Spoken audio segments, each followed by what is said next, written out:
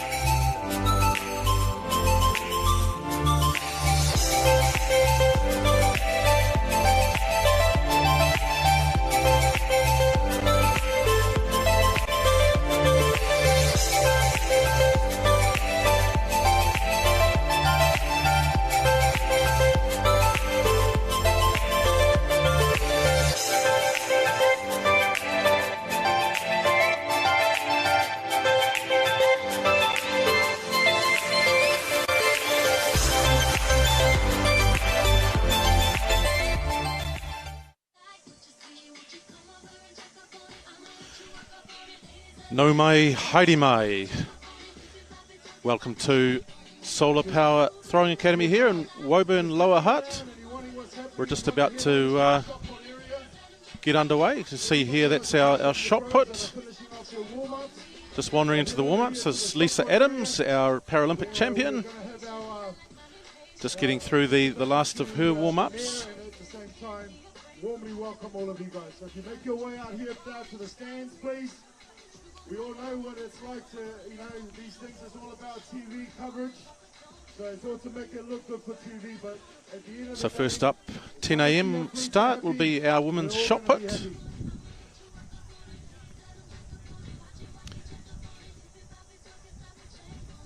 Can the guys down at Hammer hear me from there? Yeah, thumbs up. So Shannon Murphy there from Takapuna, just getting through one of her warm-ups, one of our para competitors. All right, just head on over when you're done there.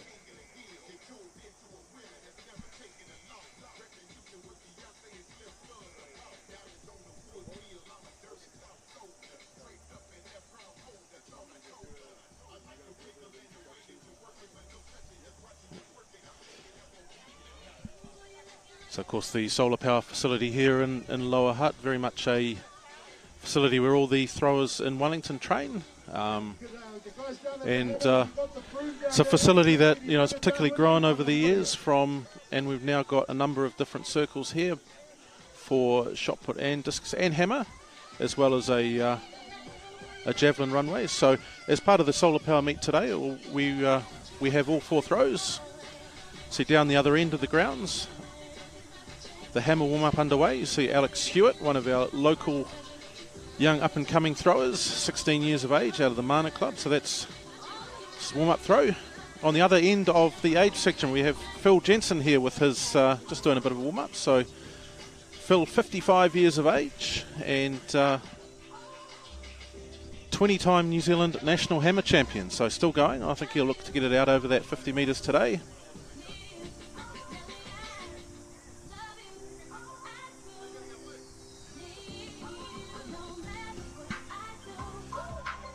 Still got it, Phil, and of course we've got Dame Val here, so here supporting her younger sister Lisa, who competing. And of course Lisa will be looking towards the Para Athletics World Champs this year in Paris.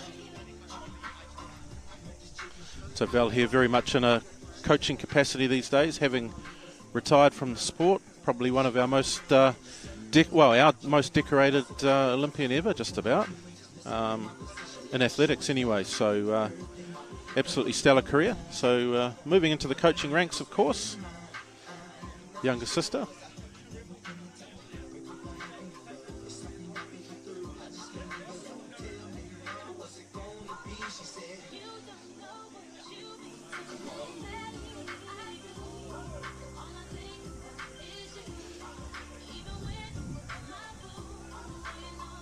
Still getting underway with our warm-ups there. You can see Thomas Waldrum, the tank engine. So of course better known for his exploits on the rugby field, but he was a junior athlete, so very, very accomplished thrower in his junior days. So he's going to get in with a hammer throw warm-up. So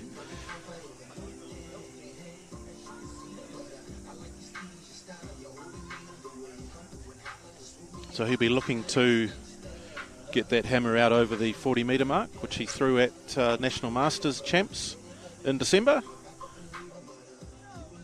Of course, there he is, Shaka Sola himself, former Olympian, competed in the Athens Olympics in 2004, and with the local Mayor Campbell Barry. So sounds as if they're going to do a little bit of a welcoming, and then we can get into the action. So Campbell Barry, of course, re-elected as Lower Hutt Mayor late last year.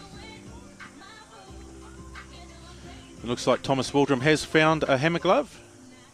He asked if he could borrow mine, but I didn't bring it today, so I'm not throwing.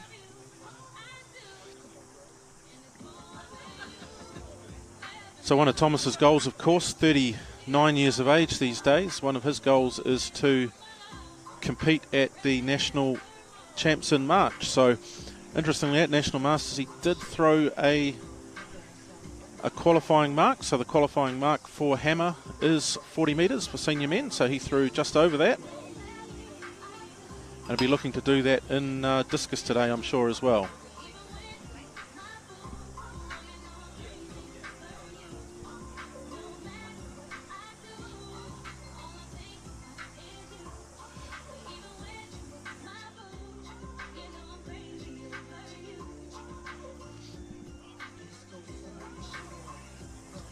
There's Phil again, another warm-up. Wipes the sweat from his brow. So Phil Jensen, of course, he's been doing a lot of coaching here, particularly with the younger hammer throwers. You can see 55 years of age, he's still got it. So I'm sure he's going to fire that hammer out over 50 metres today. I've got my money on that.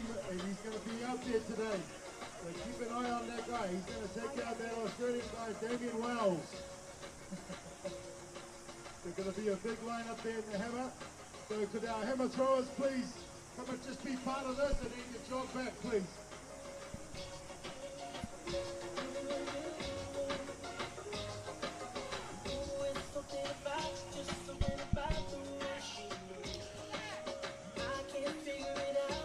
So Mayor Campbell Barry there has been dressed in the event t-shirt. So the theme for this year's event is Light Up the Circle. So you'll notice the various throwing circles have been painted in a bright yellow, in line with this year's theme, Light Up the Circle.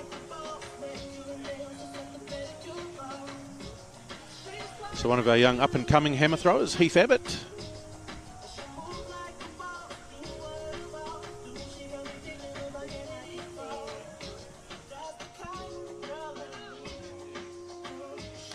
So there we can see there, you see the bright yellow, so Light Up the Circle, on the stop board there for the shot put, the bright yellow, the Light Up the Circle.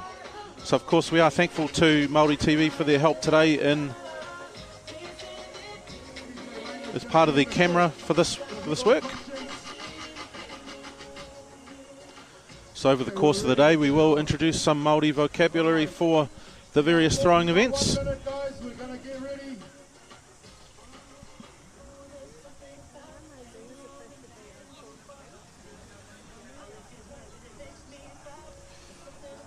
So Cole Thompson here, getting ready for a warm-up throw. So very distinctive with that hairstyle. Okay, we're going to just do it. All right, we're going to turn that music down. Okay, I'm sure the hammer throwers will prefer to stay down at that end, but that's okay. So all our guys here can just come over here. We got our Mayor Campbell Barry.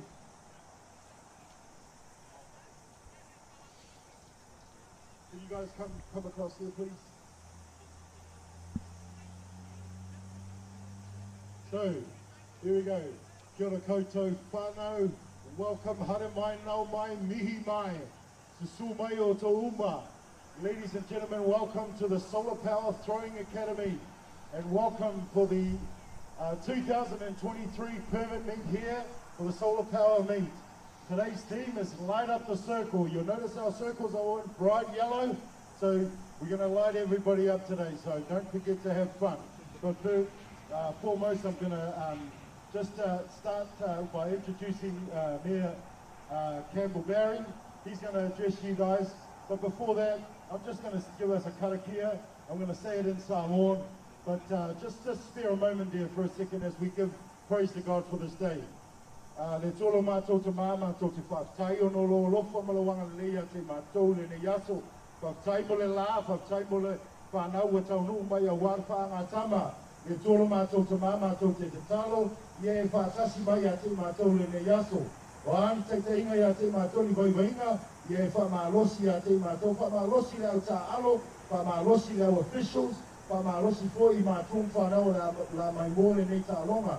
Ie te tai le ne yaso, ie whaiu le ne yaso. O mua i a te ono no swafa Yesu, Amen. Okay, ladies and gentlemen, Mayor Campbell Barry. Tuia ki runga, tuia ki raro, tuia ki roto, tuia ki waho, tuia te here tangata e pai nei. Tēnā koutou katoa. And as Shaka has said, no mai, hari mai, to te awa karangi ki tai. And it's awesome to be able to have you here today. As you see, it never rains here in the Hutt, which we did about last year. But it's awesome to be able to put on such a fantastic day for what is a great event. And I just really wanted to acknowledge Shaka and all of the team behind the scenes for being able to prepare what is looking like an outstanding day here for all of the athletes, officials, volunteers, supporters, families, whānau who are here as well. We're really proud of the Hutt City Council to be able to support this event along with all of the work here that happens. So we're really excited to see how the progress goes. I know that the Sola Power Throwing Academy is only going from strength to strength with the infrastructure and with the facilities that are being set up here. It's great to be able to welcome and greet athletes from all across New Zealand right here to the Hutt. So I wish you all the very best for your events today and look forward to seeing the results. Kia ora, tēnā koutou, tēnā koutou, tēnā koutou katoa. Thank you. I'm going to say you look good in that Solar Power t-shirt, mate. That'll cost you $2,000 sponsorship. There you go. All right, ladies and gentlemen, I think we're ready to get it on today. So the action is going to be the hammer down at the other end, the senior men's hammer, or the men's hammer, so should I say.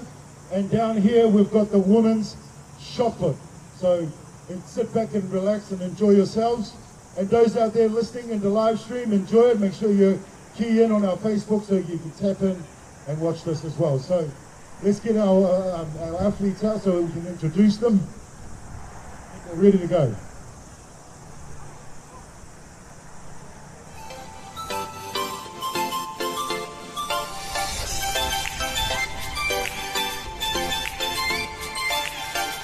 Guys, quickly, we're on TV doing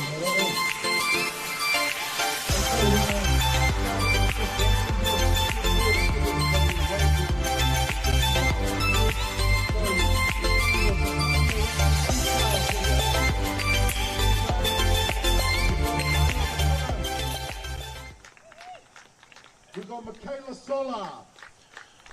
So introducing the athletes now. We've got Tita Jane Skelton from Iowa. Oh, no, she's not here, sorry. Isabel Toia. We've got Isla Hughes. We've got Millie Kirkwood. We've got Shannon Murphy. And then we got our record holder in this event. It's Lisa Adams. All right, guys, good luck. Enjoy yourselves, and let's get it on. So there's our athletes there having been introduced. So it's our lineup here. So first of all, Millie Kirkwood there in the F57 category from Inglewood Athletics. Lisa Adams, F37.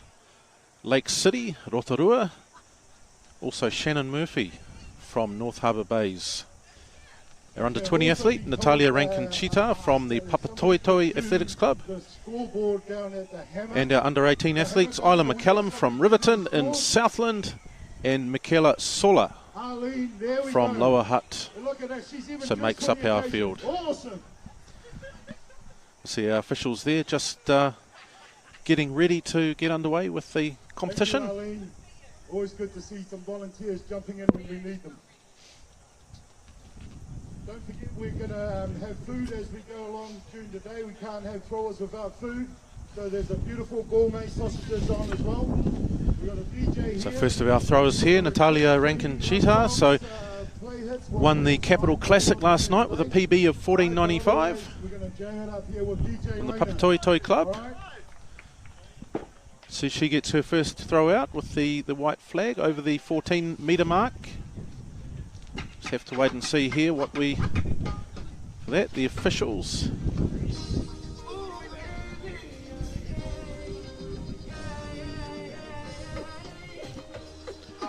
Just waiting on the mark for that first throw.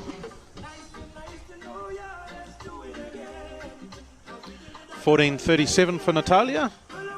It's Isla McCallum here, so from Riverton. Looks like she may have stepped out of the circle there, so gets the red flag from the official there, Richard Rutherford, from Napier, running the circle here.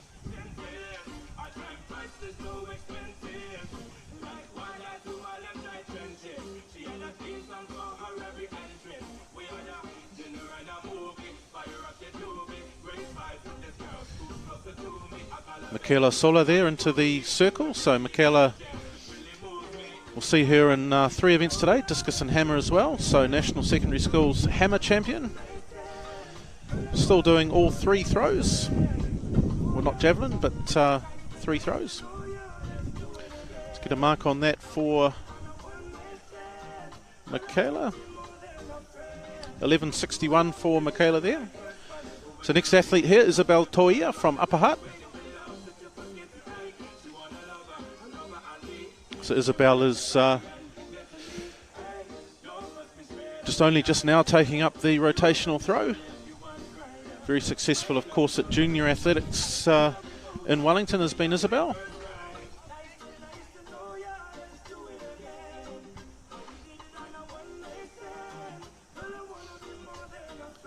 So 9.82 for Isabel, so that on the board.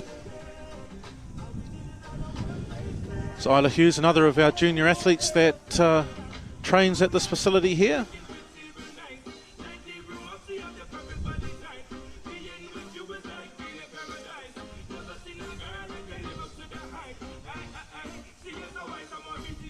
Another one that is new to the rotational technique. So she gets the white flag on her first throw.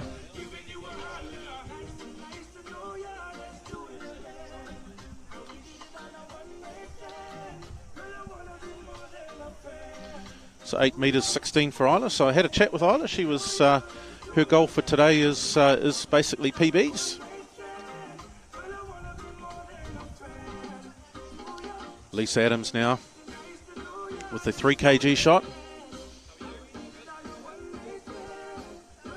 Paralympic champion Lisa Adams.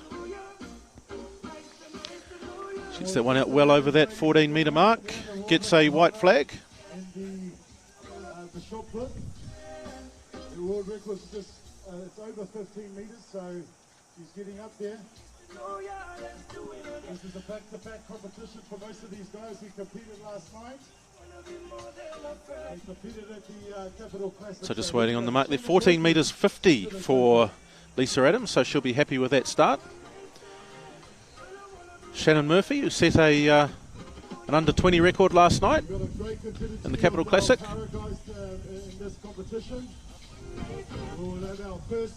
So in the under 20 grade. We got Millie Kirkwood.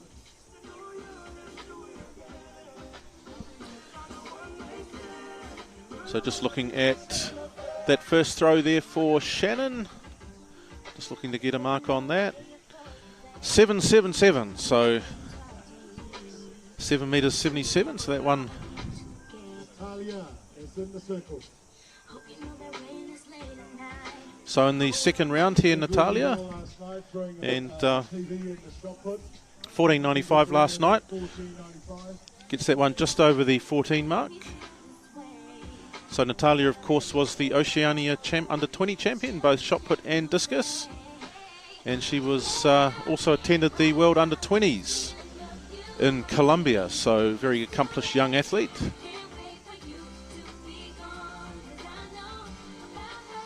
So Isla McCallum here, the Southlander, in her second throw. It's a little bit off balance there. Gets the white flag from the official, so they will measure that one. Just inside the right sector line. Into the circle, we got Damien Wells from Australia. Very close to his PB last night with 54 metres. Looking to crack over. Just looking to get a mark on that throw. 9.25. So now have Michaela Sola. So of course her dad, Shaka, is the main coach here at Sola Power Facilities. So we've got actually 4 Solas competing today. Dad's pretty happy with that one, I think. Over that 12-metre line. I can't see exactly what happened there. It was a no throw.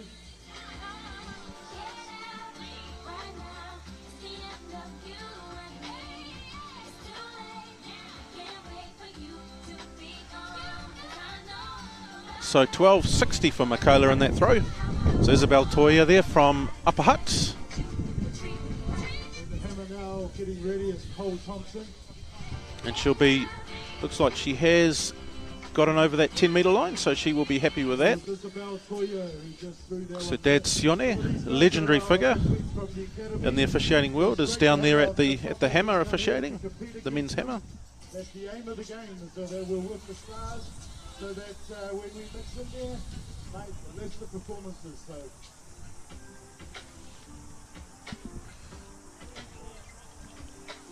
Like I said before, See down the other end of the facility here at Woburn, we do have the men's hammer is under.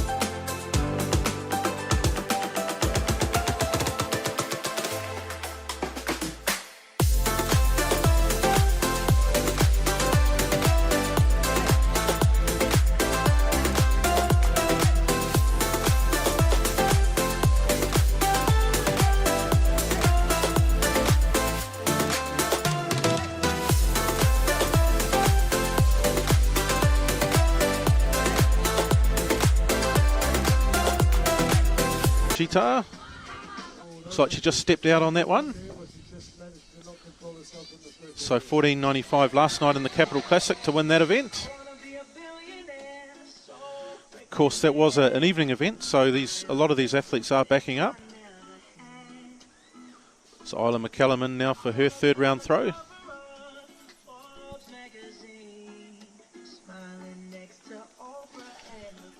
So gets that out over that 10-metre line.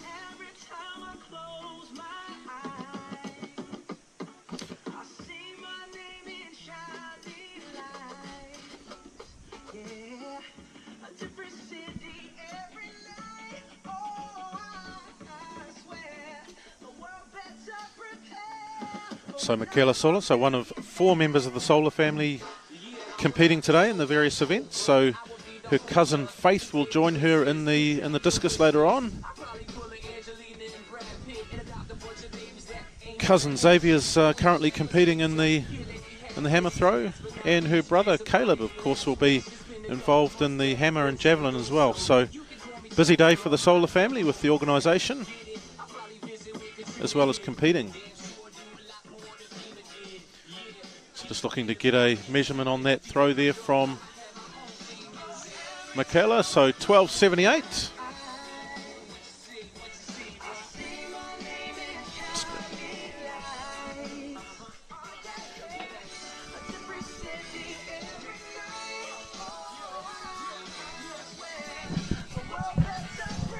So just joined here now by Lower Hutt Mayor Campbell Barry, who very kindly come down to do the welcoming. Of course, big supporter of this event, Campbell, which we appreciate. Of course, your support and the council's support for the event. Yeah, what do you of course you've got a background in junior athletics, I'm told, with back in the young days. What can you tell us about that? Oh, kia ora everyone. Great to be able to be here, and what a fantastic day. The sun's out, and hoping it stays that way. I've had a few chats with those above to help make sure that happens. Oh, good man. But yeah, it's just a fantastic day, and great to be able to be here. So I was part of the Wainuamata Athletics Club back in the day, probably from around 5 years old to maybe 12 or so. Okay. But I was more on the track, in the running side of things rather than the throwing. But I'm down at Richard Prowse Park there. Unfortunately, before the club sort of wound up, that would have been in the early 2000s. And yeah, but the family was all there. So both my siblings went to the Colgate Games and different events, and I was always quite active through school, but didn't kick on from there. Lisa Adams, ladies and gentlemen. We've got Lisa Adams now coming into the circle. So she'll be looking to hopefully break that 15-metre mark. We'll see how we go.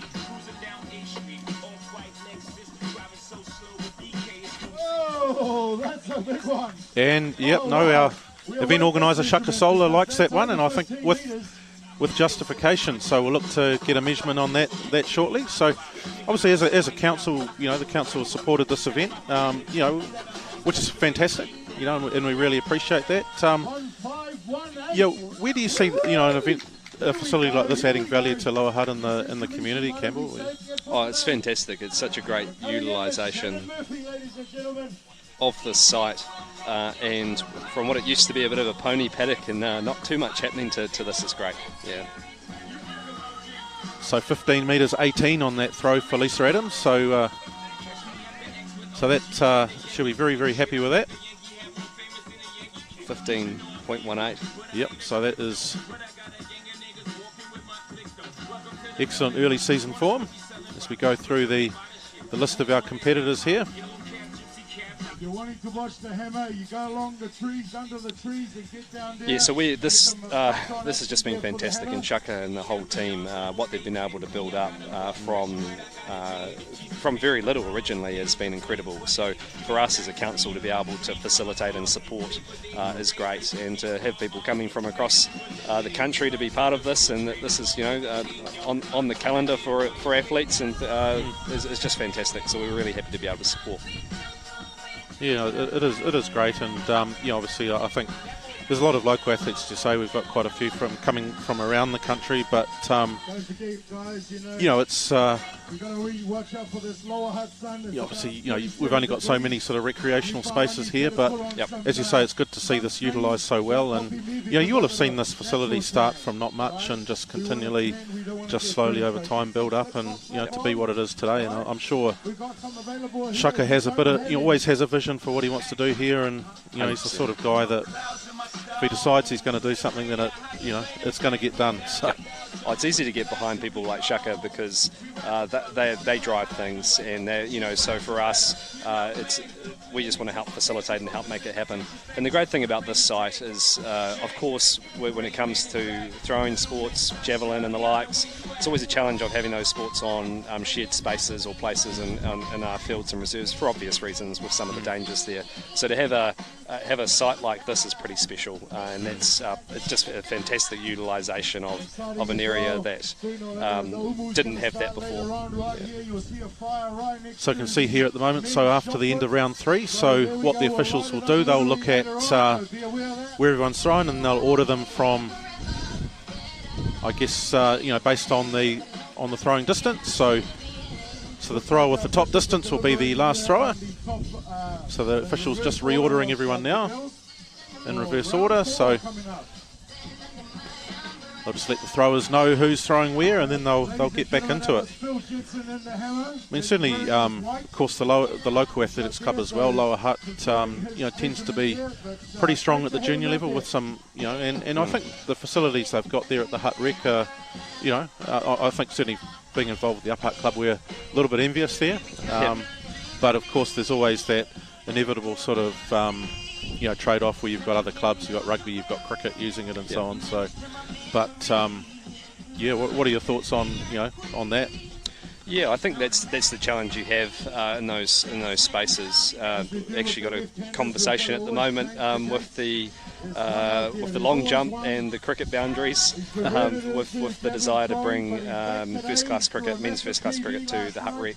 So those trade-offs are always there, and a real challenge. And we, as a council, often try and have to balance that. And acknowledging that we want our reserves and spaces to be utilised for a wide range of different sports and codes as well. But that's why, again, this site really is great for throwing sports, and that's why we're right behind it. It just makes a lot of sense.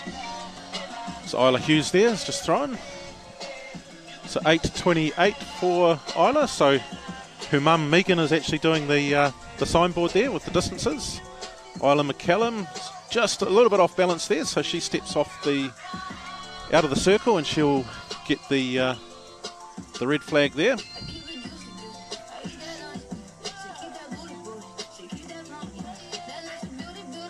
I know talking with Shaka, one of the things he would like to do here is to get a full sort of javelin runway, so that records can be held. So looks like that's just hit over 10 there for Isabel Toia.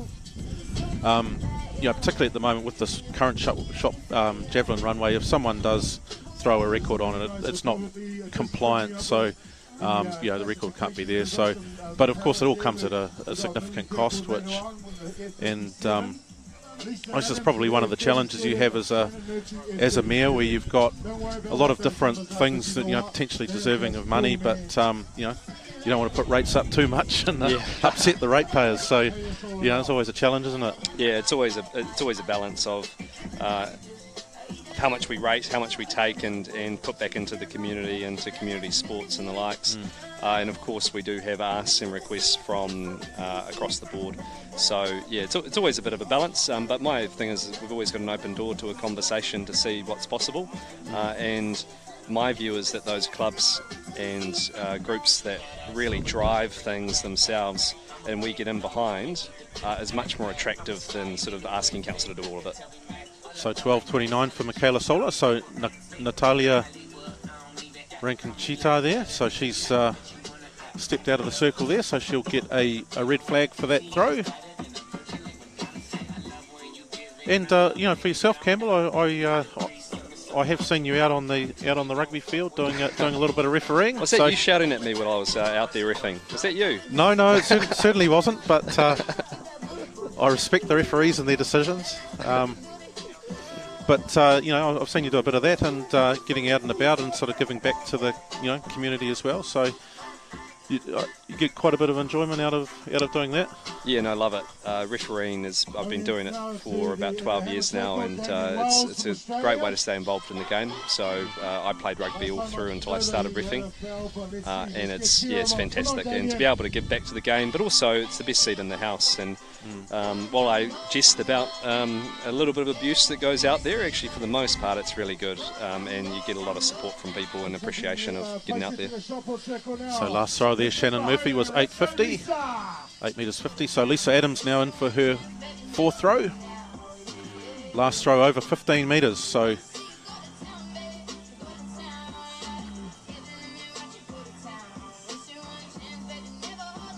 yeah, that one looks to be around about that 15 metre mark once again. No, I must admit, I did see you march a couple of players for Descent, and and I was kind of interested to say, okay, what was said? What was said? Gosh, it's so I've got a bit of a line in the sand. So I just sort of say to the team before the game, guys, captain can talk to me, any issues, no problem, anytime. But if the other guys start to question or cause issues, then it's March 10.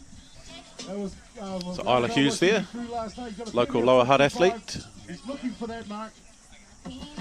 And my view on it is that it actually enhances the game if the players focus on what they're doing rather than what the ref's doing. Makes it for a better spectacle, and so I just have quite a firm standard on that one. Yeah. No, I agree. I sort of probably more the junior fixtures that I've done. I just, obviously not a qualified ref, but just refereeing junior rugby, and I sort of, the less the players say, the better, I think. Yeah. So stepping out there, Isla McCallum. Yeah. So my case is I'm trying to help you and help your team by being really, really firm on that. They don't quite always buy it, but a lot of the time they do. So. So Isabel Toia here from the Hutt Club, 15 years of age. So she's just transitioning into the rotational shot put technique. She has used the glide up to recent times, so just short of the 10 metre mark this time. So the father-daughter team there, so Richard Rutherford from Napier, he's got his daughter Zoe who'll be competing in events, so she's pulling the tape through there. So she'll be doing discus and hammer as I understand it today.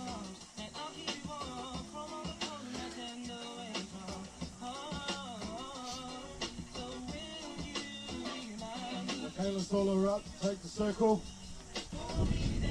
So Michaela Sola, so also from the Lower Hutt Club, so she National Secondary Schools champion in the hammer throw. And that looks like a good one, well over 12 metres. She gets that out over 12. Approval from Dad, who's on the mic here, roving the grounds. So how many athletes would we have from here locally versus coming in from across the country? Yeah, I'd say we'd sort of have probably over half would be local, although we've got our visitors. So it's Natalia Rankinchita here from Papatoetoe, Auckland thrower, so National Under-20 champion, Oceania Under-20 champion. Just steps out again, so red flag. So Natalia was at the World Under-20 Championships last year in Colombia. Very promising young thrower. So, we certainly do have, there's a lot of very promising young athletes train at this particular facility, and it's testament to what's been built up that, there's so many promising throwers come through here. Yep. A lot of national age group champions and so on. And, I think athletics being a very individual sport, having a facility like this where the throwers can congregate and work together is really good for them, because athletics can be a lonely sport at times. Yeah, absolutely. It's sort of like it's an individual sport. Obviously, if you take the relays out of it, and but to have a dedicated group of people that you can train with is very important. And I think too, this one of the things about the academy here is that the level of coaching is extremely high, and and that's valuable. And I know a lot of going around the country, going to the Colgate Games, for example. You talk to a lot of the dads there or mums who whose kids love throwing but just don't have the access to that sort of coaching. So so we're certainly very lucky here. Well, I seen just before as I was coming along, obviously a pretty good thrower himself, Thomas Waldrum. Yes. Of course, Wainuiomata boy, and yes, he was. Hurricane, Lion, England player. We all gasped, of course, when he played for England instead of the All Blacks, but understand. And yes, I was quite fortunate. He's the same age as my siblings. So they won't measure that one. So Thomas is an interesting one. He's he obviously retired from rugby, but of course his sons both very promising athletes, and he has a background in it and thought, well, I'll get back into it. That's great. And which is really, really good to see. So last round throw, Isla Hughes. Goal today will be a PB. Going to round that 8 metre mark again for Isla with the 3K shot put.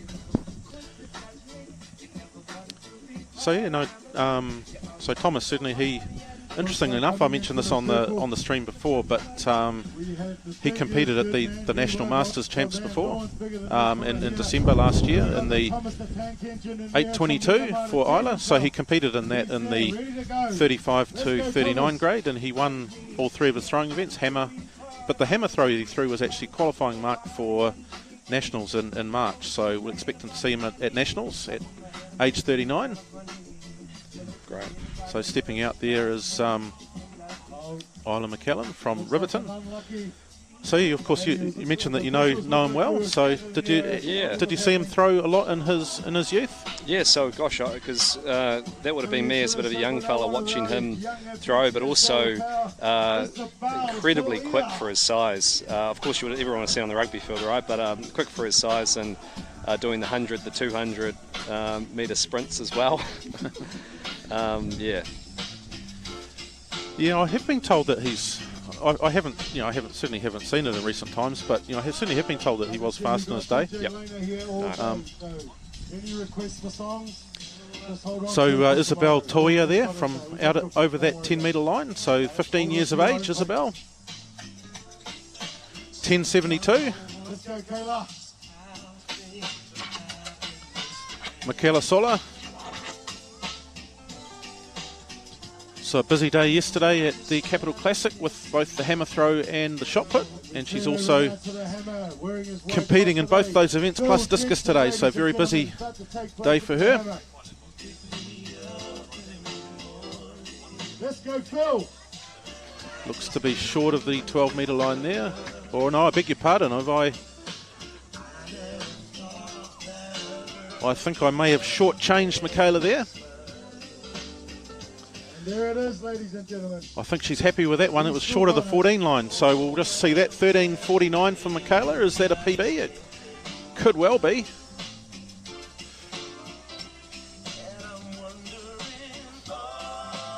So, when you were on the when you were competing, Campbell, so you mentioned you're more of a runner, but what sort of distances were your forte? So I was doing the 100, 200, so pretty quick off the mark, and probably the 400 was my go-to. So I managed to.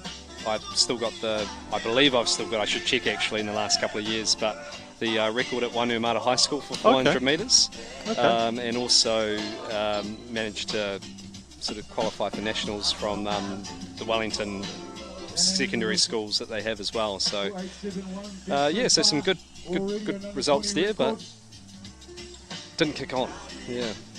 14.23 Natalia Rankin-Cheetah in her final throw. So Shannon Murphy here.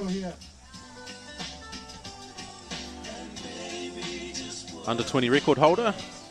One was 8.35, just under the record. Yeah, so what a good series so far for Shannon. 8.35, Shannon Murphy. Lisa, guys, here we go. Lisa Adams, ladies. Here we go, our Paralympic champion, Lisa Adams. So best throw 15 metres 18 so far today. She's all business as she comes into that circle. I think she's going to throw over 15 again. I've got a feeling. Yeah.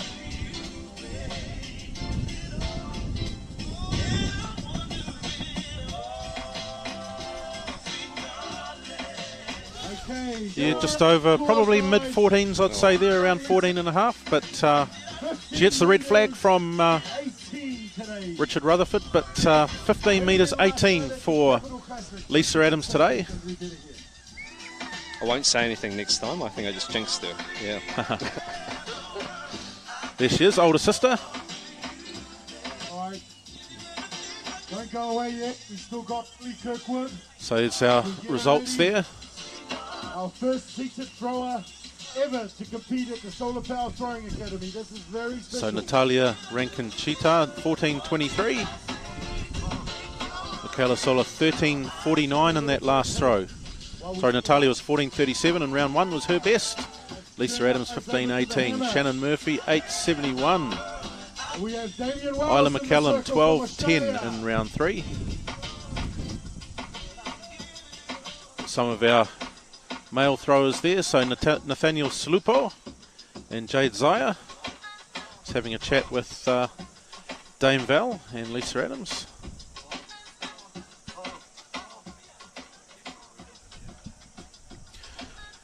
So I was going to say congratulations on being re-elected last year, Campbell. So, you know, as Lower Hutt Mayor, what are you sort of looking at over the next few years? So obviously, not wanting to get too political, but what do you enjoy about being mayor? I should probably ask. No, thank you. Thank you. It's good to be able to get that out the way last year and continue on the work we're doing. Probably the big one for the city is the Riverlink project that we've got coming up, and that's been sort of decades in the making. But that's all about how we transform our CBD. Obviously, the entrance with the Malin interchange, widening the river to better protection from floods. Huge opportunity from that. We're talking over $1.2 billion being spent here in the Hutt. Biggest project since Transmission Gully for the region, and we want to make sure that we can mitigate as much of the disruption that will occur over the next sort of 5-6 years as that's happening, but also leverage off the opportunities that will come from it. So that's probably the biggie. But things like Nine Eye Pool is coming along really well.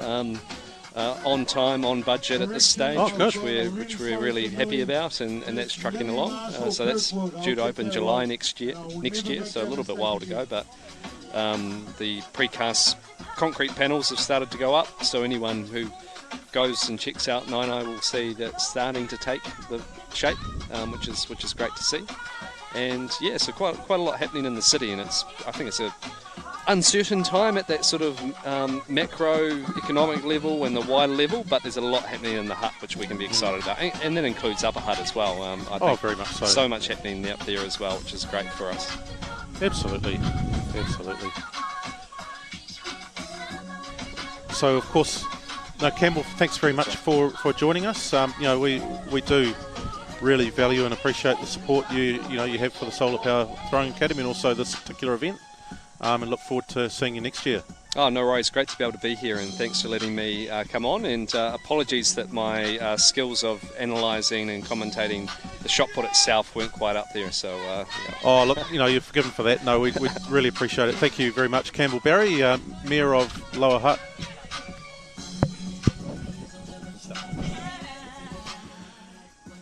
So just here at the men's hammer, Xavier Sola, out of the Titahi Bay Club, just stepped out the front of the circle there and gets the red flag there.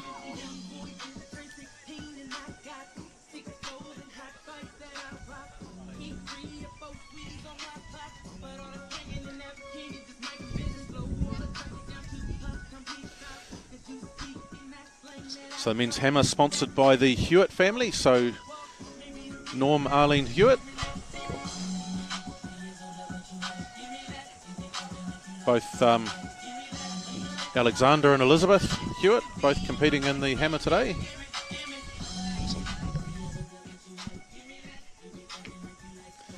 Nikora Wharehinga Saim now into the circle, in the men's hammer throw. Under 18 athlete. It's a white flag there. Not sure if we'll be able to. Oh no, it has been overruled, has it? As a red flag.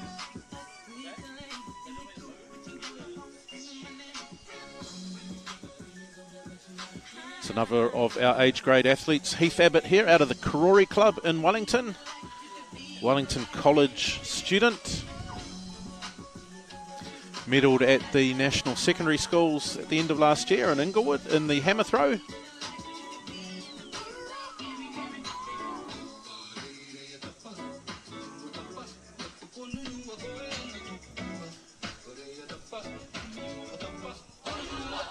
Gets the white flag for that throw. The officials will measure it. Looks to be out over that 50-metre mark.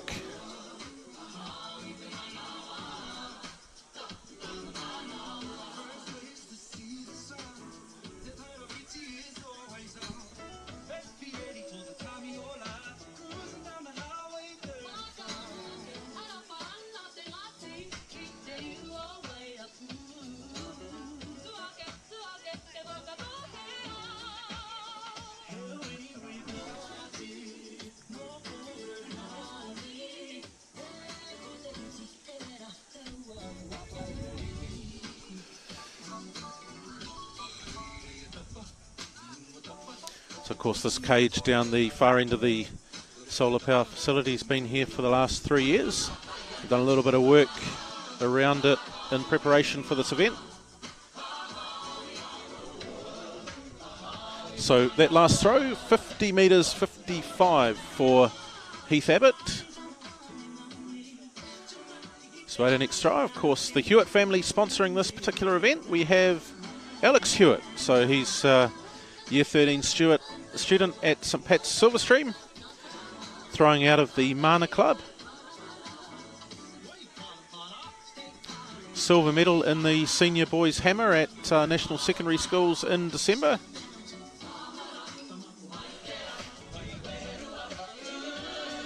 Gets that one out. And that is a fair throw which will be measured.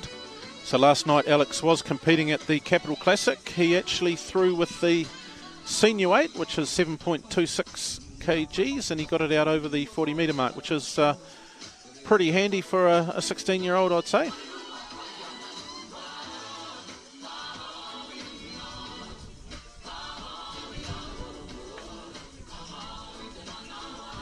Officials get that tape measure out.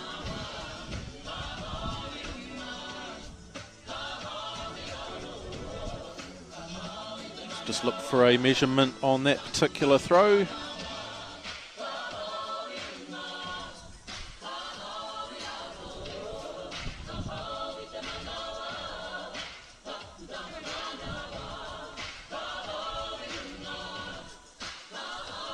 Looks like the hammer they're deliberating over there for the reverse order or top Gets eight. turned around, 53-14 for Alex Hewitt.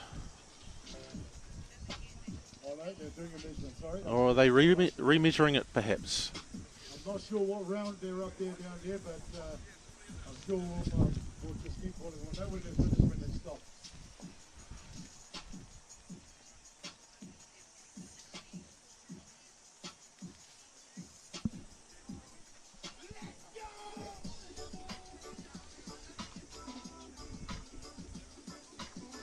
Okay, has been confirmed, 53-14 for Alex Hewitt there. To see his dad, Norm, there. Norm, of course, will be well known to many viewers. Of course, illustrious rugby career, All Blacks, New Zealand Māori, bit of time with Hawke's Bay, Wellington, Southland, and of course the Hurricanes as well.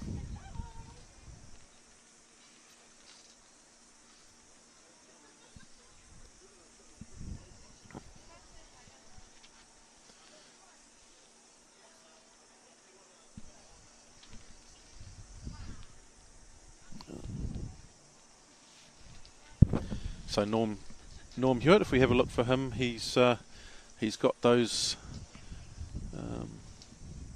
just by the sign there, just by the because his wife Arlene as well, very talented in the aerobics, of course a world champion.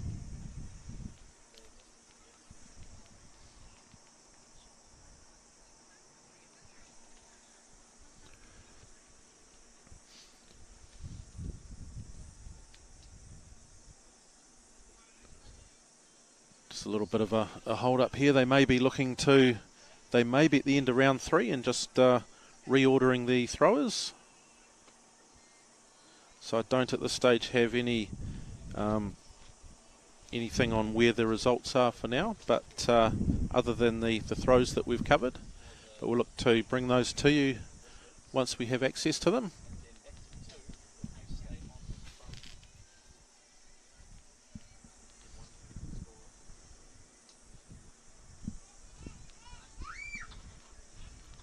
And so now have Cole Thompson, so Lower Hutt Club, Cole. So you cannot miss him with that hairstyle. I do worry a little bit just with the wire of that hammer, what may happen if it does get caught up in that hair. But in any case, Cole Thompson.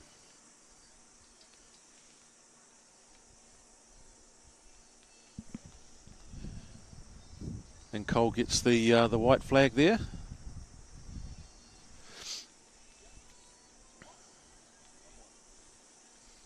Got Millie Marshall Kirkwood here in the F57 shot put.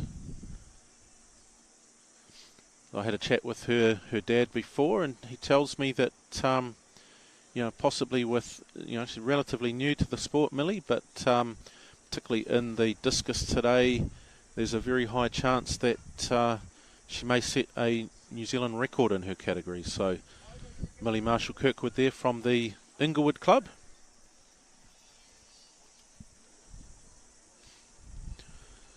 So he tells me that she's possibly not quite there in terms of breaking the shot put record for the F57 category, but getting closer and closer to it.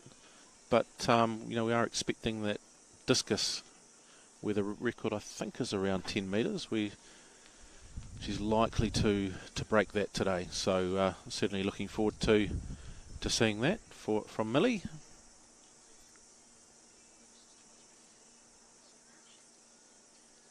Of course, Inglewood, home of TET Stadium, which is the main athletics facility there in Taranaki, and we're very much been there a number of times over the years. Very good place for athletics. So the shot put,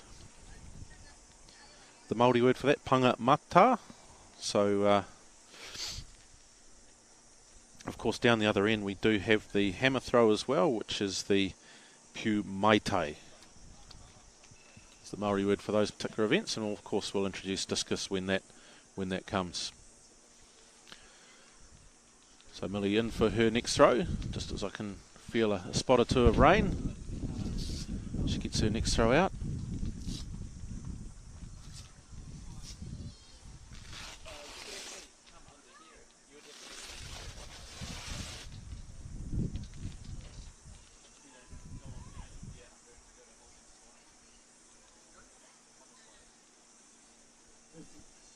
So we do thank Māori TV for their support of this kayaka athletics event.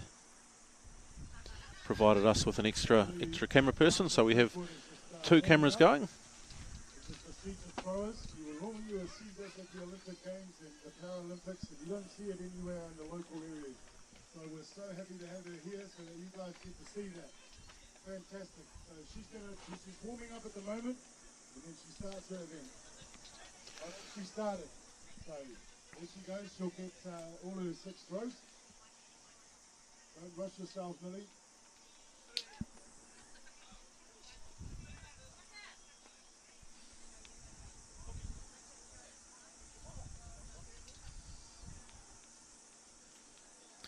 Here we go, Millie Marshall Kirkwood again.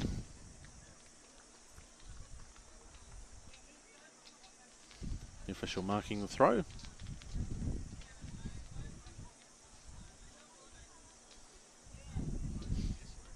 Millie, as part of this, throws from a seated position.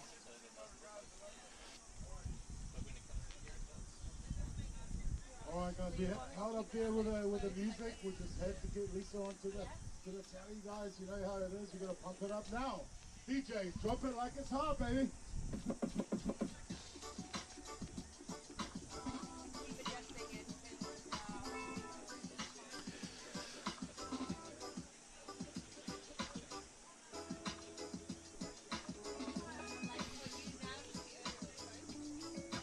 course, 6 throws for Millie, so she will want to take her time between throws so as to sort of preserve a little bit of energy. Of course, often in a big competition as an able-bodied thrower, there is a long wait between throws, but of course Millie, the only seated thrower we have here, so just taking her time between throws.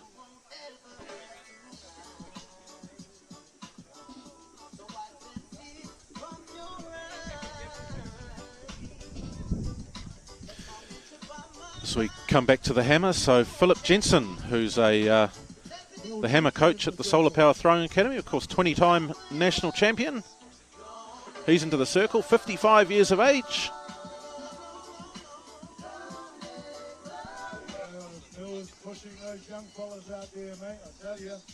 So out towards that 50-metre line, Phil Jensen. So I know Phil, and I know that he's not coming here to make up the numbers. I know that he'll be coming here to show the young guys how it's done. And, tell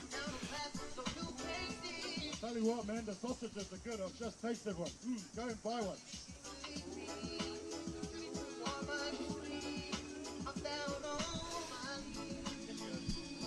So Norm Hewitt there, sponsor of this event. So he's just carrying the hammer back as we see Millie with her throw. Okay, I want to bring some excitement over here. Guys, come on. We've got Millie. She's round 5. You don't see measurements at the moment. I'm learning, you're learning, and we're all learning. They're pinning it, but I can guarantee you it's a record. There we go. I measure that afterwards. We'll ratify it. But it's exciting to know it's a record. So apparently I'm told it is a record. So her dad sort of thought that maybe she might not make the record for her category, but it looks like she has. So well done to Millie Marshall-Kirkwood on that. It'll be... There you go. Millie Marshall-Kirkwood. Get used to that name, but I'll tell you what, you'll see her at the Olympic Games. And be prepared to say, I was there at Sola Power watching her. Of course, we're not getting measurements just at the moment, so the throws are going to be marked and measured later. So we'll look to get those distances for you as soon as they're available.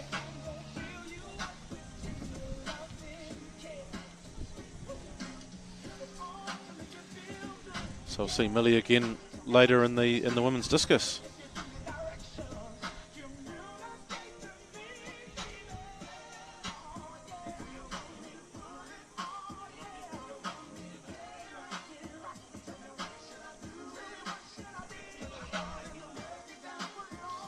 So of course, as a seated thrower, the officials have put the seat into place, and now they've got to take it away. So here we go. Alex Hewitt and the Hewitt family men's hammer. Gets the red flag for that. Threw that one into the cage, so very promising young thrower, Alex. Now we have our visitor from Australia, Damien Wells, who competed last night at the Capital Classic as well. Might be one of the favourites for this event, possibly. Was down here training on the Thursday. Had a bit of a chat to him, and his parents have come over for the Capital Classic and the Solar Power event. Solar Power light up the circle.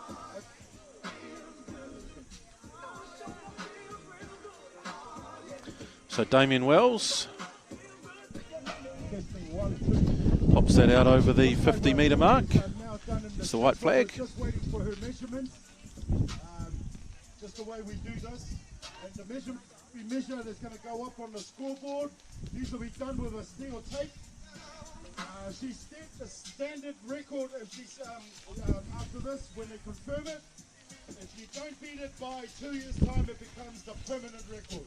But I'll tell you what, these records ain't going to stand because she's going to smash them. Just waiting in a measurement there for Damien Wells. Eyes over to the final 2 rounds of hammer.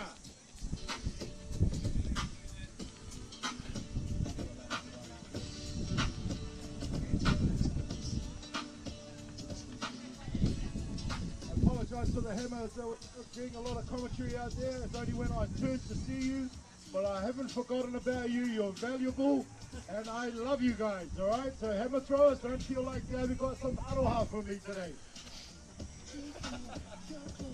Just kia kaha. So here we go, just getting that measurement there for Damien Wells, 54.03. One was 446. So Millie Kirkwood here, we're just measuring the throws, 446. Then another one, 468. One was 468. I'm sorry, this is very new to me, and it's probably going to be for our viewers out there. So they've measured all 6 throws. So they've marked them, and they will measure each one in sequence. So we have a 446, a 468, a 486. 4.86 meters. We're going from the lowest one to the furthest one. Oh, I'm told we're going from the lowest to furthest, so 4.86. So there's more to come.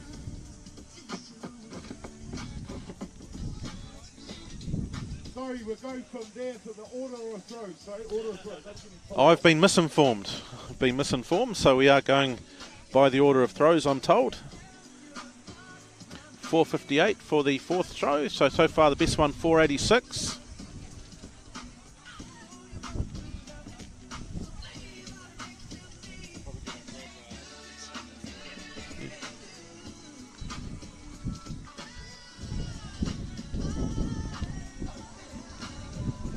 .488 with the 5th throw, so that's the best one. We'll just have to see what the 6th round throw was.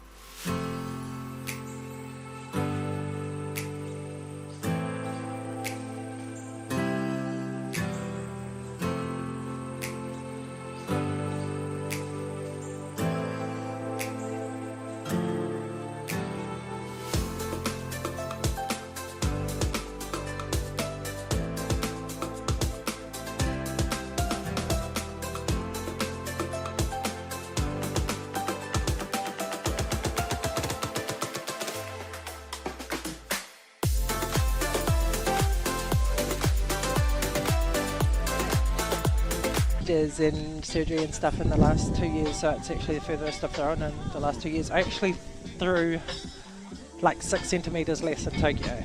Oh, right. So I won in Tokyo with 15-12 and through 15-18 today. So it's cool. It's a good stepping stone. It's a good benchmark. It's early in our season, so we're just looking at progress and push on from here.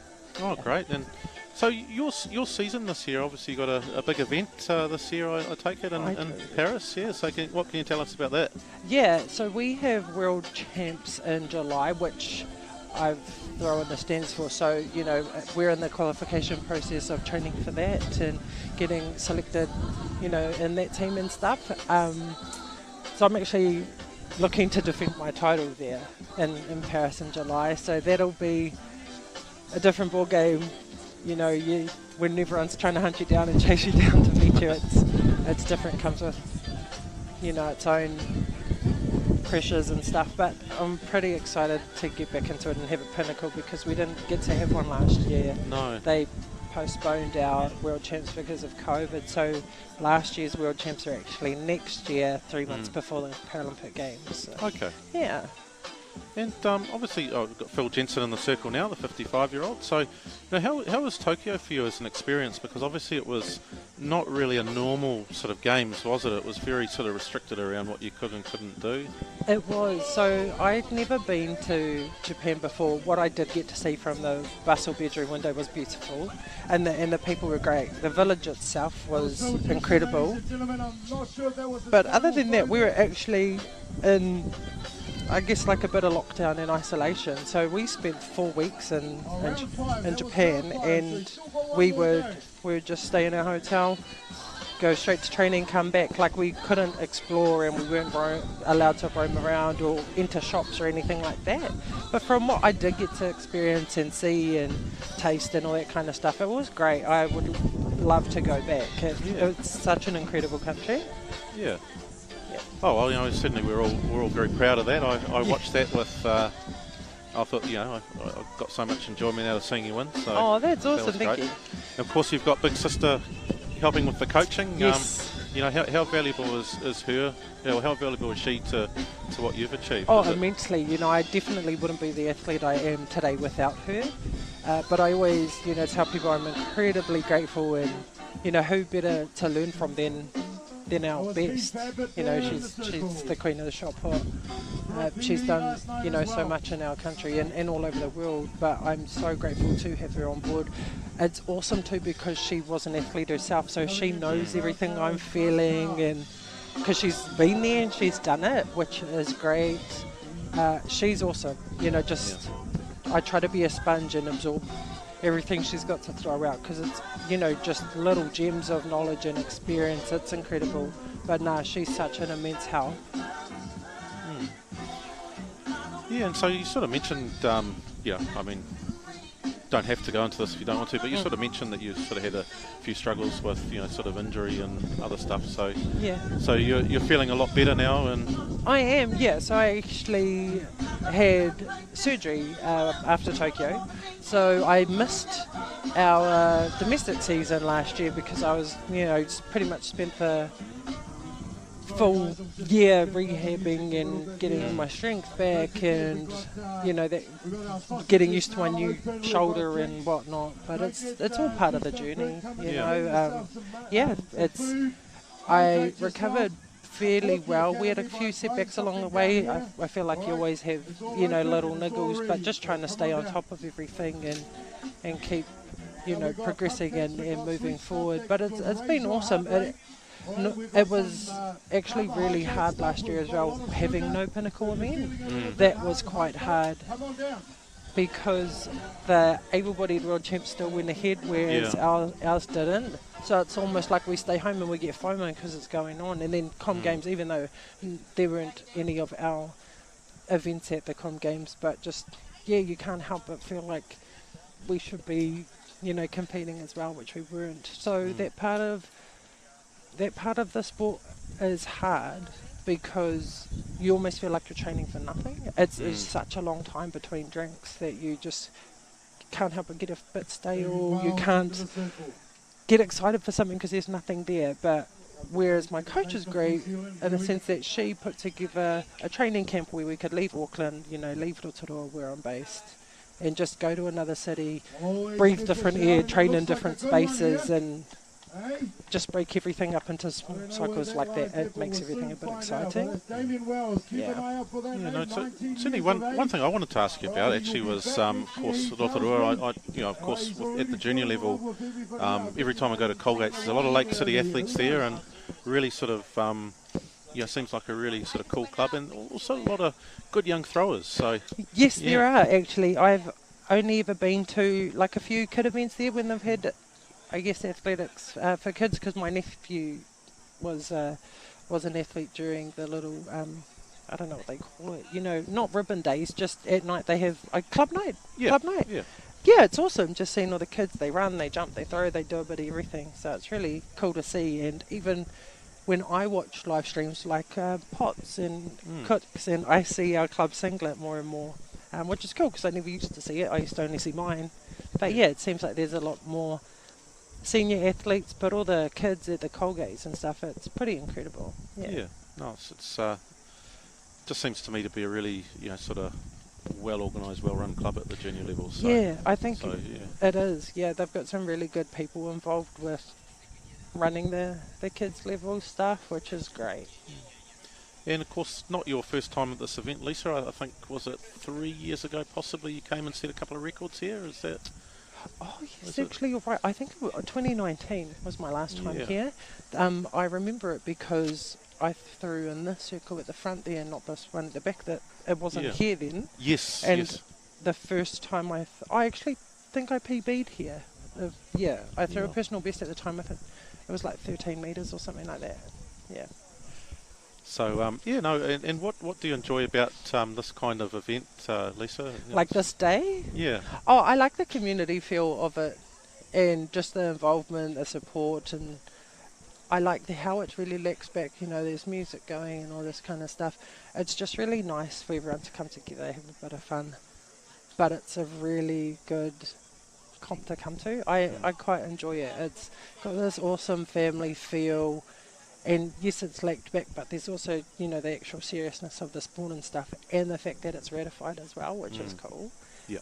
Yeah, just overall, I think it's incredible. It's like a really good setup as well. Yeah. Yeah, it's one of these ones where, Shaka's the sort of guy that, if he wants to get something done, it's going to get done. Yes. I've sort of been involved with this academy for the last, I suppose, 4 or 5 years, and I can see all the new stuff that's gone in. So the hammer circle, for example, or discus circle, where they're throwing from now is relatively new. The shot put circle where you throw today is relatively new. Yes. There's always something happening here. Yeah. Which is quite cool. No, it is. It's really cool just watching the growth of it, and all the athletes coming through and new athletes, and it's very homely, like a very tight-knit family feel.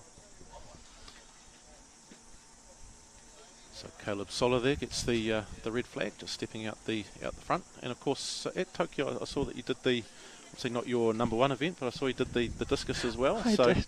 Is that something you're looking to continue with, or do you think you'll just focus on shot? Yeah, just focus on the shot. But I did enjoy discus at the time. It was fun because I found it so technically challenging. But just shot for now. But that's the last time I competed, and it was Tokyo. So. Yeah. I mean, Shaka often talks about, to our younger ones, about how, you're not a shot put thrower, you're not a discus thrower, you're a thrower, and you should be doing them. But of course, there comes a time where you have to specialise, isn't there?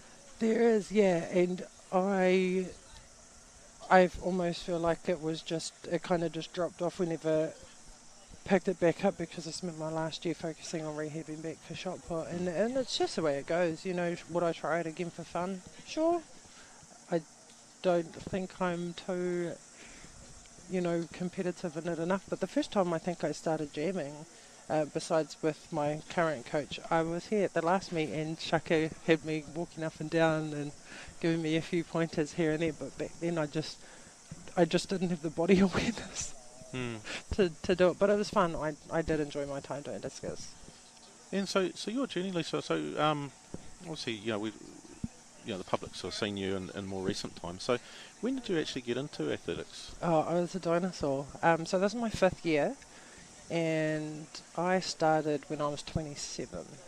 So I started in 2018. I went to Melbourne and got internationally classified and did my first competition. At the time I had been doing shot put for about an hour and a half. Okay. And then I went to my first comp and I set a record there, didn't care. And then kind of just carried on. But I came in at the end of the season. So I think it was like a week or two before nationals, so I went along to nationals, and at the time my sister had just had a baby and she was training for the Commonwealth Games, and yeah, somehow she was kind of just like, let me go to the Com Games, you know, give me X amount of weeks, and then we ended up just training together, and then it stayed that way, and she became my coach, and we just carried on from there. So I got to progress fairly quickly and attend my first World Champs 18 months later. Oh, so yeah, wow. I was 27 when I started. Some meteoric rise, isn't it? So the men's hammer then, Nikora Wharihinga-Syme gets that one into the cage. Getting towards the end of the competition there. And so obviously you've got you know, the big one in July to aim for, Yes. but you know, between now and then, what's your focus likely to be? Oh, so I have a few more comps to do. So next Saturday I'll be in Hamilton doing the Pirate Classic, and then I will come back to Wellington for our nationals. Yes. They are here, and then I will finish up in Auckland at the Sir Graham Douglas, and that Sir Graham Douglas meet. I think it's on the 16th of March. 16th of March, sorry. So that'll be my last comp, I suppose, of the domestic season, and then we'll just knuckle down and train and program for Worlds. Yeah. Oh, well, no, all the best of luck for that, Lisa. Thank It's been you. an absolute pleasure talking with you. And so, ladies and gentlemen, Lisa Adams, so winner today with a throw of 15-18. And, you know, all the best for Paris in particular and the rest of your season. Thank you Been a very pleasure. much. Thank you, I appreciate it. Thank you. That was a legal throw there. So Millie is starting the women's discus earlier as we got a seat set up there. So we've got here Heath Abbott now into the hammer circle. As we got our live stream about to turn into coming around here to film Millie as we start the women's discus, and then we'll turn the main discus over to the other circle. So Millie Marshall Kirkwood. So Heath Abbott there in the hammer. We'll mark her throws and then measure them afterwards. She's already this year broken a few records. She's definitely about to set another. So here we go. So Millie, who we saw before in the shot put, is now doing the discus. So we are expecting that another F57 record will fall.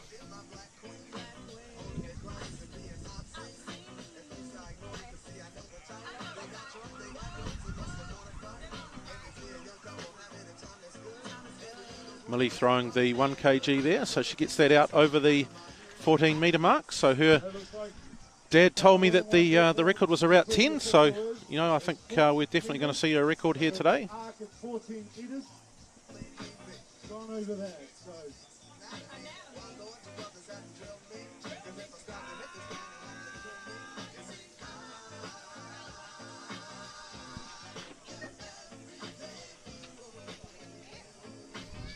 So as they did with the shot put, the officials will mark each throw, and then they'll look to measure at the end of it.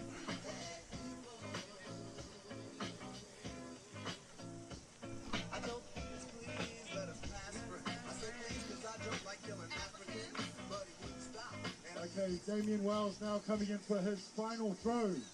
Let's go, Damien. Don't worry about the drizzles, guys. We're just cooling you down a little bit. So Damien Wells here, our visitor from Australia, into the circle for his final throw in the hammer. Oh! Go, Millie! She's picked up another one there further. She's almost looking like very close to that 15-meter mark or even on there. Setting some big standards here today. So that throw by Damien Wells won't be measured. Throw there, if I could turn that board around, please. No throw, or was it no throw? Unlucky, mate. So we wrapped up all now with the hammer. All right, well done, officials. You're rolling on time. You guys are doing an awesome job. I love you. So the men's hammer now has concluded. We'll get those results to you as soon as we can. Again, Millie Marshall Kirkwood. Oh, it looks like she's gone over the 15-metre mark. Over the 15 metres, so 16. keeps pushing that record out. Let's go, Millie. It's great to see. By the way, Yeah, one of the big things with athletes is always around that personal best. And her dad told me that she was going to throw around that 40-metre mark. Well, I think he's shortchanged her because that's well over 15. So, well done, Millie. After this, once Millie has thrown, the focus of the action will go to the women's discus, which will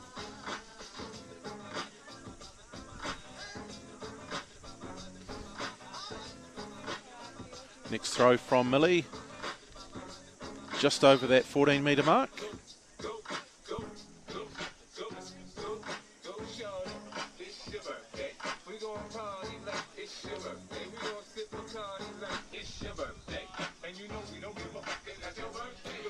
Of course, fantastic event this one. The discus, the poro awhio is the Māori word for discus.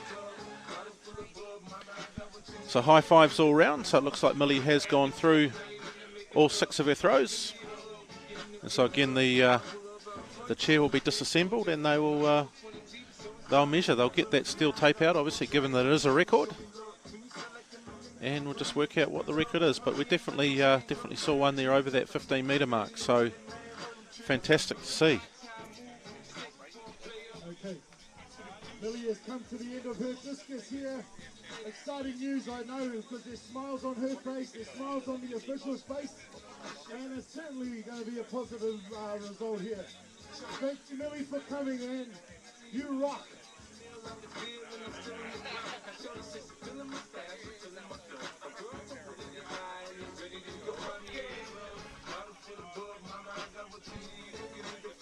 Just looking to get some measurements here to find out exactly what the record is.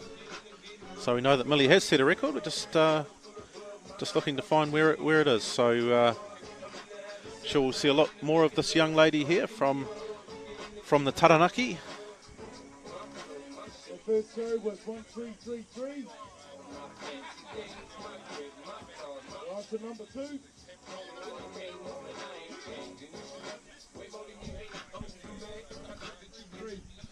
So just might need to check that first distance. I think it might have been further than a metre 33. It's 13.33, I'm told, for first throw from Millie. 3-3-3.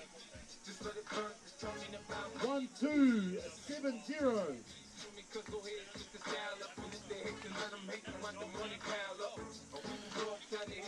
1-2-7-0. We're doing this in the order of rounds.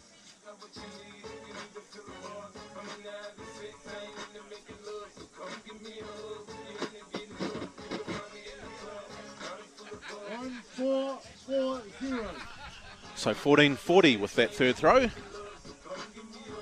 was round 3. So just looking to see what the round 4 throw was.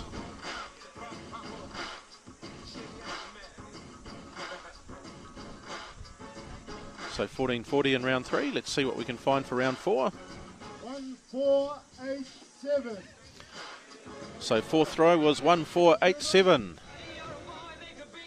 Oh, no, that's not even the further. So we've cracked 15. Mind you, we have 15 high 15. So that one was 4-8-7. 14.87, fourth throw. So I think it may have been the fifth throw that, from memory, may have been the... Ladies and gentlemen, 1-5-3-5, a personal best and a New Zealand woman's record. So yeah, 15.35 in round 5. That was the best throw. So it is a PB for Millie and also a New Zealand record for the F57 categories. So well done. Okay. We have to get the confirmation for this one, because this is now our record. I'm going to have to dig deep into my pocket. So the officials, obviously, with it being a record, need to fully verify it. And so they're congregated around the mark just to ensure that that is in fact correct. And so they have revised it. So they've given an extra centimetre, so 1536, just as part of that. 1536. So there we go. So that is confirmed. And that was their furthest attempt. So 1536, ladies and gentlemen, give Millie Marshall Kirkwood a big round of applause. New Zealand record, baby. As the Hammer guys have joined us here, well done, guys. And we're going to get our medal ceremony underway. And the 6th round throw. So our medal ceremony, Of course, not the furthest throw, but was still pretty decent. So just waiting on that one. So 1441 was the 6th round throw for Millie.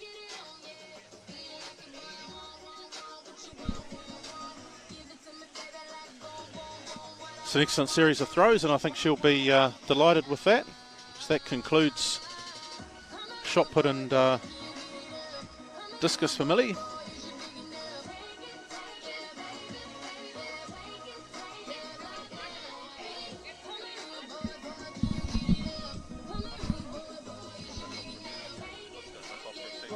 Can I call everybody to come around here for our medal ceremony? It'll be nice to acknowledge the guys that are receiving their medals.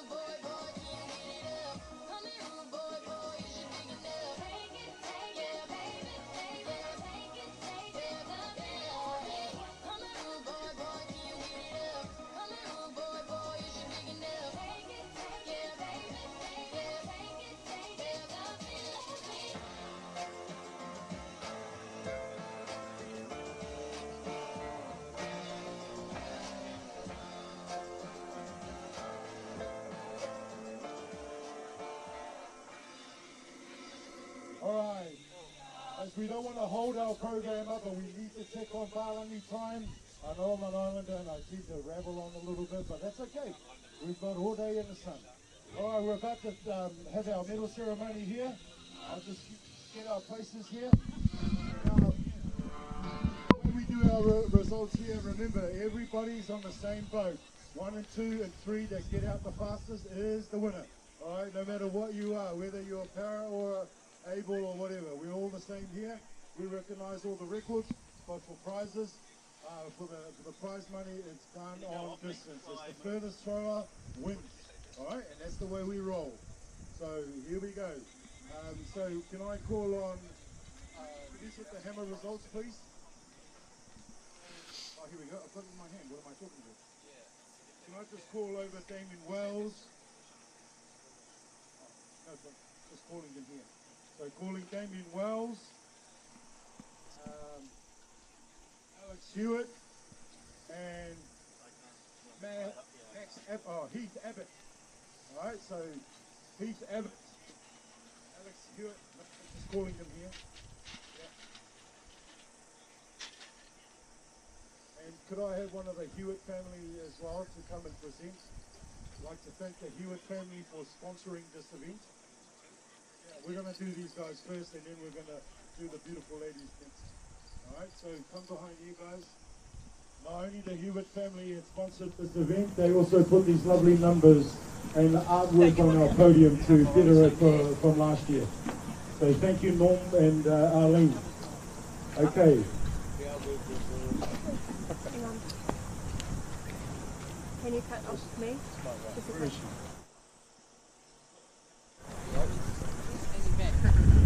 Okay, the Hewitt family hammer event. In third place with a throw of 52.73, and taking the Sola Power bronze medal is Heath Abbott.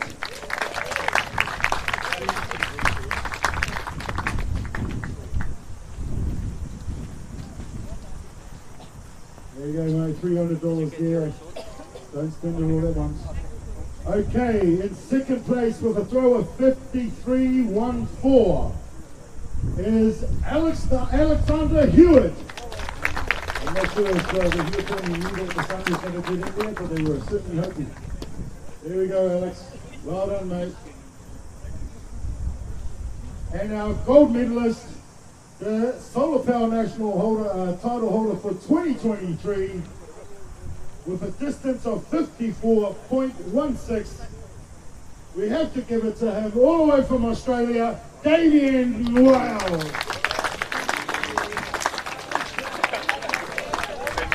Play it, DJ.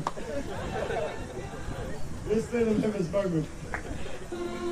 There you go, look, we've been acknowledged you, guys. Alright, guys. Arlene, can we get here to get a photo with the sponsor as well? These will go up on our Facebook page, ladies and gentlemen. Notice the footwear, they're not hammer shoes. Okay, thank you guys. Kapai. Awesome mahi today, guys, awesome mahi. Alright, now can we grab the women's result? Thank you, Michael. Okay, so we haven't got a representative here from Houlihan Plumbing, who have sponsored the women's shop put, but we've got no one better than Dame Valerie Adams as our presenter.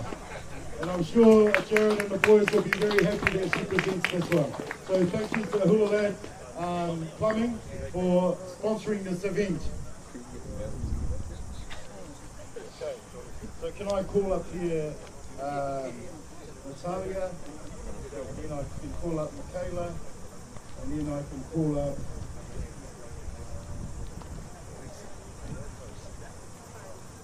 Natalia, Lisa. Sorry, where are my officials here? Kayla, is it? Yeah. So Lisa and Kayla, can you guys come up, please?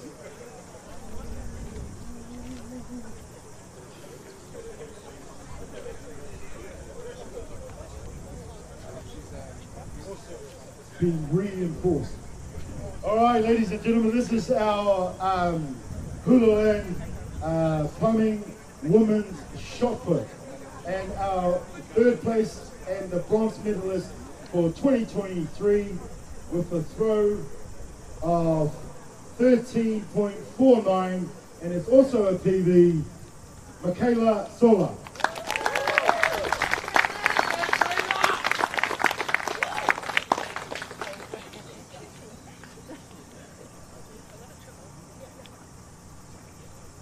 And in second place, threw a PB last night in the shot at the Capitol, and today winning the silver medal with a throw of 14.37, and that goes to Natalia Rankin-Dita.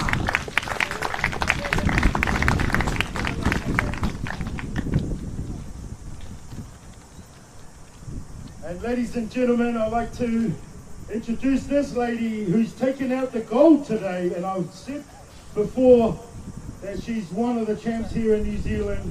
She's the #1 at her game and throwing 15.18, which is 2% away from the world record that she holds. Ladies and gentlemen, give a big warm round of applause to our champion, Lisa Adams. Kapai Lisa.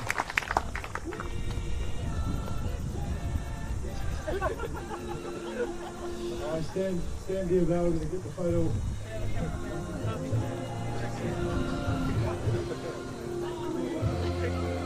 Alright, got it. Awesome. Alright, could you guys give a round of applause for guys who kicked off the morning? Fantastic. So some of you guys, can you make yourselves available to Josh to have a little corridor of him here at our live stream? Don't forget our live stream is here. For Qatar.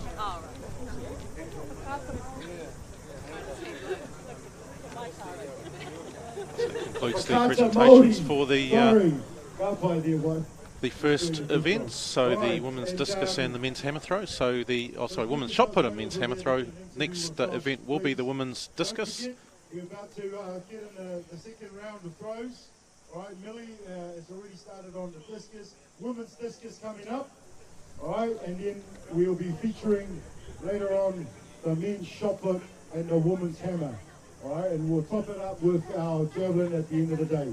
Okay, so do what you got to do. Get some beverages, get some food. We got sausages, chop suey and rice. We got cupcakes, lolly cakes, chips, ice cold drinks, raffles for $5. Yeah. Don't forget the raffle, man. And don't be a cheapskate. You know, $5 is pretty good for what's happening in that basket. All right, make sure you all buy it. Okay, because the funds are going to my holiday to Samoa. Okay.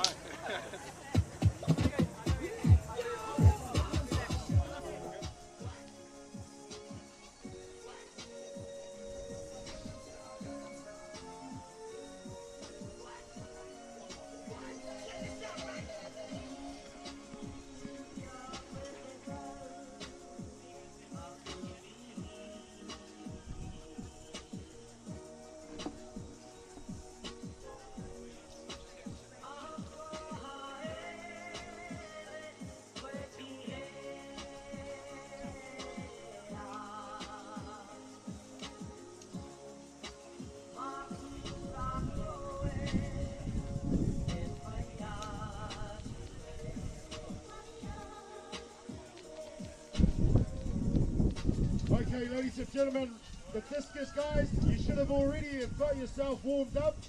Some of you are already warmed up.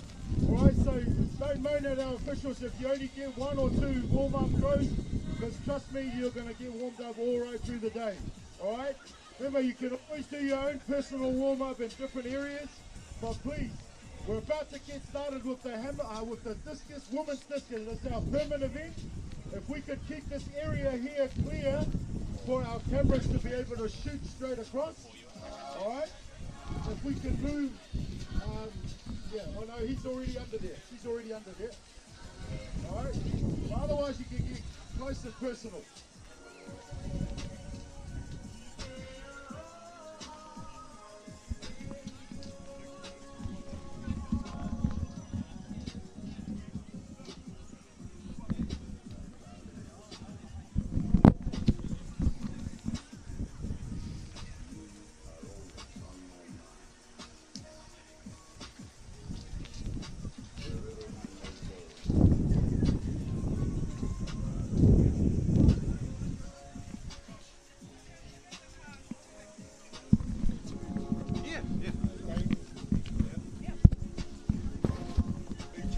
Josh, yeah, that we met earlier. Hi, kia ora.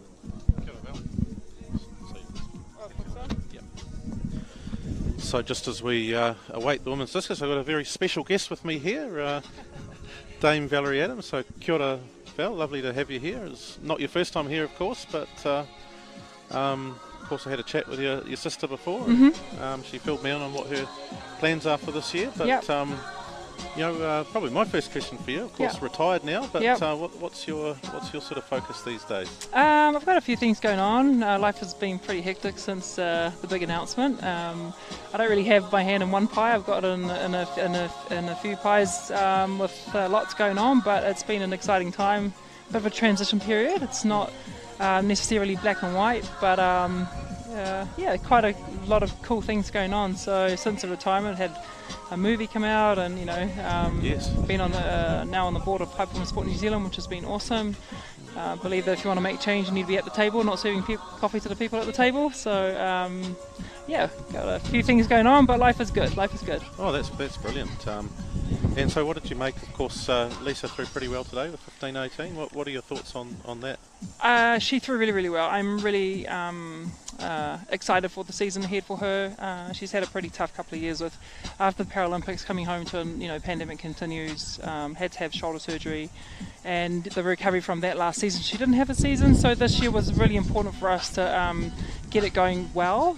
This is a massive backup from last night's competition. This is the furthest she's thrown since before the Paralympics in Tokyo, so that's something to take away leading into the season and the World Champs in Paris this year. Brilliant. And I talked to her a little bit about Tokyo as well, and your time over there. And of course, you had a different perspective on it because you had you competed, and we saw how that went, which was fantastic. And then of course you put on your coach hat, and you're there for quite a while. But what can you tell us about that overall experience? Yeah, it was quite a transition, going from athlete to coaching, but it was a wonderful experience to have with her. I think the situation that we're in as a nation, as globally, we have, going through the pandemic, been away from home for such a long period of time. I wasn't able to help her through the Paralympic experience. Again, it was her first rodeo going to those Paralympics, so it was just a matter of making sure that she was well emotionally and mentally to be able to combat such a weird environment with lots of restrictions around. Yeah, no, certainly. Certainly, I mean, she did so well, didn't she? And it was just wonderful to see that. And of course, with coaching, something that you've sort of been doing the last few years as well. What can you tell us about? Have you got other athletes that you're coaching as well? Or? I don't have any time for other athletes right now. To be honest, I'm just helping Lisa, and I really enjoy helping her. I think it's the person, not what we're doing. I just happen to be able to do what I do, but also share my experience with her. She's an easy athlete to train. She's a lot like me when it comes to being an athlete, so which makes my job a bit easier, not so much difficult. So it's just for us, we continue to learn. I have to take away from the able-bodied situation and into a para world, which is completely different. But again, I have really enjoyed that aspect of coaching. And I had a question I sort of wanted to ask you, because I've got a copy of your book at home, and I read through that. I know that book came out a few years ago now, but one of the things that you sort of talked a lot about in that book was just struggles with injuries over the years, and I know Lisa sort of talked about that as well. Thinking back, would you have done something sort of differently, or? I think I would have. Would I do things differently? I am who I am, and I succeeded the way I succeeded because of the risk that I took, right? Yeah. Nowadays there are probably better ways to do things. There are smarter ways to do things. Their therapy and ways of dealing with injuries is a bit different now. But it is what it is, and I don't have any regrets. I'm suffering a little bit for it now. However, it's one of those risks that I was willing to take to enable myself to perform to the best of my ability to bring home medals for the country. Yeah. And which she did, Absolutely. So, I don't have any regrets, but definitely I'm probably a bit more wary when it comes to Lisa, when it comes to injuries, when anything like that happens, where before the attitude was take a concrete pill and toughen up, right? That was the attitude that was given for a very, very long time, where now we have to be a bit more mindful because the pressures around competing, training, succeeding, is a lot higher with training, but also the mental health and wellness area. It's kind of like blowing up. So we have to be a bit more mindful of that and the impact that it does have on today's youth. And throwing, athletics, of course, throwing as a discipline seems to be in pretty good shape in this country. Mm-hmm. Of course, obviously you're a massive part of that. But what do you sort of put that down to? Is it? It hasn't happened overnight. Yes, when I was competing, it was a one-man band for a very long time, and then Tom came through, and say the Eliza came through, and but it was a one-man band. But I think it comes down to the people in it, the coaches that we've been able to produce, and also just people with passion for the sport. It's not for the faint-hearted. It's quite a hard sport to be successful at. and to make a living out of. So when you get passionate people like Shaka here today, to be able to, you know, put his heart and soul into this academy to help develop athletes, it's quite a big step. So we have to acknowledge and actually give thanks to people like him, because without him, this space won't be here, these athletes won't be here. There's not a lot of opportunities like this. What I do like about this competition in particular is that you see the community, you see the parents, you see the fun, the music, but the competition is all official, it's all legit. So we have to find ways to keep athletics entertaining, and I know we're doing that also at a global level. How do we keep people engaged? How do we keep people entertained? How do we keep people part of this sport for as long as possible? Absolutely, and I think that is a big challenge, isn't it? We sort of see in this country the drop-off, you know, particularly as we sort of get into those later teenage years, and you know, it is a challenge keeping people in the sport, isn't it? So, but of course you've seen this facility over the years. I think you were here last possibly 3 years ago, but before that, and yeah, what are your impressions of what's been created here? Oh, it's growing. It's growing. You see the environment's changing. You know, more and more gears here. I know, you know, Shaka's next goal is to get this Javelin runway up and running. It's just amazing to see the development, and without him pushing and, you know, nagging and doing the work that he and the mahi that he does, this won't happen. I think, you know, it just goes to show the amount of passion this man has.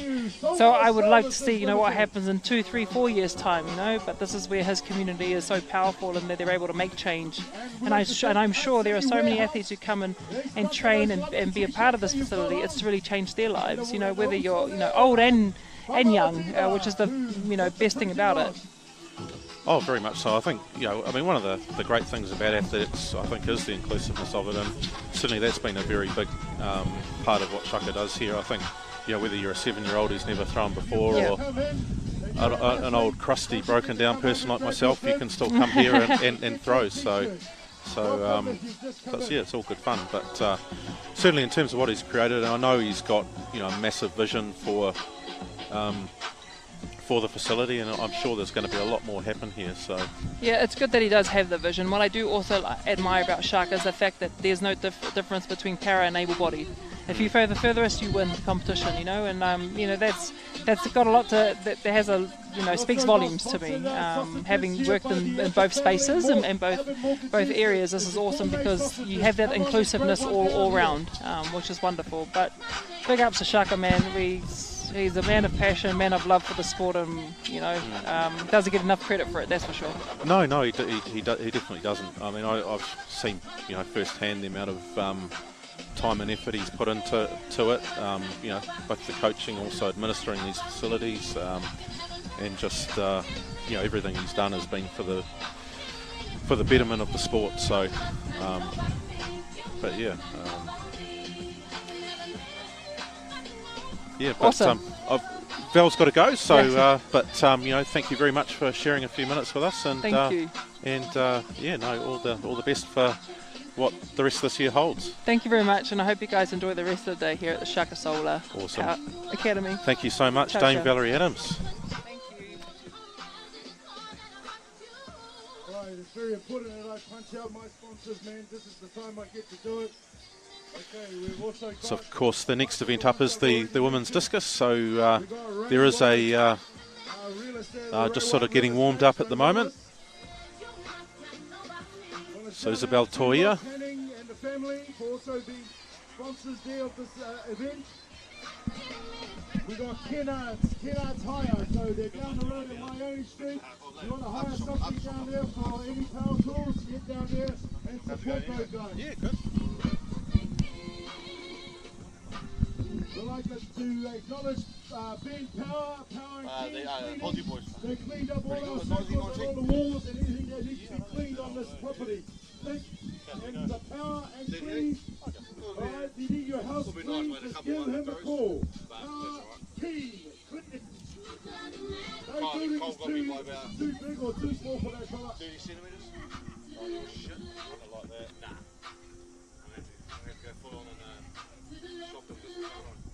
One of the days going to get that hammer white quarter of that general colour of the house. Oh, shouldn't even be allowed to have it. It's not as collar, mate. Zips. No rules, mate. No rules. No rules at all. John, want to come down later? Oh, yeah.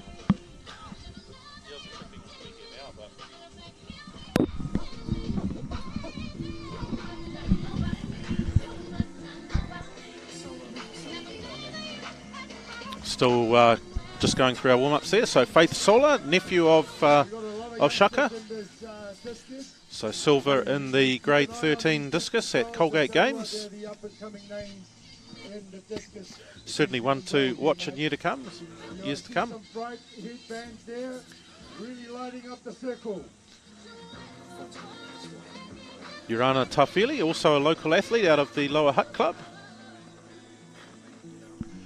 Just gets into her warm-up. Sometimes good to get those fouls out of the way before the competition proper. Equipment back, we've had Tony doing that with the hammer break. So if another dad or mum, they're out there, not our officials because they're doing their job, but just somebody just to run some equipment back, give him a hand, he can do it as a relay type thing. Alright? Thank you Phil. Remember, it's a team effort this year, we're going to do all our mahi, man. Put the mahi in. You get your treat later on when I give you the umu. Okay? I won't pay you, but I'll pay you with some love.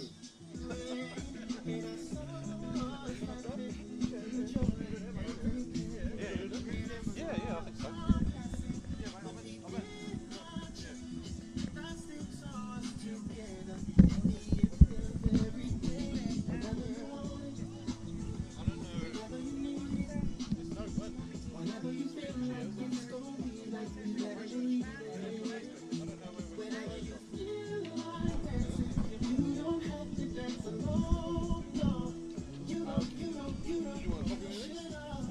I'll take one, so it should be good, yeah.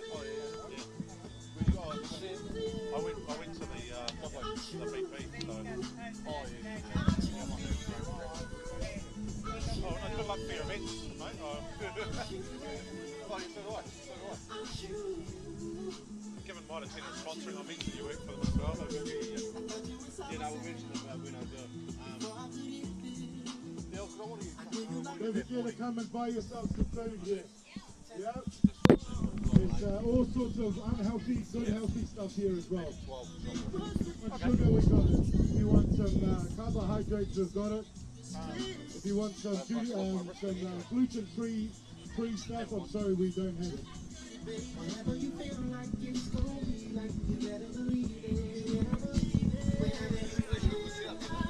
That's good, eh?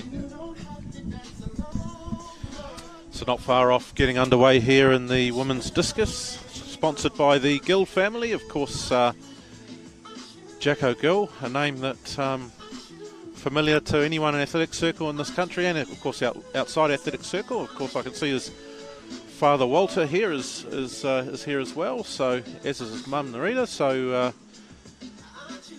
big supporters of this particular Solar Power event. Thank you, Doug, for getting out there.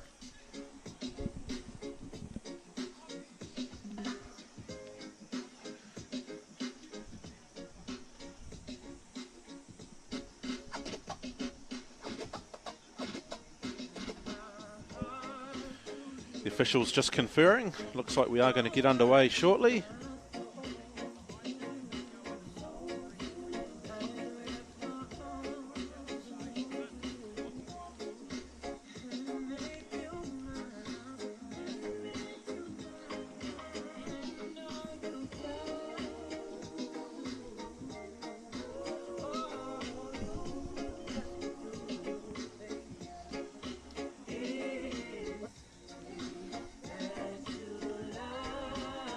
Ladies and gentlemen, can we keep this area here kind of clear apart from the official?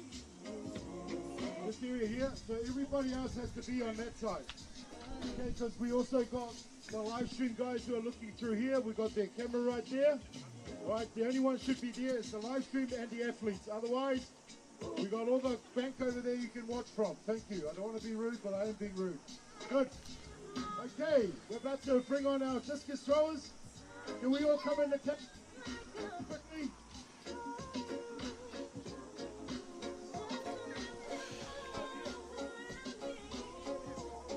It's about to introduce the our competitors in the Gill family women's discus. The Poro Afio. And so they'll step into the throwing circle shortly. So okay. The rohe panga is the throwing circle in Māori. Testing 1, 2. Are we all here? Okay, ladies and gentlemen, let's just line up for our women's discus. And in random order, we got Elizabeth Hewitt. Here we go. We got Natalia Rankita. We got Michaela Sola. We got Zoe Rutherford. We got Isla McCallum. South Korea. Anna Ellison Mukara. We got Isla Hughes. We got Faith Sola.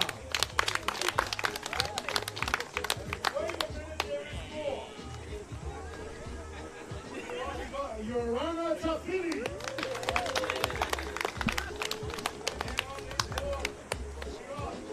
Shannon Murphy. And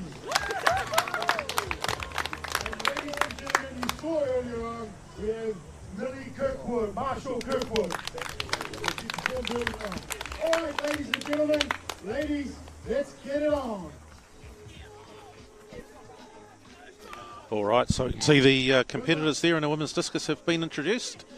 They've had their warm-ups. Time to get into it. We're probably the athlete to watch. So we saw Natalia Rankin-Cheetah second in the shot put before. So expect that she'll be up over that 50-metre mark.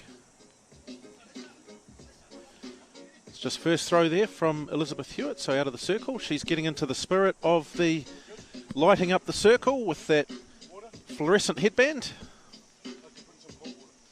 So no throw first up.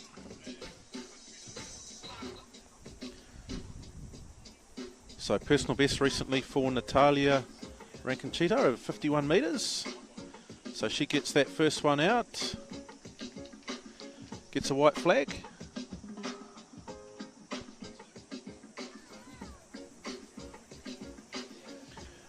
We'll await the measurement on that one. One of these. Got to have your energy. Where's your other mate? Somewhere. I'll give him a drink as well. It's on the board there.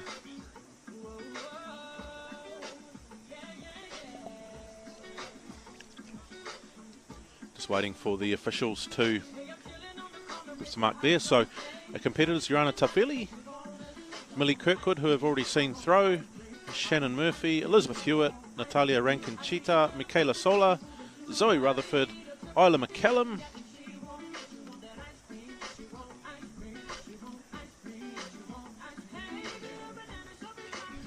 so 41.90 for Natalia, so a little bit off her PB.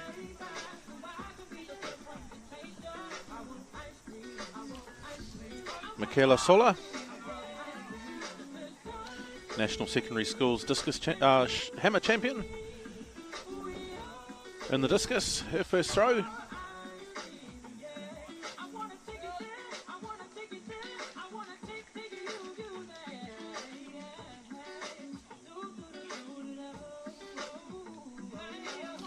So you can see the theme today is that light up the circle, and it's been painted a bright fluorescent yellow.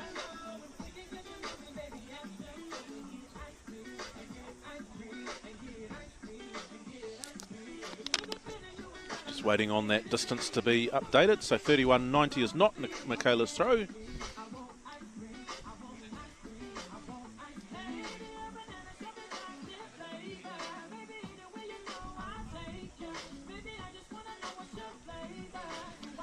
$36.53 first round throw from Michaela Sola.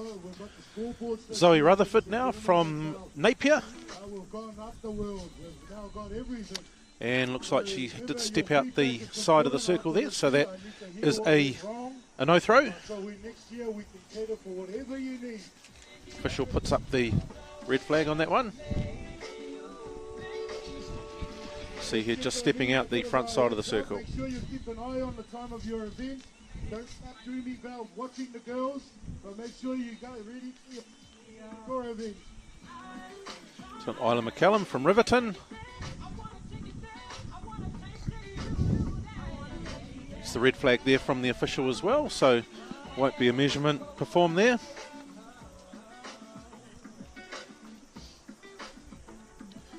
Round 1 of the women's discus here at the Sola Power Throwing Academy.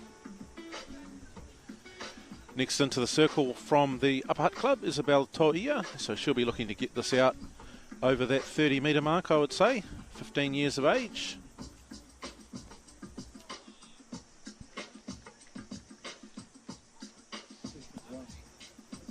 Isabel Toia then going in the discus. So good first throw there from Isabel. I think will be around about that 30 odd metres, or 30 metres thereabouts. Of course, a lot of the athletes here will be looking to qualify for the Nationals in March.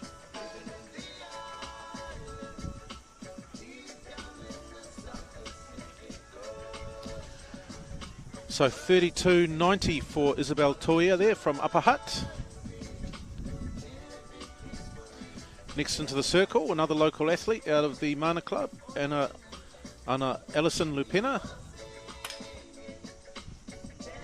Just heard that bounce off the cage, did land in, but she has stepped out of the front and there will be a red flag there. So Anna's dad will be in, I'm told will be competing tonight or today in the some of the events, so handy javelin thrower, his dad. Another local athlete, Isla Hughes, out of Lower Hutt, 14 years of age, so she'll be looking to hit a qualifying mark for the Under-16 Nationals. So the Under-16 grade being introduced to Club Nationals in March. Isla will be looking to get that around about that 27.50. I don't think she'll do it with that. And she gets a red flag in any case, but Isla told me her goals for today were around PBs, so good luck to her on that. Next thrower, our youngest thrower in the competition today, Faith Sola, so cousin of Michaela, niece of Shaka.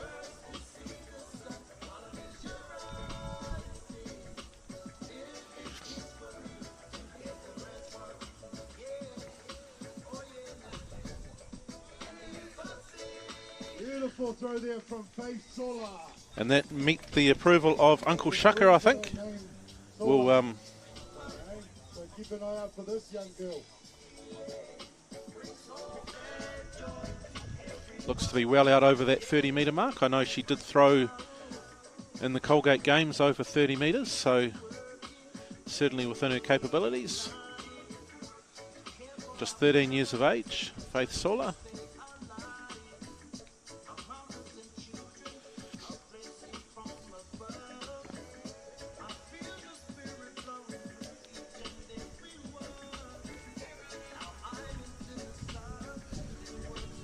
So I think 35.76 on that one from Faith, although I stand corrected on that. So here's Urana Tofeli from Lower Hutt, getting into the spirit of the competition.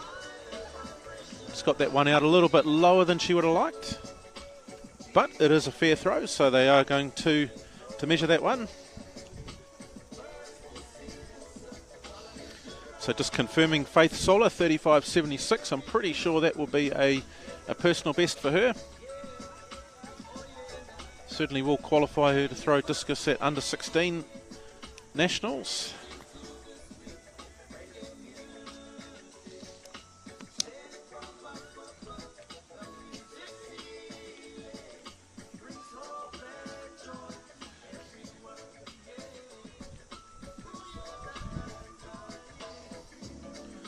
Shannon Murphy now.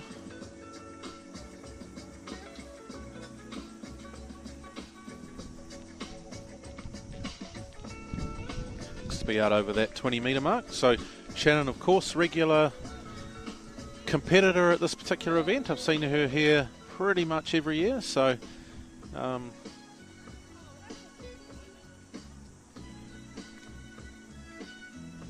and owner of a number of age group records.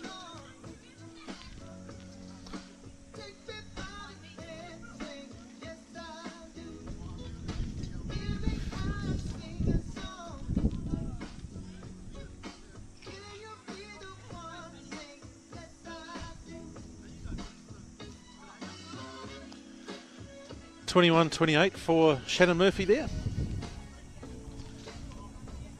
So into the second round here, Elizabeth Hewitt.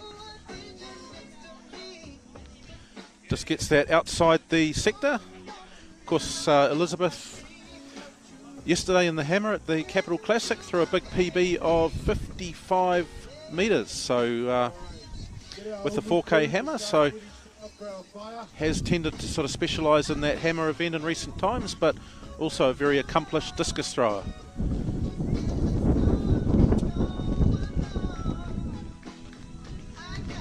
So Natalia looks to have collected that one a little bit better. Interesting to see where this one is. So she did get a personal best, is around that 51 metres. I'm not sure if she's quite got it out there, but we'll see. Certainly be happier with that throw than her first one.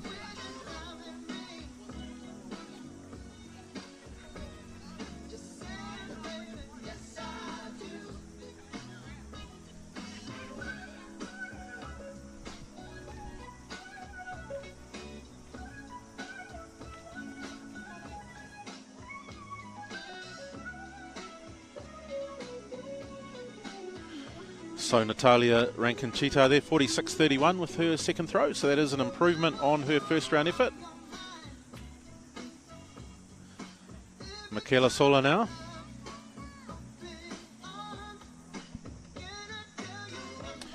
Just out of sector there, so that one won't be measured.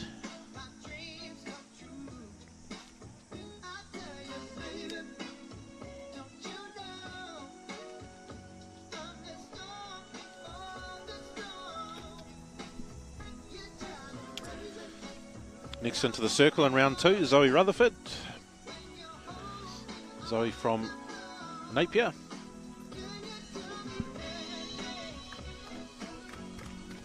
Zoe Rutherford there in the circle. Sorry, I was out there getting the Oval crew to start the fire up.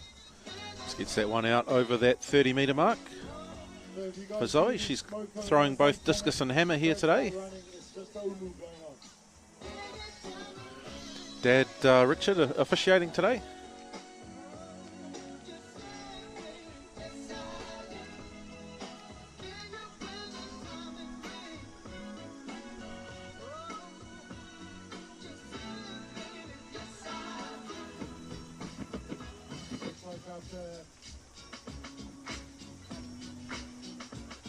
After round one, we've got so far on the second, well, start of the round two.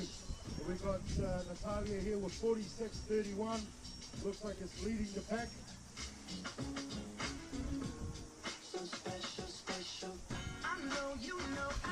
Just still awaiting a distance there for Zoe.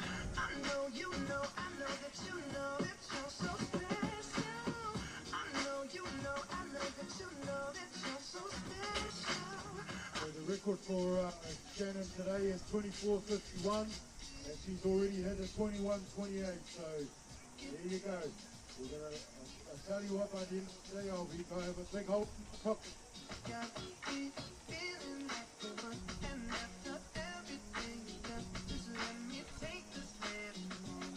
Lots of presentation for records that are broken today, so if you broke a record, don't panic. I pull out my wallet at the end of the day.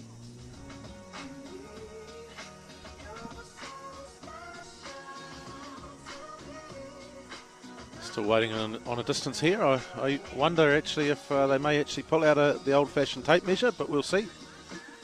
So you just see the throws that have been put on the board to date.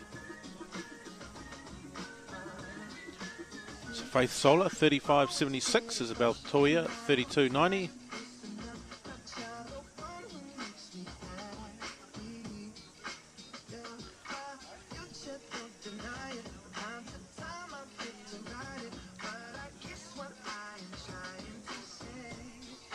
Just a little bit of a hold up.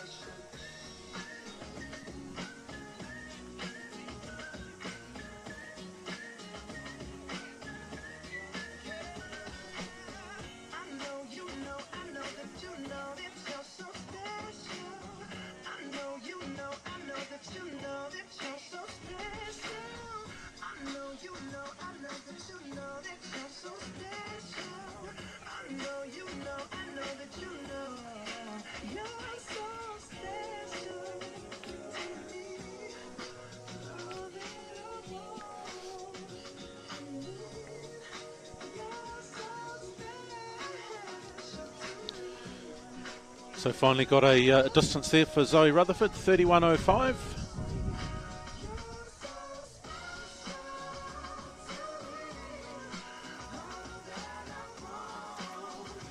The athlete here from Riverton in the south, Isla McCallum, in for her second round throw.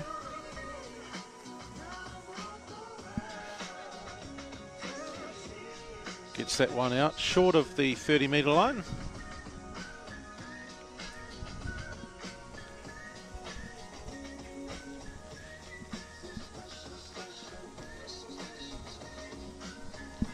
Another one of our age group athletes.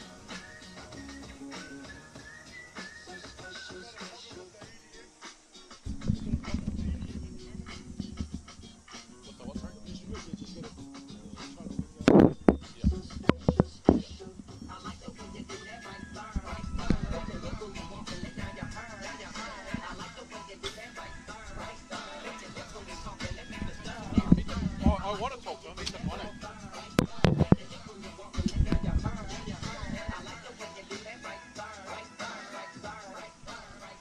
Okay, distance here for Isla McCallum from Riverton. 26.77.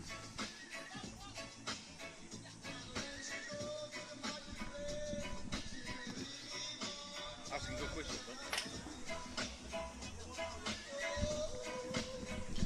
Red flag there for Isabel Toya. So joined here with Thomas Waldron, the tank engine. So, of course, probably best known to a lot of people for his exploits on the rugby field, but also a very, very successful athlete in his junior days in the throws, and also making a comeback to the sport post his rugby retirement. So Anna Alison Lupena there, that looks to be out over the 40-metre line. Very good throw from her. So Thomas, welcome. Thank you very much, Josh. Thanks for having me, and it's nice to be back here at the Sola Power Academy, where we do a bit of coaching ourselves, don't we, on a Monday and Thursday for the juniors. We do indeed, and I mean, how have you enjoyed sort of getting re-involved with athletics after your rugby career? Yeah, well, that's the thing. Like when we decided we're going to come back from England back to New Zealand, and it's always been a family tradition of always doing athletics in the summer, rugby in the winter, and didn't really think much of it, and then until we sort of came back, and then had to ask the questions, is athletics actually still going? My beloved Wainui only got Harriers, they didn't have athletics, so I would have been travelling over the hill if I had to. But no, the Hutt Valley was still up and running, and then it sort of got the boys into it. They were, I think, 7 and 10 when we first came back anyway, so they were a little bit behind the 8 ball, but then they found athletics, and it was really enjoyable. So so it was just a no-brainer when we came back, and then I always had a love for it, and it's nice to know there's senior events going on, so you can actually throw with my boys as well. Yeah, and of course, your boys have shown quite a bit of promise, in a variety of events, which is quite good. But looking at yourself, you competed in the National Masters Champs in December, and were successful there. Yeah, I really enjoyed it, and it was nice to have it in Newtown Park. But yeah, and I think it just gives you something to train towards. And when the boys do their warm up on a Monday and Thursday, I get to have my half an hour to myself and practice and stuff like that, and which I really enjoy. And then go and do a bit of coaching after that. So it works both ways. And then it's sort of, I always tell the boys, it's what you put into it is what you get out of it. So that's the good thing about it. And they can see Dad actually going out and competing on the big stage like they do as well at Colgate's and at New Zealand Masters. Yeah, absolutely. So Faith Sola, 35 metres in her first throw. She's in for her second round here. So, I mean, probably something I would like to sort of talk to you a little bit about, Thomas, is of course we all out of the circle there. So a red flag for Faith, but. One thing I'd like to talk a little bit about is, of course, you're best known for your rugby, and you did athletics all through your childhood. But what sort of, how do you think athletics helped you, in terms of what you achieved as a rugby player? Yeah, because I was always a thrower, but then it was always, you can't just do the 2 events when you sort of go into clubs and Colgate games. So you sort of had to do a sprint or a jump as well, and I think it's just the explosive power. that probably taught me a lot. But that translated into the rugby side of things.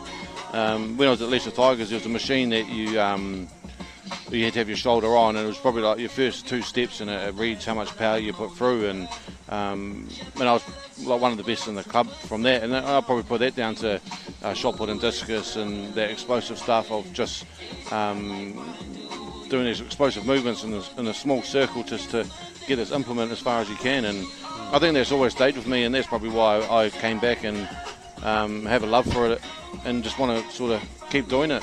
And because that's the thing, the more you do it, the distances come more and more as well. So you can see, okay, if I train a little bit more, I can get a little bit further and things like that. But yeah, I think it's just that explosive power that's definitely helped me translate from rugby to athletics. So 32 for Urana. So next throw in, Shannon Murphy, up over that 20-metre mark. Closing in on the record. I don't think it's quite there, but not far off it.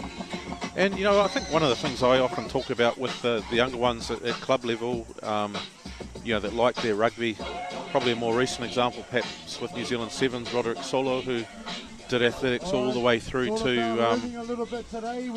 know, all the way through school. But you know, I think there's countless examples of athletes that have, you know, perhaps achieved in other sports, but you know, their achievements on the athletics tracker in the field have been like a key building block of what they've done. You know. Yeah, and that's the thing. And I think that's what I keep saying. It's probably an individual sport, so it's the amount of training you put in and going to these competitions to push yourself, and it doesn't happen. There probably is a lot of resilience as well, because not every competition is going to go the way you want, and then it's sort of about pressure as well, because you've only got 3 throws, for example, throwers, or 1 sprint to try to get that PB and stuff like that. So I think it does give you a lot of skills and stuff outside of skills you can use outside of the athletics circle, and like you say, there has been multiple examples, and it's just so great to see that they do have an athletic background, and I think that's just nice to see. Yeah, absolutely. And no, it's been great actually seeing you back in the throwing circle. I sort of, particularly the hammer at Nationals, and we've got Natalia there with her 3rd throw. Very impressive that was. Yeah, and that's the thing, doing it, and then she got, even for example, I've seen Phil Jensen today, telling him that I was going to come out and throw, and then he's like, oh, well, if you're going to do it, I'll come out and do it as well. Even yourself, Josh, coming out and throwing, so it's always, you see people doing it, and then more and more people come, and then Shaka as well, Shaka coming out doing New Zealand Masters. So it's nice to see people going, oh, okay, well, if someone's doing it, well, why can't I give it a go?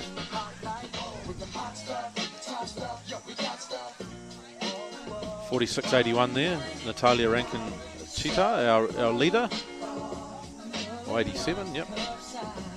Yeah, absolutely. No, it's be great to see more people sort of take it up at Masters level. I think you know, the fact someone like me is actually able to win medals as Masters is probably a reflection of the lack of depth. But to just yep, no, that one is in. And another thing I enjoy as well, after the kids have an inter-club, and then they're sort of trying to compare, oh, what did you throw last time, Dad? And then you can have a bit of a conversation about it and stuff like that, and then the dinner table, who gets the biggest dessert because they threw the furthest over the weekend. So that's what I just enjoy as well, just having the kids involved in that conversation of I'm going to try to beat your distance this week and stuff like that. So that's another thing I really enjoy. One event I am looking forward to this year, and of course neither of us will be competing in it, so 33 metres 10 there for Michaela, but Zoe Rutherford. Now, neither of us will be competing in, of course, Wellington Junior Champs, but your son's 11 and 13, so you actually still hold the Wellington Junior records for 11 and 13-year-olds. So is that a topic of discussion in the Waldron House? It has started getting brought up, it has. So trainings are probably going to come less and less, so they're going to have to find their own way to training. And I've told Shaka and Brad that no more one-on-one sessions with them. No, but I would love for them to break it. But that's the thing. Records are there to be broken, and to be fair, the youngest one, last couple of weeks, I think is getting close to it. So, but that's the thing. It's on the day, isn't it? If you can beat it. Oh, very much so. And, but then, yeah, I think looking back as well, some of those the 12s, 13s, and 14s probably showed that I probably should have taken it a bit more serious. Seeing those throws and seeing the record store there, it was probably some decent throws. So yeah, makes you think of, oh, actually I was probably better than I probably thought, and you always have that feeling, oh, should I have given it a bit more? Because of rugby in New Zealand being so big, it's one of those things where you get picked up in the academies pretty early these days, and then athletics sort of gets put to the side just because of the mentality of New Zealand, I think. But yeah, it would have been, or if I pushed it and gone maybe to the States for a year to give it a real crack, or a couple of years. But I've got no regrets of what I've done in my rugby career and stuff like that, and really enjoyed it. Got to see the world and stuff, so that's probably why I just come back now, just to see if I can still throw the discus as well as I can, really. Yeah, of course, he did have a stellar rugby career. So I mean, I sort of think of all the teams he played for. Let's see if I get all of them. But yep, Avalon, Wellington Lions. Were you up at the Hawke's Bay at all? Hawke's Bay, yes. Yeah, yep, Hawke's Bay. Yep. So it was the Hurricanes, Crusaders, New Zealand Māori, so some New Zealand age grade teams. Yep. And then of course it was Leicester Tigers and Exeter Chiefs. Yep. Have I got everything? Oh, and the big one as well. Oh, in England, of course. No, yeah. I didn't want to talk about that. But, yeah, and that's the thing. Everyone sort of is. Like, I left New Zealand to play international rugby, and that was one of my biggest goals, and that's what I sort of achieved. And that's the thing, you set goals, and once you achieve them, you feel pretty happy with yourself. And that was one of the big reasons probably why I left New Zealand, was to play at the highest level possible.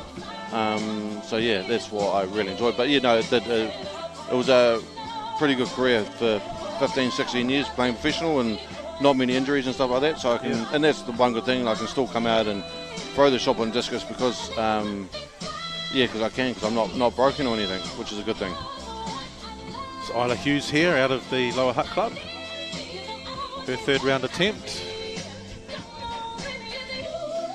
Yeah, although I have picked up on it, obviously, when you do throw that, straightening that arm is a bit of a challenge for you at times. So what's the story there?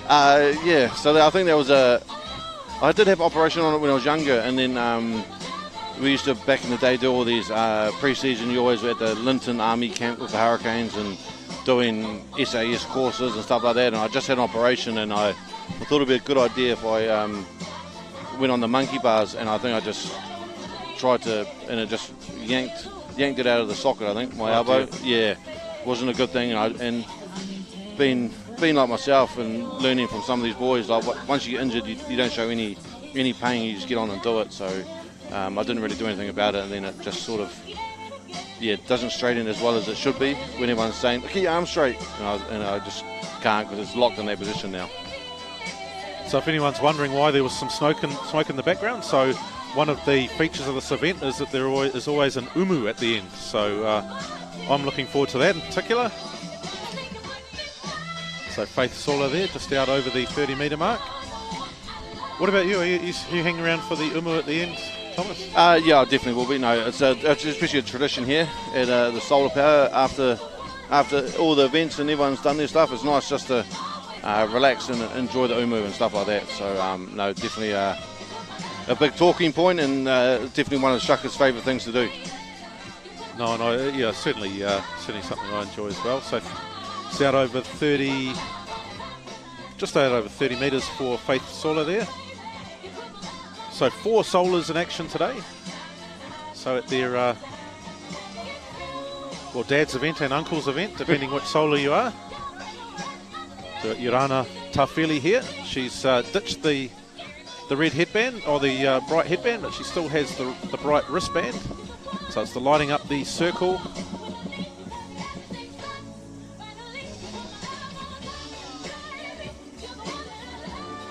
Didn't quite get that, so resets. So what's your impression? Obviously I had a chat to Valerie Adams about it just before, but how do you think the throwing in New Zealand in good health compared to sort of when you were coming through your teenage years? Yeah, well that's the thing. It'll be quite, because my oldest boy's at Silverstream, so we'll get to go to New Zealand secondary schools this year and North Islands later this April, isn't it? I think it is. It is April, yes. Yeah, so well that's the thing. It'll be nice to see that talent. Being up at Colgate's, it's probably the same kids that turn up week in, year in, year out. So there is a maybe a good handful of kids coming through, or especially in the years that I've been watching.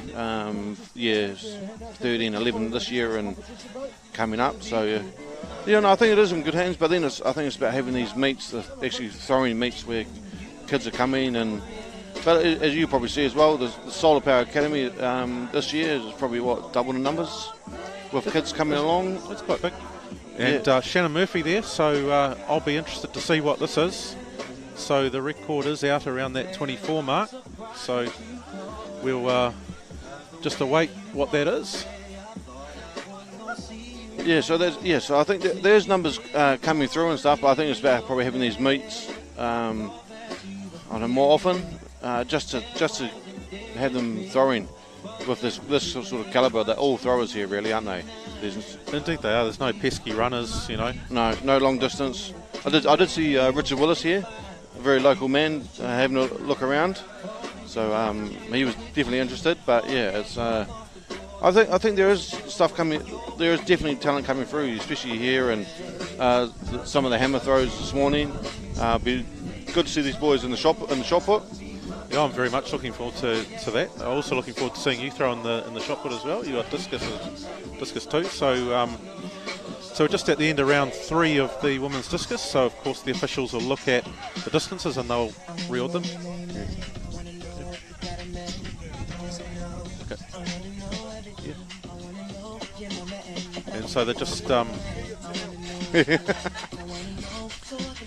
they're just reordering the throwers now. But yeah, absolutely. And I think probably both of our boys, my boy and your oldest boy, will possibly be competing in this next year. I think it's a very inclusive event, and they even let me throw in it one year, which is good. But I think, as you say, events like this are very, very good part of development, particularly of our junior athletes. Yeah, and that's the thing. I can't say if Auckland have got anything going on and stuff, but it's nice always to have so the kids can go in and see Tom Walsh, and if Jacko was going to compete, you got 2 of the best throwers in New Zealand going head to head, and kids can go in there and see them, and then know that we've got a competition the next day where they can come and throw and just try get up to those standards. Well, I think, but you probably just need a few more of them, probably maybe around the country. Even if they do a sprinting one as well and long distance after some of these big events, so these kids can actually go, okay, well, how far am I behind them to get better and better? So some of our junior athletes there who train at the Sola Power Throwing Academy. So we do have juniors from about age 7 and up. So here are some of our regular athletes. They're all pretty handy throwers for their age. They've all got all the technique. But finally, Thomas, one other question I had for you. Of course, you threw a qualifying mark for the hammer at Masters, so you're looking to compete at the Nationals in March. Yeah, and that's the thing. I'll sort of wait and see. Hopefully, yeah. I'd love to give it a go and just go up against the best and stuff like that. So hopefully, qualify for the hammer, and I'm trying to get out to that magical mark of 40, which I'm probably about 1.5 meters off. So fingers crossed today might be that day, and then I'll like to do that as well. That'd be awesome. I'm really looking forward to seeing you compete at Nationals, and because I know it's been a goal of yours. And yes, yeah, and that's the thing. That's what I like about it. Sort of they give you a distance, and then if you get there, then you'll be able to move on. So that's what I try to aim for. I think because of being so competitive and stuff, and having something get so close, and that's the thing you want to do more. So that's why I enjoy it. And then you can go do the summer league and stuff like that, and any chance you can throw and get a measure, as I've been doing, but also having the kids in mind as well, just looking after them as well. And yeah, of course, one other thing, speaking of being competitive, your brother Scott was at Masters as well, doing the pole vault and the hurdles. Have you got any particular comments on how he went? No, yeah, I think you summed it up before. You said about pesky runners and not involved in the throwing. Yeah, he's one of them. So I'm quite glad that he doesn't come anywhere near the throwing, because it would be a bit awkward. But no, that's the thing. I think he's the same example. He's like, well, if I'm out there doing it, why can't I do it? But that's the same. But he was always broken anyway. He had a lot more injuries and stuff like that happening to him. But yeah, I think he saw me doing it, and he's like, well, if he's doing it, I can do it as well. And that's another prime example. You put it out there and say, oh no, I'm actually doing Masters Athletics, and they're like, oh really? Like, yeah. And then they're like, oh. Then that's the thing. If they've got the love for it, they might come down and do it. And the more people you get out there doing stuff and thing, and then you can see by today it's getting bigger and bigger as well. The grounds are looking very, very nice, and that's what you want. And people driving past going, oh, well, what's going on here? And you can say, oh, it's a Sola Power Throwing Academy sanctioned meet. So yeah, no, it's awesome. Yeah, no, absolutely. So. Look, Thomas, do really appreciate you coming to join us as we start round 4 of the discus with Isla. Yeah, because I might have to go warm up soon, aren't I? Yeah, I think you do. So Thomas Waldrum, he already competed in the hammer, but he's still got shot put and discus. So we'll look forward to seeing you later. Thank you very much. Thank you for having me, and I will talk to you very soon.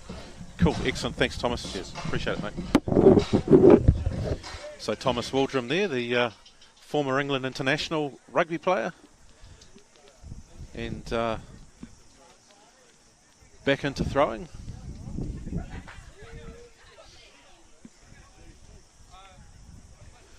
So Isla Hughes there, starting off round 4 of the women's discus.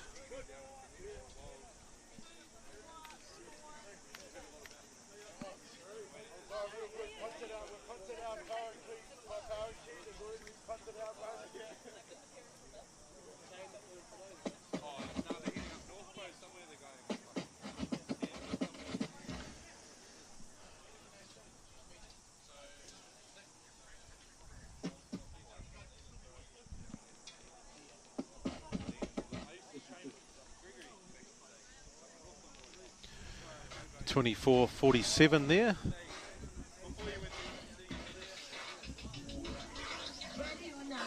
So Isla McCallum just going in to measure her throw.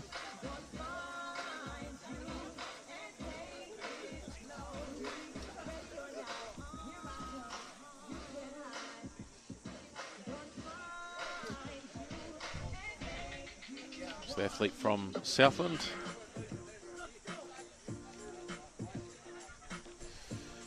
24 metres 01 for Isla McCallum.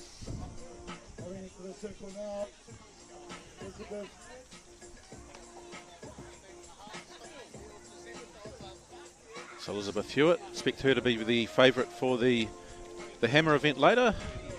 She looks to have collected that one a little bit better.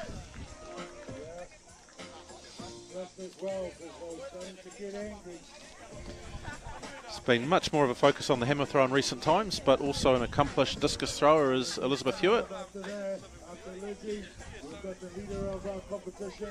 She's got like 46.37, and it's Natalia. Sorry. Zoe Rutherford is coming up next. That's a better throw. 39.76 for Elizabeth Hewitt. So 39.26, Elizabeth Hewitt in that throw. So that bumps her up the placings a little bit. Please get yourselves to the shot put area. Zoe Rutherford, the Napier athlete. The officials are ready for you guys. If you haven't done your warm up, I'm sorry, that's your problem. Okay? You're going to have to get yourself. So gets that out We're all big boys and girls here. wide of the left-hand sector line. So that is a no throw for Zoe in her 4th round.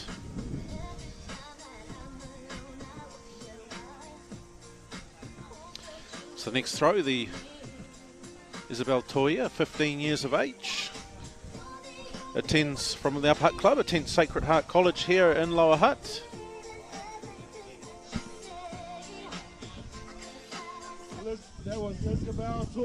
Gets that one out over that 30-metre line.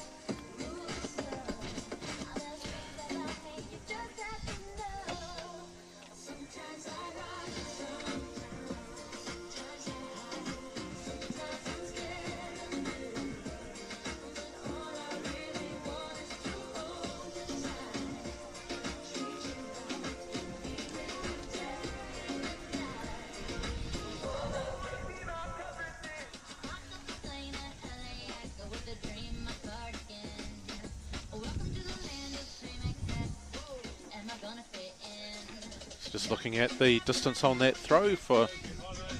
Just pop those on, mate. Oh, yeah, cool. So just joined here by Norm Hewitt, so well known to many people around the country, of course, for his exploits on the rugby field. Former All Black, Māori All Black, Hurricanes, Hawke's Bay, Wellington, Southland, all those things. But of course, involved with athletics more through your children. So did you ever do athletics yourself, Norm, or did you? Ngā mihi nui ki a koe, Justin, koutou katoa te whānau.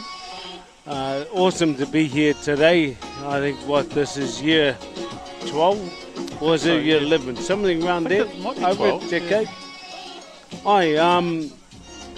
It's one of those events that has just grown over the years, and we did a little bit of athletics back in the day, but not to the extent where we've seen both our kids grow into and love throwing. So, Shaka, Brad, the whole whānau, the rōpū here have been amazing in regards to the whole whakawhanaungatanga around athletics as the core, bringing our community together. And hey, watching them grow, as you know. Well, absolutely. Of course, both of your children are competing here today, and it's of course I've been involved here for a few years now, and I've seen their development and how they've gone, and what they've achieved and so on. But how's that been for you? How's that journey been for you? As a papa to your tamariki, it's really frustrating sometimes because, you want to encourage them, and, both my wife and I have been blessed to go to the top of our sport. So we feel like we have a lot to offer, but for them, we're just mum and dad. And sometimes the hardest part is to hand over your kids to somebody else, but we've been blessed to have both Shaka and Brad involved in our kids' life, and now Phil Jensen, who threw at the Commonwealth Games, New Zealand champ. Shaka is Commonwealth Games. Watching their journey has been one of great joy and sometimes frustration. Yes. Because you just want the best for them, and yet most of the time you're sitting on the sideline biting your lip. And there was a point where, because I'm a vocal dad, I said to both Alexandra and Elizabeth, do you think I should stop yelling from the sideline? They both said, aye, Dad, aye. So, it was a good reminder that handing over your kids, and our job is just to encourage them. And that encouragement has seen them, find a love for this sport. And it's just, we're grateful for how the sport has allowed them to have something different that we both, Arlene and I, never done. to this kind of level. So 49.73 for Natalia there in her throw. So she has lengthened her. Well, that's her best throw of the day. Shannon Murphy now. Yeah, no, it's been a real pleasure just to see how how far both Elizabeth and Alexander have come. I was at Capital Classic last night and I saw Lizzie throw with the 55 and.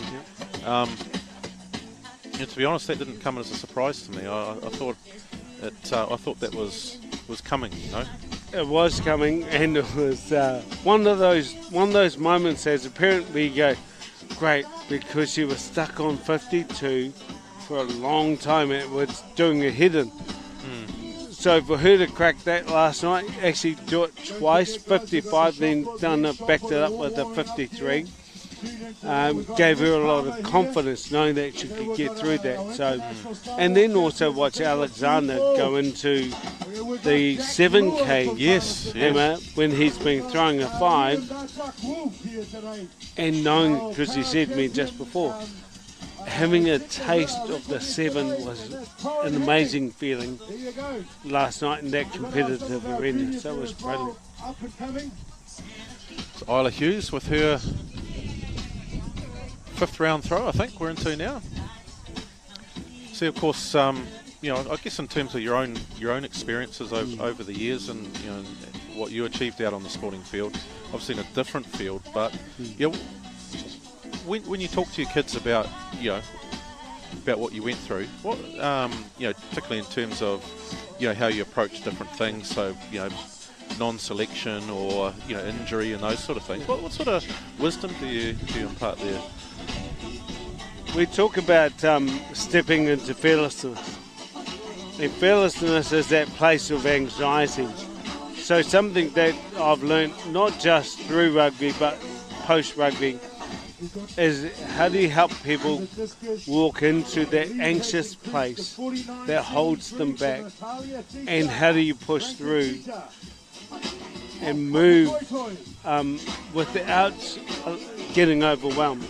And we talk about stepping into fearlessness, own the space that's in front of you, and then just really enjoy it. And that's been real key. Yeah. And it's a big thing because I've seen it's not just of course your kids. I see it with a lot of athletes. They have their ups and downs, and they have their plateaus and all the rest of it. And it's just how do you sort of deal with that? And it's a challenge. But it is a challenge. I think it's more. There's more pressure on people now than what I remember growing up. For a number of different reasons. However, I'm a big advocate of mentorship. Having a mentor is absolutely key. Somebody that's already walked a bit of a journey, that can share a wee bit of wisdom, that can calm the nerves, just to encourage, but also hold the mirror up, because the mirror is also an important factor. I think we shy away. Well, I see it lots. We shy away from having those difficult conversations of truth. Instead of saying, and then it's about the narrative. You're not there to make judgment or put down, but you are there to give a very clear reflection on what you see, and then helping people through that so that they can understand, feel it, translate it, and then put it back into action. And in terms of your yourself, Norm, what are you up to these days?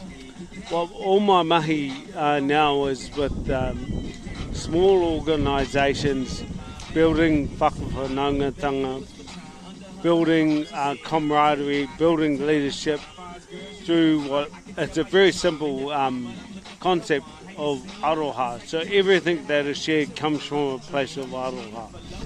Why? Because we're all human beings. I learned 3 key factors when I retired from rugby and worked for the SPCA, running one of the family program. Young people taught me this: do you see me? Do you know me? Do you care for me? And those three concepts, every day, a human being just wants, do you know me? Do you actually see me? Am I a transaction? Do you care for me? And those three parts for me are the foundation of my mahi. I work across different organisations, from road and construction, demolition, right up to startup technology. So fascinates me, people fascinate me, and I think it's just a blessing to be able to work with people, to help people through those moments where they get really stuck in life. And it doesn't matter if it's a young person or an adult. We all have a journey and stuff going on. Imagine if you could go to a place where there was no judgment and you could say, you know what, I've got half a tank today, and someone goes, I got your back, bro. You come back better because somebody's got your back. It's when people don't see you and you know people are struggling, and we just don't walk up and go, are you okay? You know, those little things, and it's the little things that matter. So that's my mate, building. I know people say it's coaching, people say it's development. I just say, look, at the end of the day, you have a certain time in life, and it's about humanity. And then it comes back to whānau. But it's all, the foundation is built on aroha. We got drinks over here. Yeah, Thomas Waldron was with having a chat with us before, and I sort of course, his, similar to yourself, had a long career in rugby, but I'm interested. Obviously, your son, promising young rugby player. How much do you think, the summer with the athletics? Because I know he's been pretty handy on the track as well. How much do you think athletics sort of translates to what he does on the rugby field? I think this is a missing part of a lot of rugby players who are not doing a summer sport that really challenges you, like athletics, in particular throwing. Running is a component, but you get your core strength, you understand balance, power, moving power, which is all relative to rugby. So absolutely complementary. Athletics is complementary to any other contact or team sport. I would encourage more young men, but again, some just want to have a summer. And again, some do surfing, great. Some do, touch, whatever, as long as they're doing something. But what athletics gives you is a balance all round, from throwing into track, and it's very, very good. Nice throw. So Natalia Rankin-Chita there, it's our competition leader. So she had 49 on her last throw. We'll see what this comes out as. So does have a PB of over 51 metres. So you'll be relatively familiar with Natalia, I think, Norm, given that she would have competed against Elizabeth for so many years. Yep, and it's great to see that talent coming through, and over the years that the camaraderie with even the competition is such a another factor of what athletics or any kind of sport brings. She is a very talented young woman, and it's about encouraging to get through to that next part. Stay in the game, stay in the sport, and reach their full potential. So 48.56 for Natalia on that throw. We're going to give you a spot prize and a free sausage. Alright, spot prize and a free sausage. And this is all about getting the te reo out there. Alright, if anyone... And so one of the things we are grateful for today is our support from Māori TV. So it's good to have former captain of New Zealand Māori come on and have a bit of a kōrero with us. So much appreciated with that. But Norm, is there anything else you sort of wanted to say? Josh, look, I think it's a great opportunity to be able to be part of this competition, have been for over a decade. to have amazing support. You know, Dame Valerie Adams here with her sister Lisa. You know, it's supported by some of the greatest, you know, throwers of our time, and you know, having this now into the mainstream Māori TV, you know, it's tika, it's pono, and it's about getting that out there all the time. So really appreciate mihi atu te whānau at Māori TV. Thank you very much for being a sponsor of this amazing event, and look, may it continue many more years to come. Yeah, absolutely. No, it's a fantastic event. I know my boy, who's a little bit young for this year, but he'll be competing next year, I'm sure, in this event. So he'll be looking forward to it. So you know, there's a real sort of stream of juniors that have come through this academy that are you know, been involved with this event, and that.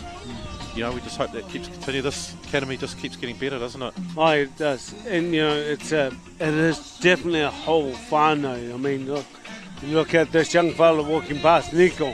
Had him on my under 16s this year. Oh, yep. You know, but it's all whānau.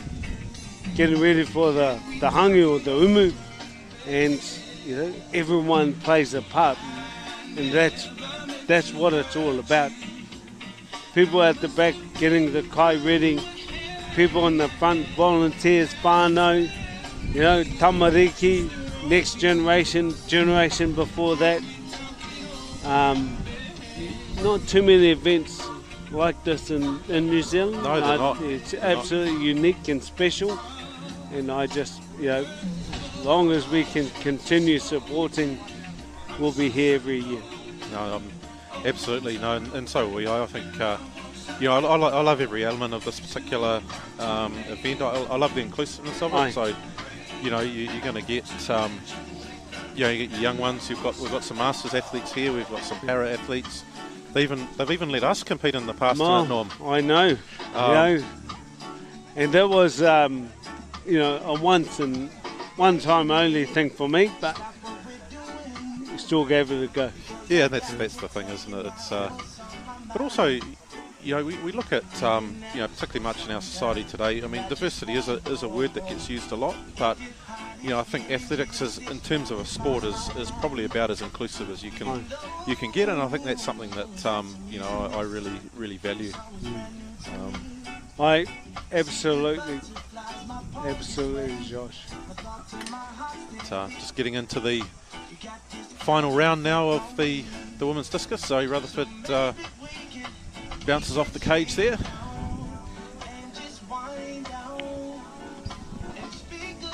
But, anything? I mean, obviously this year in terms of you know, Alex and Elizabeth, in terms of their goals for the rest of the athletics season. Are there anything you can share with us there, or? Well, you know, trying to get that out of your kids. Sometimes it's a lot harder than you think. Well, I think a lot of fun are out there, but ultimately we just want them to really enjoy what they do. Lizzie's goal was to crack the 52, and she got 55 last night at the Capital Classic. So, you know, she's already achieved that. Alexander wanted to know what it was like to throw the 7. He did that last night. On the way home, he said, "Oh, Lizzie, really proud of you. You know, you got a 3-meter improvement on your PB. Alexander, you made a 44-meter PB, you know." And it was just that kind of thing where we celebrate, we acknowledge, and, you know, whatever they want to do. And we've always said this, like Alexander, if you want to go and play rugby, but give it your absolute. If you want to be a thrower, give it your absolute. There'll be times to, you know, when you're not in competition, but when you are in competition, you get out there and give your best, because that's where world champions come from. Yeah. Absolutely, and you know, I see how hard you know, many of these kids work, and you know, I only wish myself that you know, when I was young, that we had opportunities like this. You know, it's, look, we played cricket in the summer, rugby in the winter. That was ours.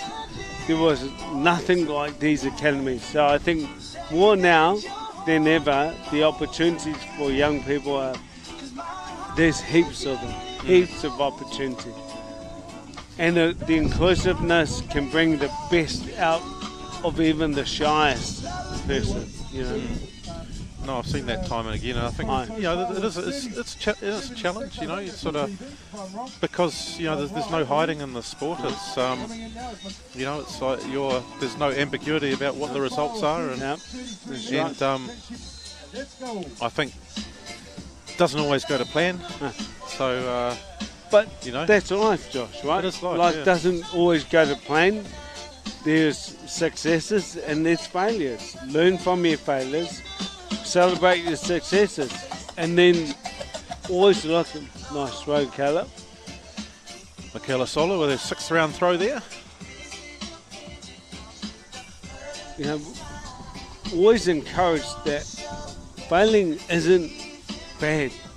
You know, it's where you learn, and always ask myself, what am I meant to learn? If I can learn within that space of failure or getting it wrong, or you know, whatever that looks like, encourage that reflective time. It's amazing what comes out, and if you can grab those tools early, you actually are further ahead than what I was when I was, you know, 16, 18, 21. 35-54 there for Michaela. Yeah, I mean, I guess if we talk, we could talk about perhaps your journey as, you know, as a young man, and you know, how you. It was a very different sort of environment then. I think when you came into the provincial rugby, it was probably a little bit less PC than it is these days. Oh. I don't think the word PC existed, Josh. I mean, it was pretty brutal, but that was the time. You know, these are today's times, but there's been some amazing life lessons out of those times. Some have been hard, some have been harder than hard, some have been very public. But it's what you do with it, the choice you make from those moments, and then how do you turn it around, or you can just give up.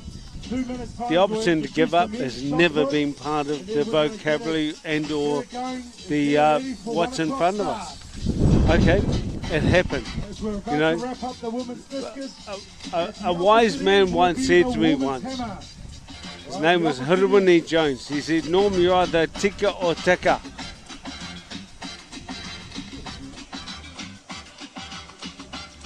Final though there from Natalia, but the red flag is up, so that one won't be measured. And that concludes our women's discus. So he said to me, Norm, you're either tika or tika. I'm not going to give the literal translation, but he spoke to me in a way that I really understood. You're either true or you're full of tickle. You know, how are you going to live your life? Go back and tidy up your whare. He was talking about my physical whare, my hingingaro, you know, my wairua, all these things that were key as part of my culture. And it was something that really resonated with me, and I would take that throughout the rest of my life. How do I want to live life today? Do I want to live it in this way or this way? Tika, pono, being true, being respectful, having a good attitude, sharing the knowledge of the things that have been given to you. Or do you want to live it in a way that people don't respect you because you've been an ass? You've treated people poorly. And that's one of the biggest lessons. We talked about the resiliency, you know, I think particularly, you know, one thing that struck me about your career as a player, and I, you know, hope you don't mind me talking about it, but you know, certainly in today's game, if you're a hooker and you're selected for the All Blacks and you're on the bench, you're going to play a decent period of time, but in your day it wasn't like that. No. And so, you know, you had to be pretty patient. And, you know, there'd be a lot of people who wouldn't have been able to do that, right? 24.51, but she's at 22.58 at the moment. Josh, you get to a stage where you have to make a decision. And for me, it was, in that era, players stayed on the field for 80 minutes. You were lucky to ever be subbed, unless the person broke their leg or, you know, serious injury. If we bring that relative to today, I would have had close to 50 tests, plus the tests I did play. So I remember thinking about, you know, why do I bother if all I'm going to do is sit on the bench? And then, you know, I would use that energy in a negative way by going out and doing what we did in those days was drink copious amounts of alcohol and get stupidly silly and do dumb things. But I remember asking myself, would you rather be sitting at home and watching this test on TV or sitting on the bench? So it's quite an easy answer in the end. But it was to get there took time because we didn't have the mentors. We didn't have people going, hey, you need to pull your head in a wee bit because, look, you're sitting on the bench, you've got All Black jersey. Don't disrespect all these people. No one gave that kind of a kōrero into it. It was more like, you know, sink or swim. I was privileged enough to have been a kaitaki of the jersey, both for in the Māori All Blacks and the All Blacks, and all the teams I played for the time, but I didn't have that foundation knowledge internally until the end of my career and post my career, what it was to be a kaitaki of such a taonga, and a privilege it was. And if I could do my time again and be a lot wiser for it, and that's a great thing in hindsight, I think I would have been a far greater player. But that was the time. This is what I've learned, and hopefully applying that in life as it is today, and particularly in our own whare at home, with our own whānau, you know, with our beautiful son and daughter, and with my beautiful wahine Arlene. And in the end, that's the key. Taita whānau. Whānau number one. Absolutely, no, I couldn't agree more. Norm, been an absolute pleasure. And just getting the shot put warm-ups underway, and so absolute pleasure having a kōrero with you, Norm, and you know, giving us a bit of insight as to you know, what's been happening, and yeah. Ngamihi, Josh. Ngamihi, thank you very much. All the stripping young men, men, masters, what have you, they're all here.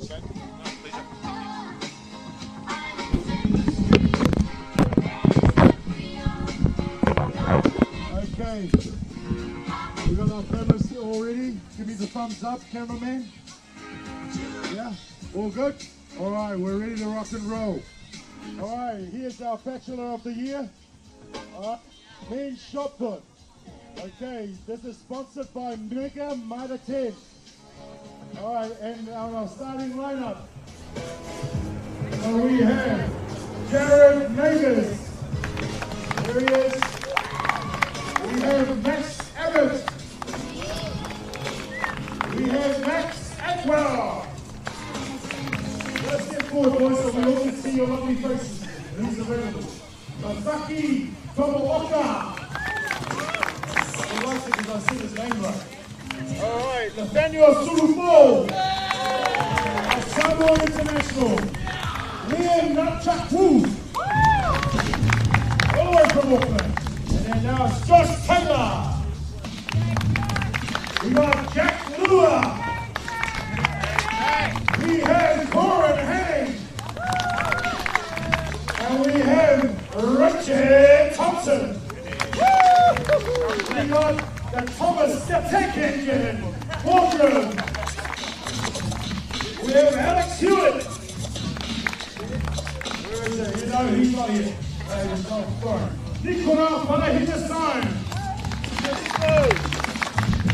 And we've got to pull out on Maya Christensen, but we've got Xavier Sola. And we've got Louis Tomana Kapuai. All right, ladies and gentlemen, there are your bachelors of the year. Let's get it on! Big shot put.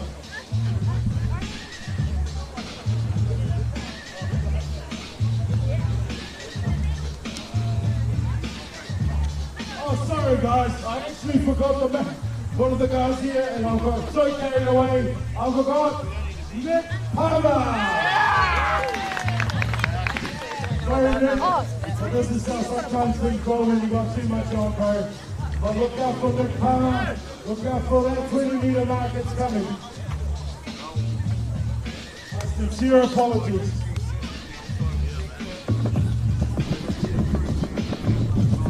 Here's our field there for the men's shot put. So Jared Neighbours, Max Abbott, Max Atwell, Masaki Tomooka, Nathaniel Sulupo, Liam Nachok Wolf, Nick Palmer, Joshua Taylor,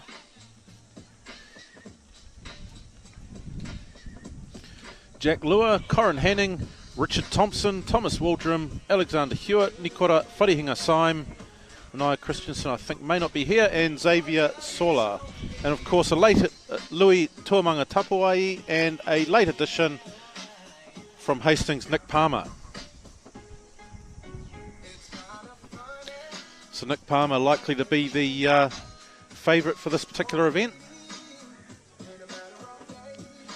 So, and get the shot put started, we've also got the Hammer Girls. The Hammer Girls, we will do the discus prize giving after the hammer. All right. So the team there. So part of the, as we've mentioned, part of the day is the Umu. So we've got Fale there, who's one of the Umu crew, ensuring that all the throwers and the officials and the supporters get a good meal at the end of the day. So something I really look forward to. Okay, we're going to get the results board out there really quick. Can somebody give me a hand for this? So the Mitre 10, Mega Mitre 10 Petone men's shot put. It's a strong field here.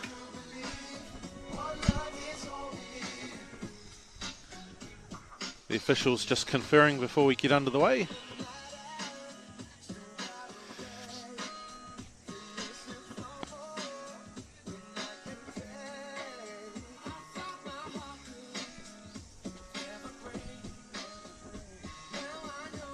Sorry guys, I'm going to get this result board, otherwise it's going to be hard for our live stream.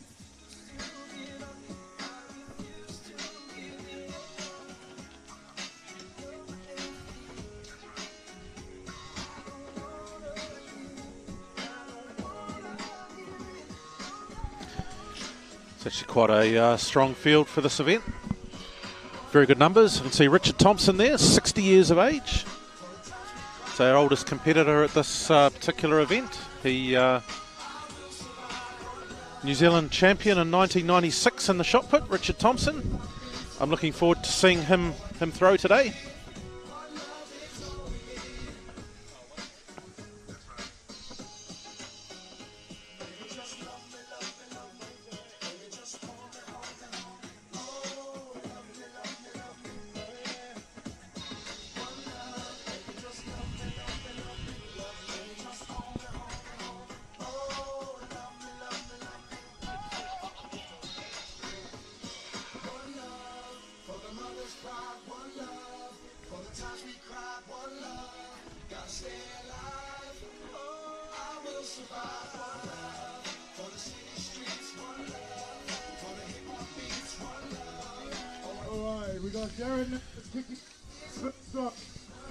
So Jared Neighbours, one of our decathletes competing today.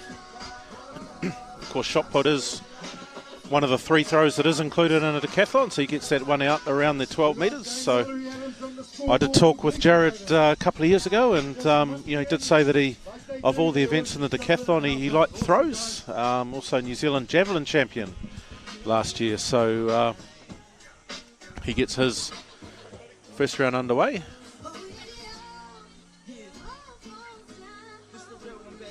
Max Abbott now. He's moving up into that senior weight. So 11.81 for Jared.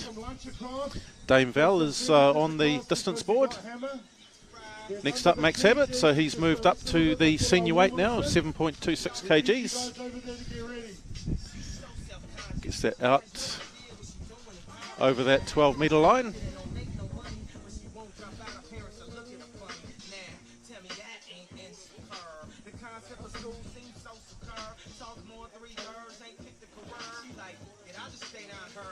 So 12.20 for Max Abbott in his throw. Another Max here, Max Atwell, another decathlete.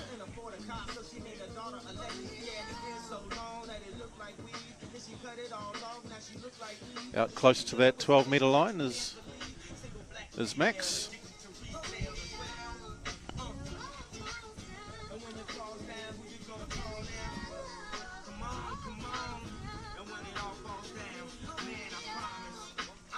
Next into the circle, another one of our decathletes from the South Island. So 11.47, I think, or 44 for Max Atwell. So Masaki Tomooka from Christchurch. His first throw in the shot put.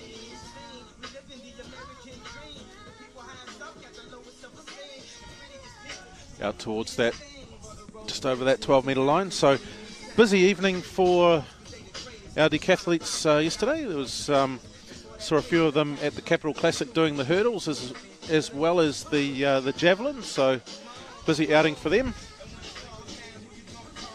And backing up today with some throws. So 10.14 for Masaki Tomooka. So Nathaniel Sulupo here. So the Pacific Games 2019, he represented Samoa. He was a bronze medalist in both the shot put and the discus. So he comes in for his first throw.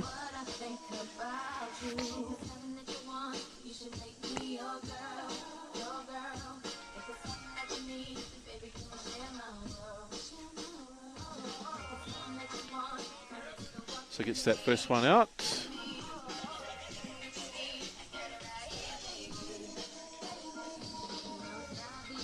Out near the 15-metre mark.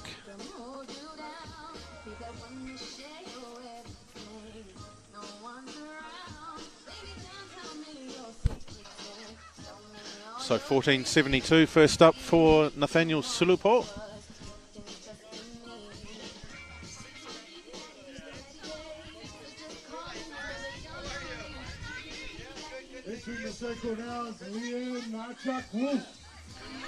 So Liam Narchuk-Wolf, so we've seen him just enter the senior acts recently. He's gone from strength to strength, so he's broken that 17 mark recently with the 7.26.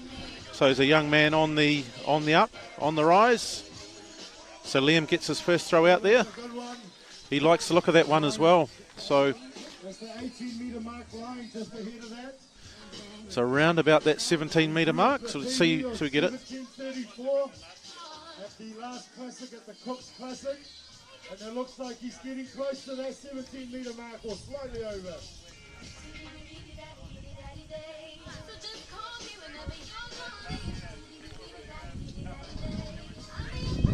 16.99. Liam Narchuk-Wolf, so he takes the lead.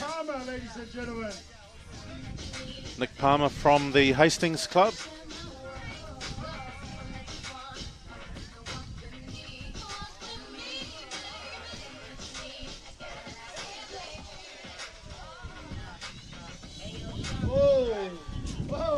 Just steps out of the circle out the front there.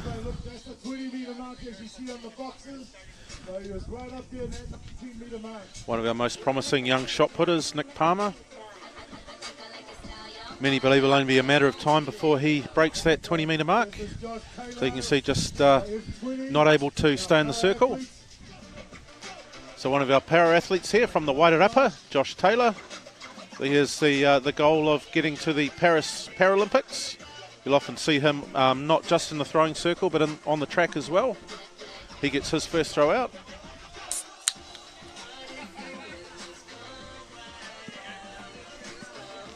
$8.34 for Josh Taylor. So another athlete looking to compete in the Paralympics, Jack Lua. He gets out that near 12. Wants to give Finlay a hand here to retrieve and roll back these shotlets. He's feeling the pinch of that heat. He was requesting for some help. Doug is here, awesome. And we got Jade Sayer here. All right, awesome. You can warm up doing that. So now into the circle, Corin Hanning. So Thank you, Fano. Great another one of our para-athletes visually impaired. Holds a number of age group records for the F12 category, Corin Hanning.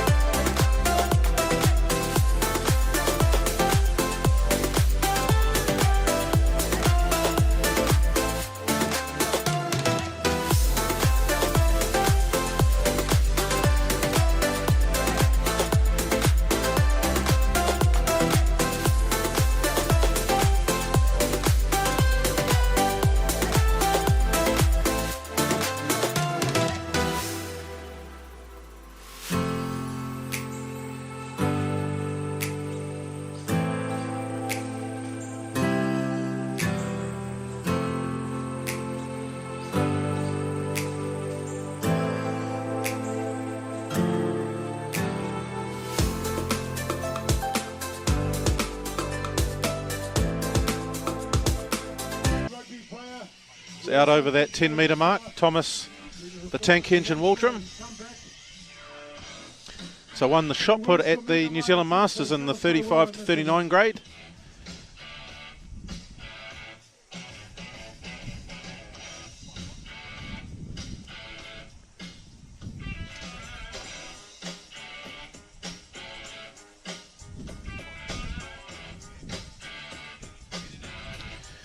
Next into the circle, Nikora Wharihinga-Saim, one of our age group athletes in the under 18 grade.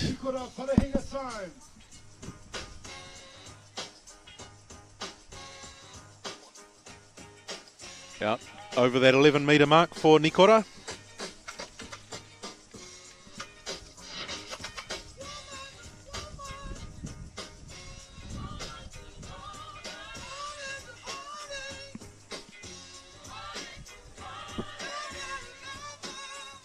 .11.28 there, Nikora Wharihinga-Saim in his first throw.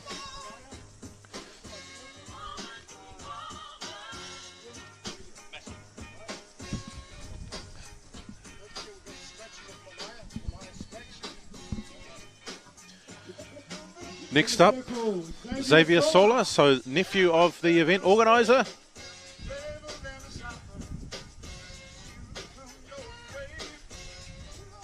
Under 18 thrower.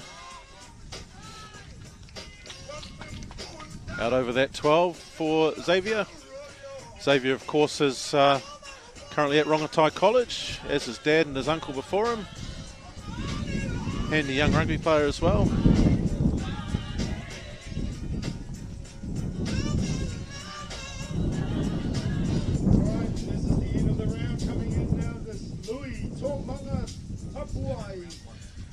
So the last of our throwers in round one, Louis Tuamanga Tapuai from Te Tahi Bay.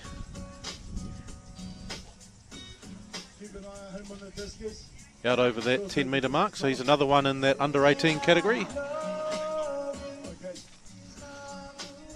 We're also going to need a volunteer out there for the girls, because the girls are about to kick off. We need somebody to be out there just to pull the hammers back. I know I'm asking a lot of you guys to do some mahi, but hey, come on, let's chip in, eh? I've got a prize for you afterwards. So round two now, Jared Neighbours, busy night last night at the Capital Classic. His second throw.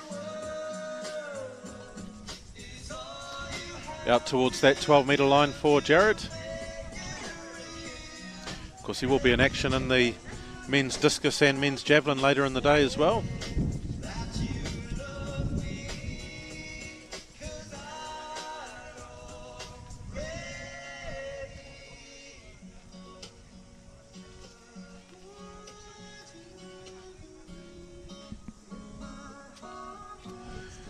Okay, first of our two Maxes, Max Abbott.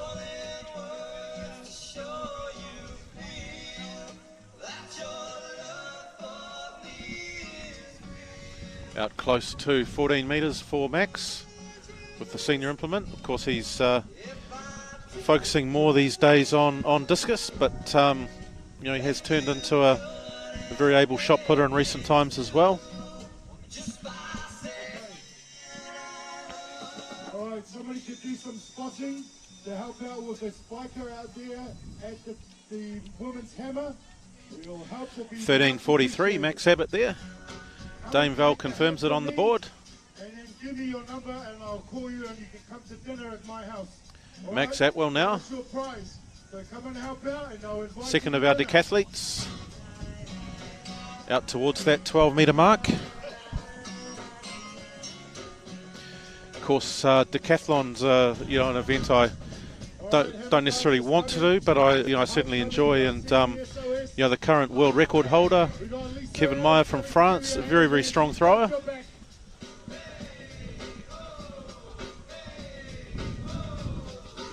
Okay, about to take the throw now. We've got Masaki Tomoka. Let's go, Masaki. So Masaki Tomooka here, the third of our decathletes competing today. Out over the 11-metre mark.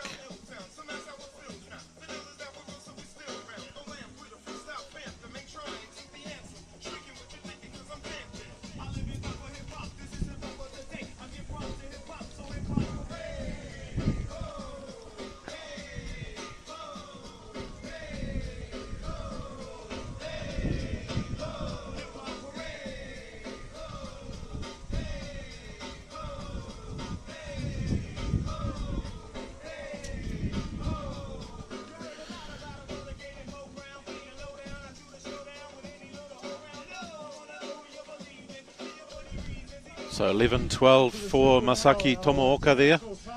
Next up, Nathaniel Sulupo. Second throw for Nathaniel. Can get it out over that 16-metre mark.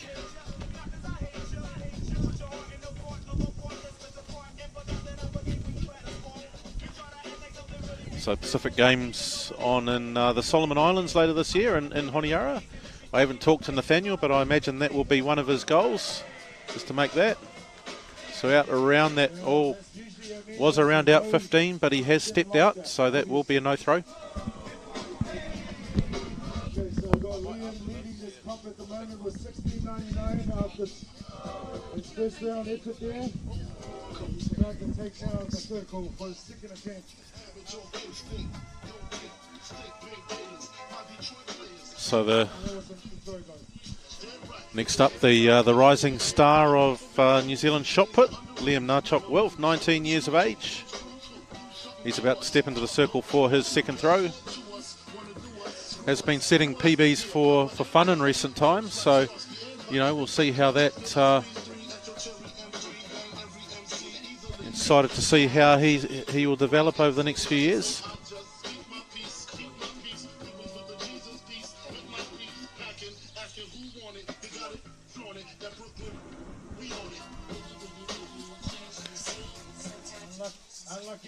It's out near 16 for Liam, however, couldn't stay in the circle, so it's a no throw.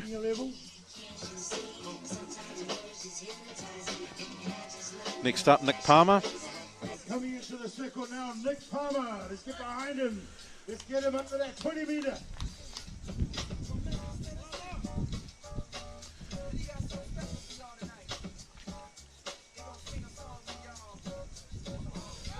I just stepped out the front there, unfortunately, Nick Palmer. Out near 18 metres. Oh, wow. Just been brought some lunch here by the lovely Bronwyn Sola, so you'll enjoy that shortly.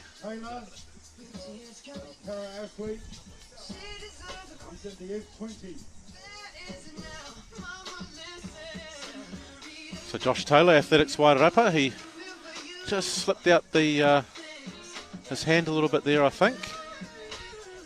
But it is a fair throw and they will measure it.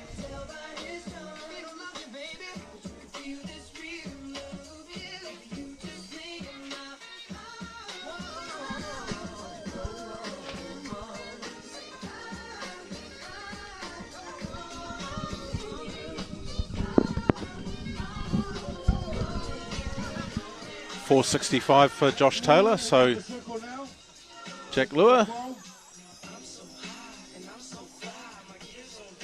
out close to that 12.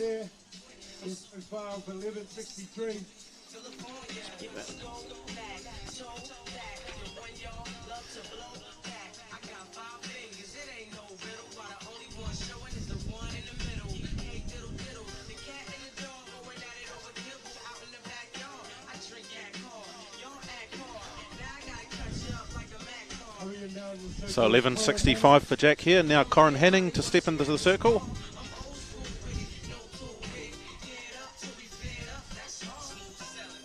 With his second throw.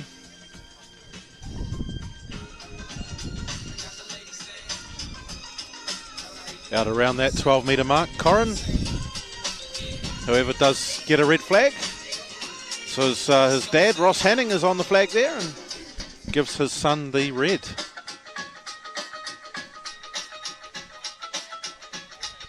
So next up, Richard Thompson, 60 years of age. Really likes to psych himself up for any throw that he does.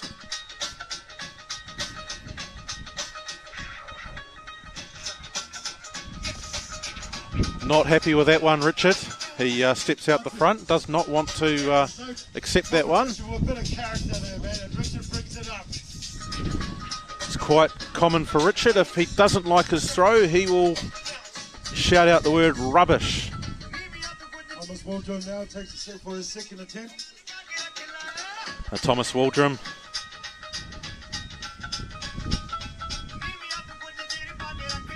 Of course, very distinguished rugby career, Thomas.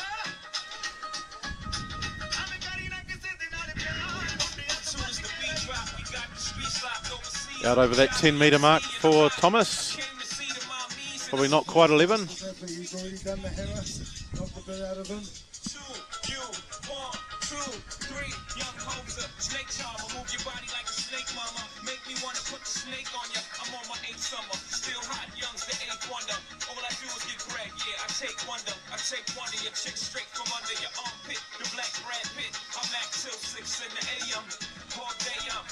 So 10.83 for Thomas Waldrum, second round throw.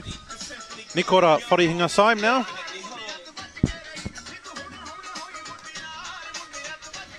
One of our under 18 athletes. So Nikora gets that one out. Walks out the front. For a no throw.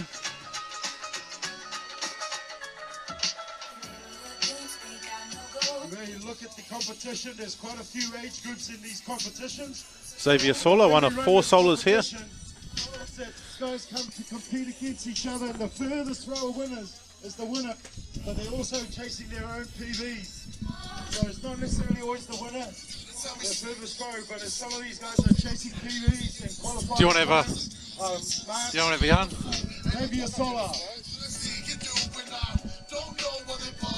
Yeah.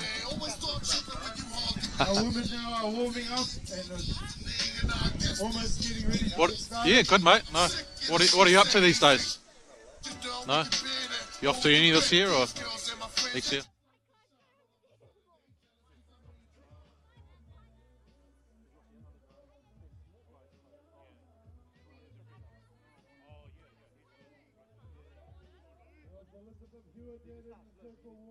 Keep an eye out for her.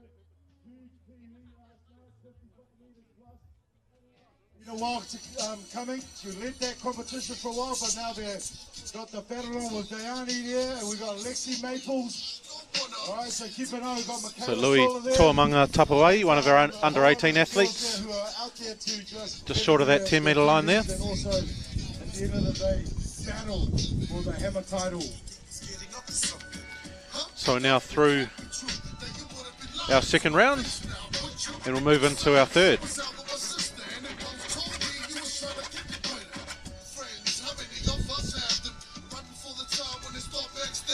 Jared Neighbours now, throw number 3.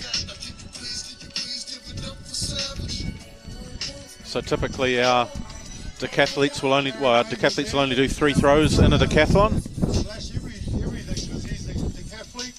Threw really well last night in the jab. Up around 11 for Jared. Keep an eye on him in the discus. 11-13 for Jared Neighbours. Next up, Max Abbott. Max Abbott. Looking forward to seeing him in action in the discus, probably around that 50 mark easily. So Max Abbott now, third throw.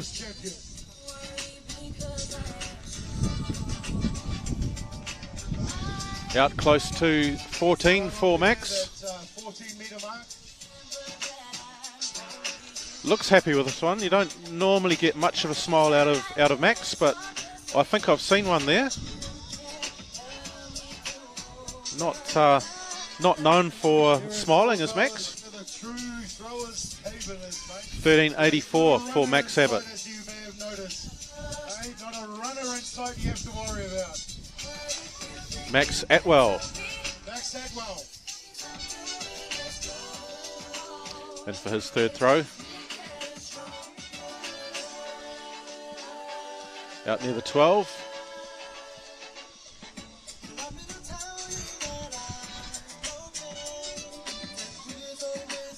We've got 3 of our decathletes here, and they're probably having their own little battle.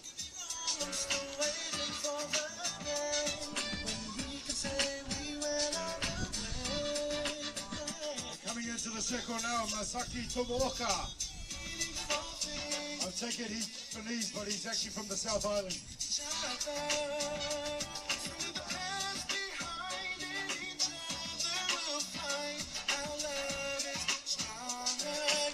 So Masaki Tomooka there, close to the 11, we're just a little bit short of it. A third of our decathletes competing in this event.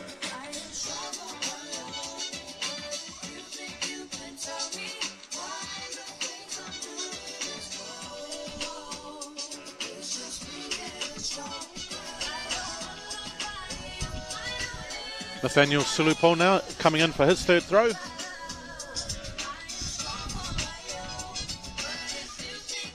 Samoan representative in 2019. Pacific Games held in Apia that year. So as I mentioned, he did get bronze in both events and in some very challenging conditions. Very, very wet, rainy conditions in Apia those days, but came through. So he holds his balance, Nathaniel. Up around that 15 metre mark.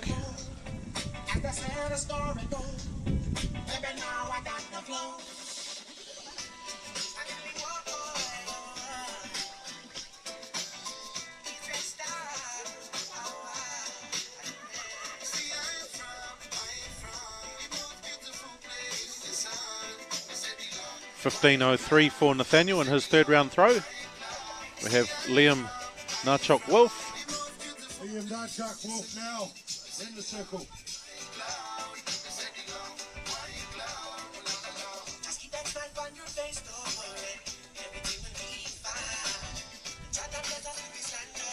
Yep, just gets the red flag there from the official Ross Hanning. It did look like it did land in the sector there. It was very close to the line, but it did look like it did land in. Come on, Nick needs to get this one in on the third round.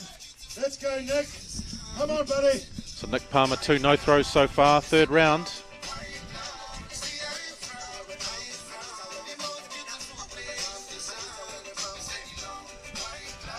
There you go. And he gets that one in. He's got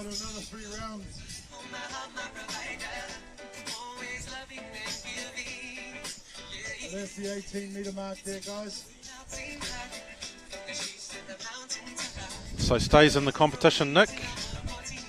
Just short of that 18-metre line, 17.92. So he'll take the lead in the competition.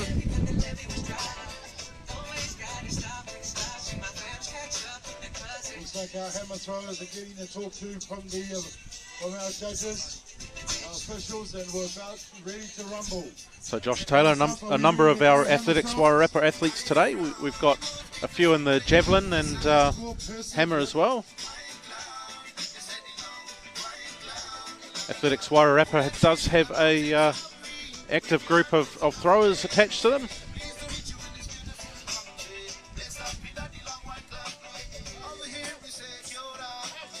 .548 for Josh.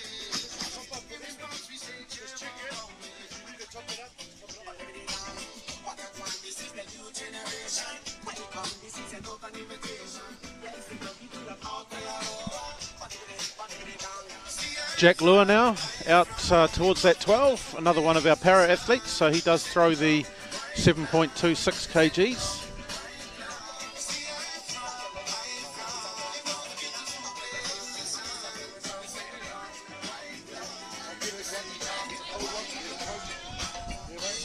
Gotta keep your stuff up, bro. And there's food there for you guys, right?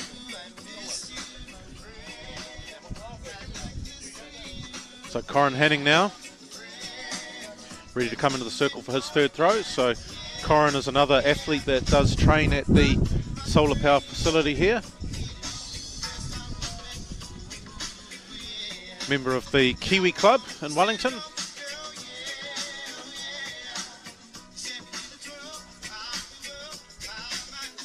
Out over the 12 metre there.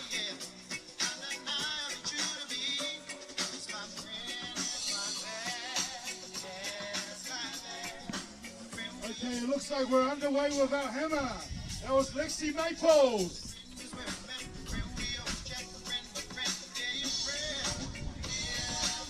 Coming into the shoulders, Richard Thompson of Mana.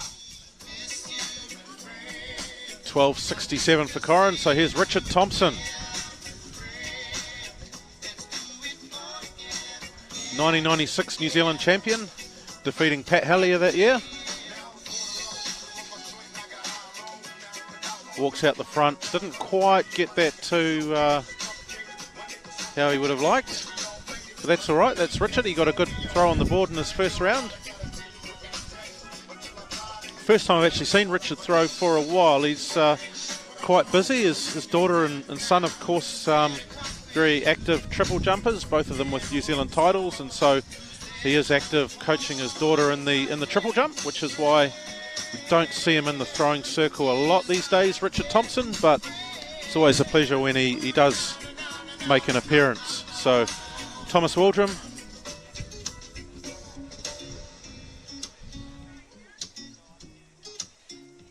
We got Diani in there in the hammer circle. Close to 12 for Thomas. He'll be happy with that.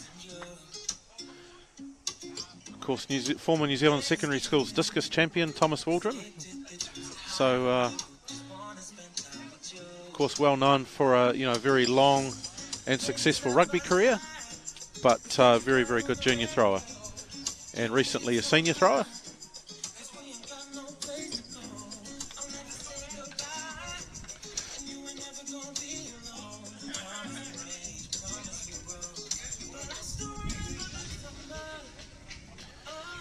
Nikora Wharehinga Syme there, out over that 10 metre mark with his third throw.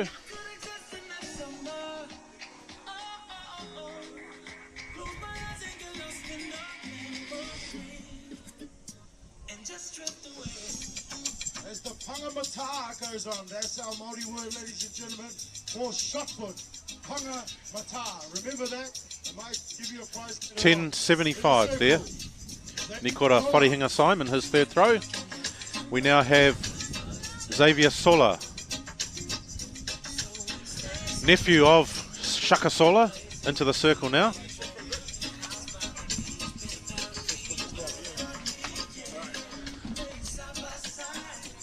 So just as his nephew throws here, I've been joined by the legend himself, Shaka Sola. Hey, kia ora whānau, kia ora koutou. Hope everybody's well. So, no, Shaka, you know, 12th event is it this year? And you know, what have you made of the day so far? Oh, ka pai, Josh, man, you guys you've been putting in some good mahi today, man. I really appreciate it. No, 12 years, it gets better every year, my friend. It gets just better every year. Like a young fella like this guy here now going into the circle, Lui Tōmanga Tapuai. You know, he's just learning the shot put, but you see him later on in the discus where he's a bit more comfortable. You know, it's just our youngsters. He's from the Titahi Bay Club. You know, we got the views there of Nathaniel Sola Power as well. You know, he's one of our guys here at Sola Power Throwing Academy, and I'll tell you what, he lights up the circle as we put it here. It lights up all the athletes. So it's great to have personalities like him. But you know, yeah, no, it's 12 years, mate. But as you can look around, the names and the caliber of people that are here just makes the event so much more special. Oh, I mean, I think we've been privileged every year, but you know, it's been great. You know, of course, Lisa Adams, Valerie Adams. You know, Valerie even doing the distance board there. You know, she's being subbed out now, but yeah, you know, it's great to see someone of that caliber, you know, show up here and hey, look, I love of the event. Yeah, I love Val. You know, there's a lot of aroha that goes out to that girl. She hasn't thrown here in a competition, but she certainly have been here in presence. And we've got a big, massive fan base here at Sola Power. But just jumping in, mucking in, you know, the mahi she puts in without, you know, somebody of her. But she's not too big just to do things like that. So it's awesome. Thank you, Val. Yeah, and so they're just at the end of round 3 now. So they're going to work out. I think it's the top 8, is it, Shaka? Yeah, it certainly is. We had Nick Palmer there. You know, you had to pull one out for that. You know, for that 3rd round, but he's certainly in there now. He was close up to that. He was around the 18-meter mark. He's a 19.5 meter, you know, just over 19-meter thrower. So there's big things to come there. And we're also looking at the youngster there, Liam Nachuk Wolf, who did an excellent throw over in the Cooks with PB of over 17 meters, and he's been already close to that. So there's the next 3 rounds is going to be pretty awesome, man. So, you know, I had a question for you, Shaka, about Liam, because he's a thrower that's come to this event every year for a number of years now, and you know, how crucial do you think that is in his development as a thrower? Well, I mean, you know, it just he tells me he's my son for the weekend. He's doing Mariah Styles at my house, and I'll tell you what, Liam is one of those, if you see him now, I mean, he's been coming as a junior and coming into these events. He's now, you know, into the senior level. And he tells me he just loves the atmosphere. He loves the DJ work. I mean, the music is what, you know, it's what makes him tick. So if it, hey, look, to me, if it makes him throw further, we'll assist in that way. But it really means a lot to me when guys are coming over year after year supporting the event. I mean, there's some that have missed out this year. You know, the thrower, I've got a Tarina Keenan, you know, one of the guys, the girls that been a 60-meter thrower, but first time she hasn't been here, so we miss you, Tarina, if you're watching. You know, we want to shout out to her. But yeah, no, it's just a good vibe for everybody, and that's what Liam has told me about his experience here. So, well, it's a great event. I think, you know, one of the things I like about it is, you know, it's and we've talked about this, you know, very inclusive event. So, you know, you'll have juniors come in. I'm looking forward to that. I'm looking forward to that. Yeah, but, so maybe one year, our first year, when we first started, we did the hangi, and then we've brought my culture into this, the Samoan umu, and you know, I think it's very much similar process, but we just do it above the ground. But we're looking forward to that. We're going to have a big whānau get together later on, and you know, have some kai. So that's what we're looking forward to. But at the same time, how special it is to have an umu right next to the shot put, you know? Yeah, it's unique, isn't it? But yeah. But I mean, what I've liked about this event is the inclusiveness of it. You've got your juniors, you've got your para athletes, you've got your senior athletes, you've got your masters athletes. Yep. You know, you've even let people like me competed in the past. Hey, you know, Josh, it's a unique event in that way, isn't it? Hey, look, Josh, mate, it's people like you, as you say, you know, makes this event is the uniqueness of it.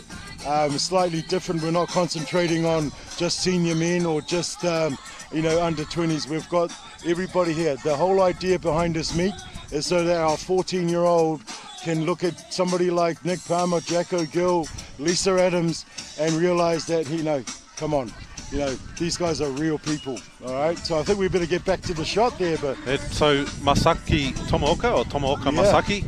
Yeah, so we've got Masaki there. He's a decathlete, so he's trying to better himself in the shot. But he also competed in the Javelin last night, so it's great to have guys like that, mixed events. Well, it's a crucial thing, and I mentioned on the commentary before that the decathlon world record holder Maya from France is a very, very good thrower. Yeah, and it's it's where he's picked up a lot of his points as part of that world record. And that's for sure. I mean, guys coming up now is Max Atwell, another decathlete, and we also got Jared Neighbours here. So, good points to be earned in throws, and and he's doing the rotational, slightly different from Masaki. So that, for those viewers out there, we got the rotational and the glide, and that one's the rotational technique. The world record is set by the rotational technique. So into the fourth round, of course, where only the top 8 will be throwing. So currently in 6th place, Jared Neighbours. So he's obviously leading the decathletes. So they've got their own little battle as well, so that's quite cool.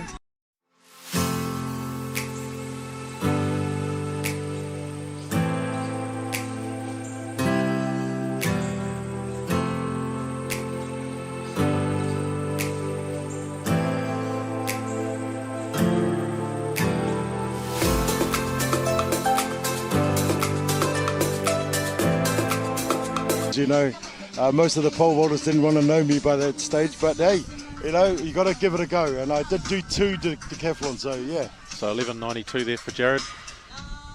But certainly one of the things that you have talked about with juniors is actually doing the just outside of sector there for Max Abbott. With the juniors is doing all the different events. Not just focusing on the one event as a junior. Really sort of. Yeah, I was saying that to one of the throwers. They came in, one of the juniors, and he said, "I'm a discus thrower," and I said, "Take a look at the sign. Unless you're a 19, 20 and you're ready to specialise, you are a thrower and you throw everything." And now we've got Nathaniel there, Sola Power. He started throwing everything. Now he's specialising in the shot put, but you will see him in the discus later on. So he's one of our students from here. He started here as a 14-year-old. 13, 14, and now look at his senior men's Samoan champion, the bronze medalist at the South Pacific Games. He's now a dad with 3 kids, so it's he's sort of digging in there, living life, and trying also at the same time make a career. Qualified youth worker, really awesome with kids. So really proud of him and where he's come. So I see the South Pacific Games are in Solomons this year. I think Honiara, is it? Yep. Is that a goal of Nathaniel's this year? Or it certainly is. It's on the cards. He's aiming for that. So yeah, look forward to that. It's and hopefully some of the others can get across. So here's Liam Nachuk Wolf, who we were talking about earlier on, coached by John Eden at the prep squad. So shout out to the prep squad and John, who's probably watching this.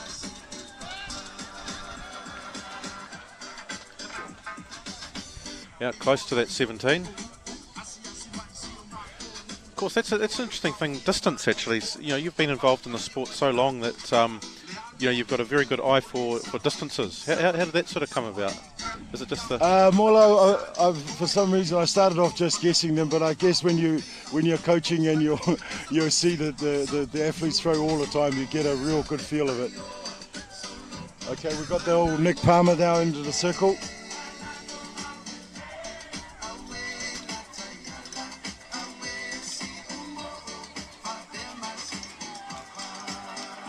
Oh, there we go. Just again under that 18-metre mark. So Nick, he was a late entry into the event.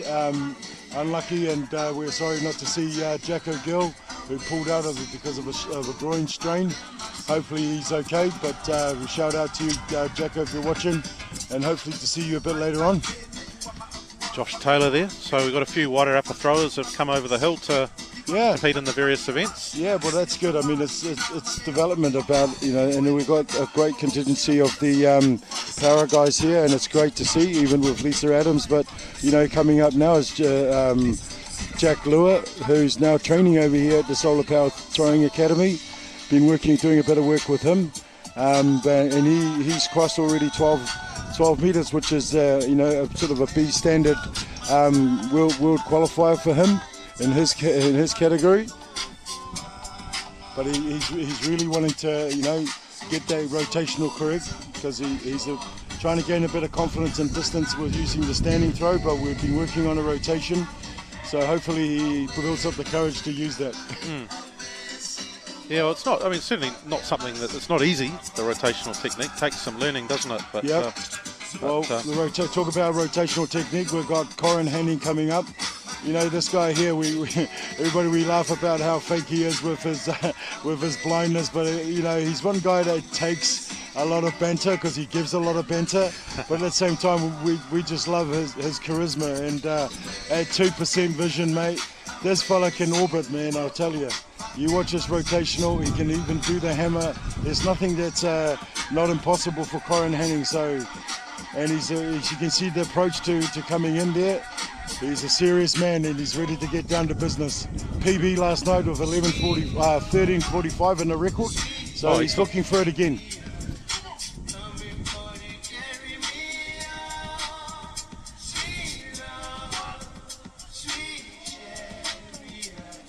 Oh, nice. Yeah, it's been impressive seeing Corin's development over the last few years. Just gone from strength to strength, hasn't he? Yeah, well, he's now working with Marshall Hall up in Auckland. He's still a member of Sola Power Throwing Academy, but coached by Marshall Hall. But he's made a lot of progress, and we're great to be part of that journey. So big ups to that. A great crowd here today. Big two Mickey of a crowd 31, today, man. I think, for Corin, yeah. So that was 13:31. So he's right up there for what he threw last night. See round 4 now complete.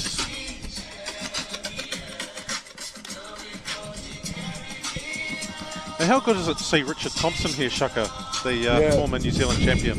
Well, we've got Thomas Waldrum in there. Before I comment on that, but Mega Mitre 10 is sponsoring this event, and he's a rep of Mega Mitre 10, so he's got to really perform here. But great to have a guy like him.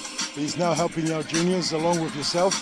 It's just great to see the dads helping their sons out. It sort of bonds in that way, but just putting the mahi into where it's needed, and picking up that, so that we can concentrate on the senior guys. But yeah, no, it's great to have him as part of the team as well. But Richard Thompson, he's a former triple jump champion as well as a former shot put champion. So, but look at him, this fellow is 60. I think he's 61, but man, you would not think so. Look at the build on this guy. And not only that, Richard Thompson is well known for his charisma and just, the famous word of rubbish. Yeah. It's not a competition without Richard that there'll be rubbish coming out at the same time. People know when he's throwing. Oh, look, I mean, I think he was, if I'm fair, he's one of the athletes that I wanted to see today. Well, I haven't seen a lot of him recently, just with his coaching of his daughter and so on, but he hasn't thrown recently, but... No, it's good to have Richard here, mate. He's doing some good jobs with his kids, Scott and Anna Thompson in the triple jumping. So he's putting his mahi in there, and but it's nice to see he got the throwing at heart. Well, exactly. And yourself, Shaka. So we saw you make an appearance in National Masters in December. Do you think we'll see you in the throwing circle again often? I can tell you now, I try and do as minimal as possible to try and make sure the young kids are shining. But you will see me, Josh. I've shredded some kilos, so I'm feeling I'm a bit more mobile, and I'm slowly conditioning myself. So yeah, you might see me next year or even this year towards the end of the year. But I'm sort of concentrating on the athletes at the moment, but at the same time, you know, we've got to look after number one, man. Oh, we do. I think, you know, it's an important topic. I had a good discussion with Norm about not exactly the same thing, but I think, you know, I mean, one of the reasons I still compete, you know, is even, you know, not necessarily being the best of throwers, but it's about being active, and it's about sort of showing other men of our age that it's good to get out there and it's good to be active. And yeah, come on, whānau, you know, I encourage you to get out there, do the mahi, you know. We always got to look at ourselves to try and better our health and better our mental thinking, you know, but there's one way to do that, is to get out there and do some exercise, walk a little bit each day, keep moving, keep active, and that's my encouraging you know, thing that I do. I'm glad now I've made that journey, you know, but no one does it but yourself, man. You've got to be willing to do it. So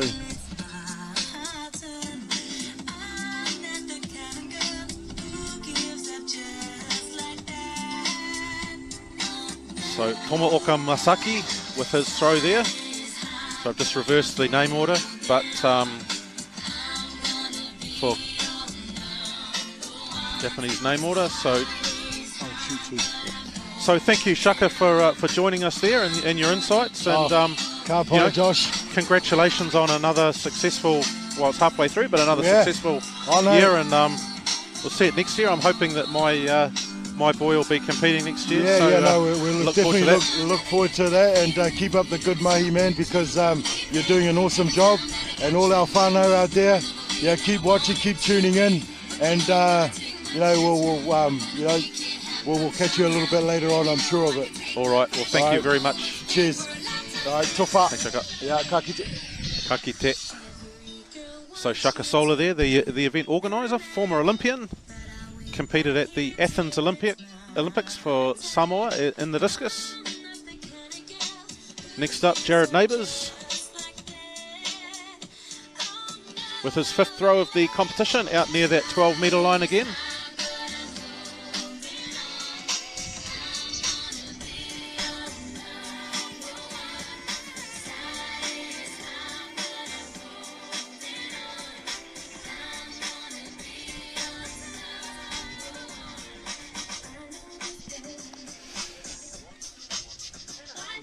So 11.75 for Jared. So Max Abbott now.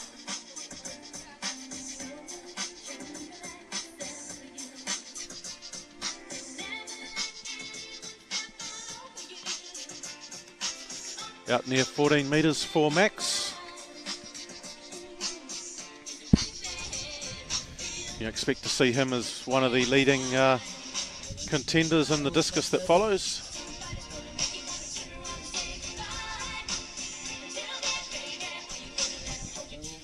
358, he's been out to 1384, and that's leading one, Max Abbott. 13.58 for Max Abbott, 5th round throw. Step it up now, Nathaniel Sulufo. So in 3rd place, Nathaniel, so far. Can he extend on his efforts in the first 4 rounds?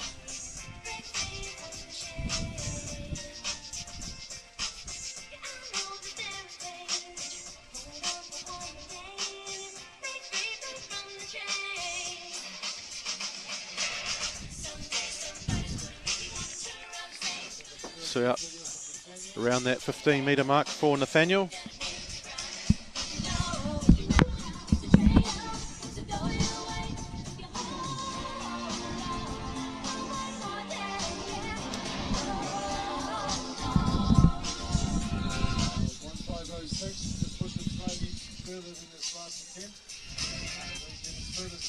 So 15 metres 06 for Nathaniel, so he sticks there in 3rd place. Liam Narchok-Wilf in his 2nd throw. Come on, Liam.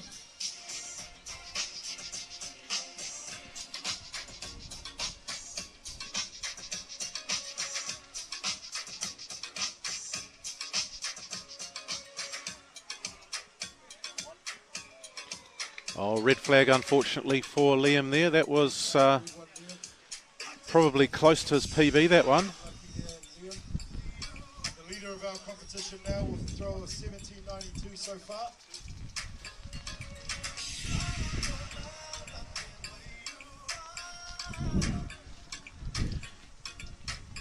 Just querying there, but looks like he may have stepped on the stop board there. Liam Narchok-Wolf. All right, come on. Here we go. Nick Palmer. So our competition leader, his 5th round throw here, Nick Palmer.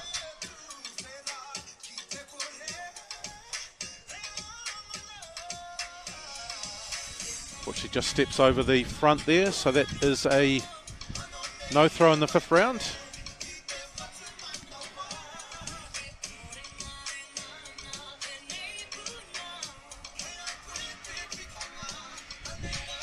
So Josh Taylor here, Athletics Wairarapa.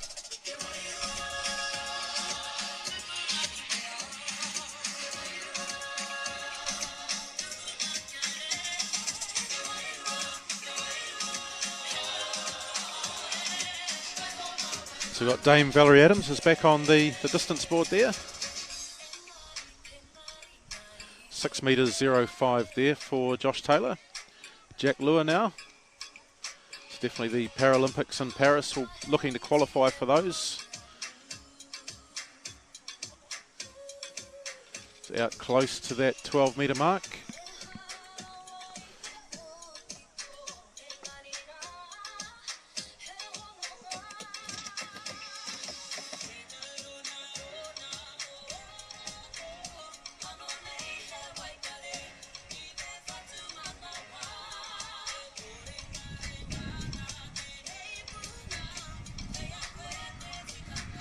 So 11.74 there, Jack Lua.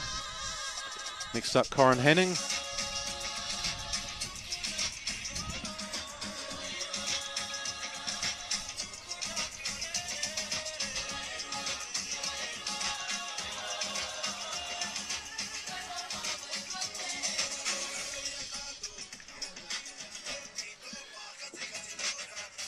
So no throw there for Corin.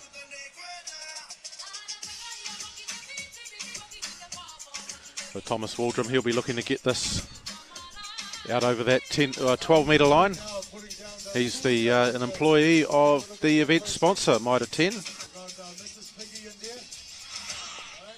worry about it. There are 3 little piggies that are still around, all right? But this one is the 4th one.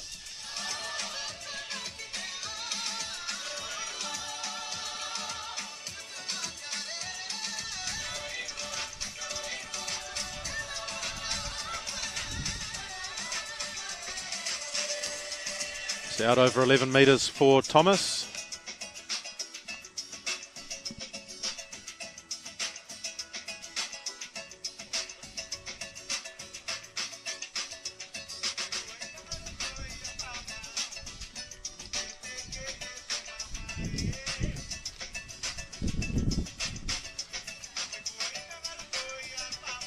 So 11.41, Thomas Waldrum. His 5th round throw. Here he is, Richard Thompson.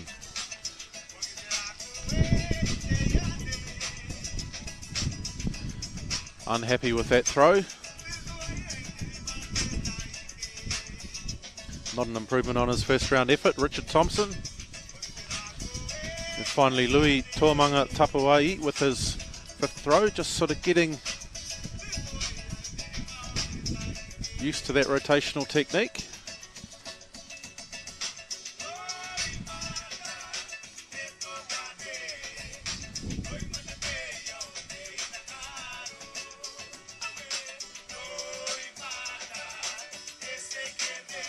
Does get that in, just over close to the 10 metre line.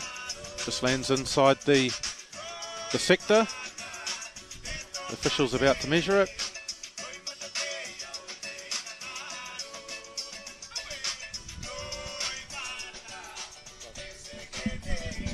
Close. PB though, I reckon. 11.84. Yeah. Oh, here it is. One more throw. One more throw.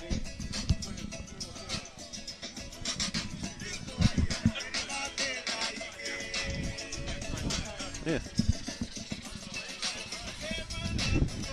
Mikora Wharehinga sign there with his 5th throw.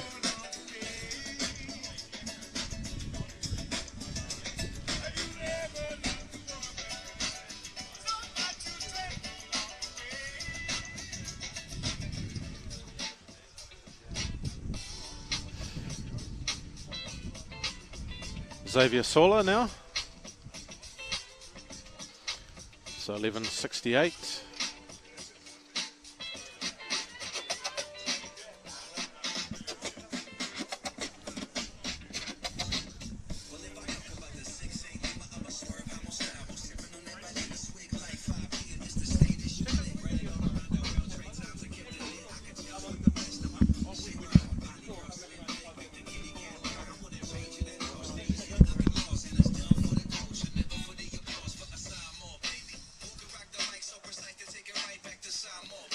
So Xavier Sola there, the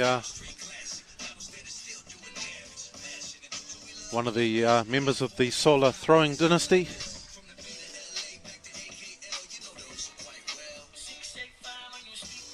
$11.45 for Xavier. Masaki Tomooka now, one of our 3 decathletes.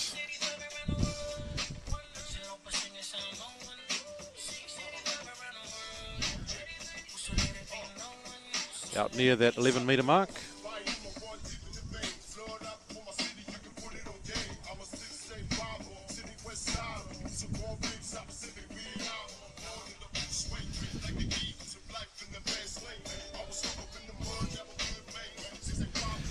Max Atwell now, his final round throw.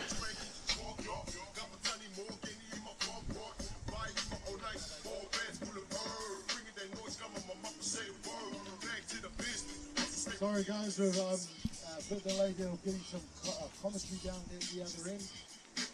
Coming in the circle, I think it's Mia Bartlett.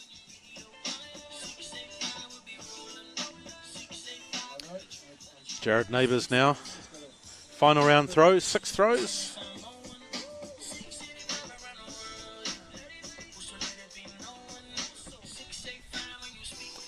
Out over 12 there for Jared. He gets the white flag from our official there, Ross Hanning.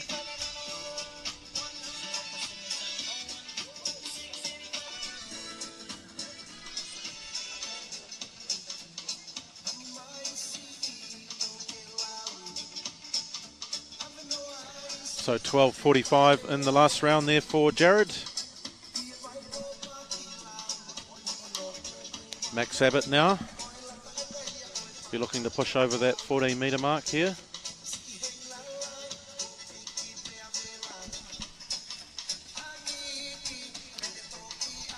So, not happy with that one.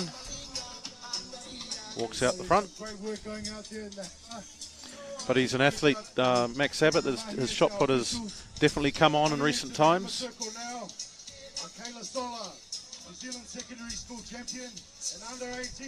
So Nathaniel Sulupo, his last throw, he asked for a little bit of support for the crowd.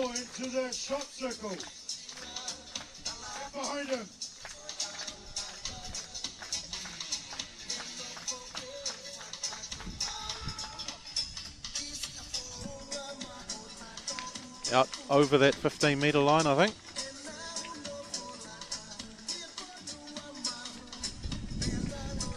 So you regularly see him down here at training at the Sola Power facilities. He'll be in the, you'll often see him with a bucket of shot puts.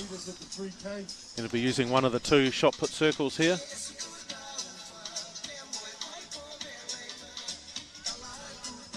So currently second in our competition, Liam Narchok-Wolf. He wants to get a bit of support from the crowd as well. Let's go, Liam.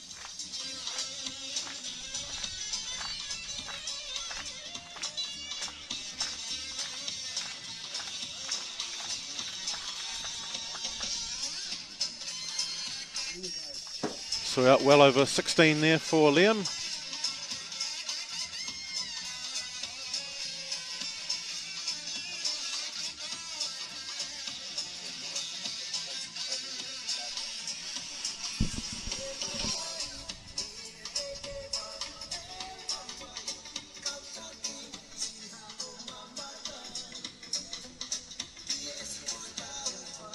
So in for his final throw, so he's sewn up the competition, Nick Palmer. This is victory lap throw.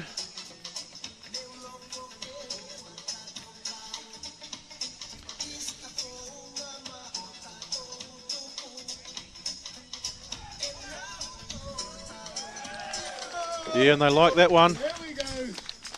All right. Out well over the 18-metre mark. So that's his best throw of the day, Nick Palmer.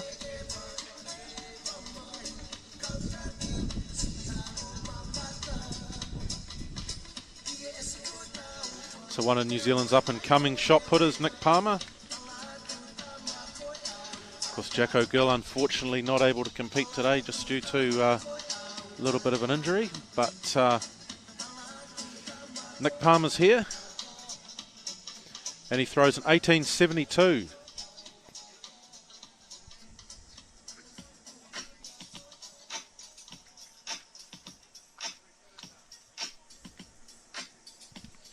So great to finish off with an awesome throw there, Nick Palmer. We're about to take the circle now. Jack Lure, who's crossed already 12:03. So that's a record for New Zealand record yet to be confirmed.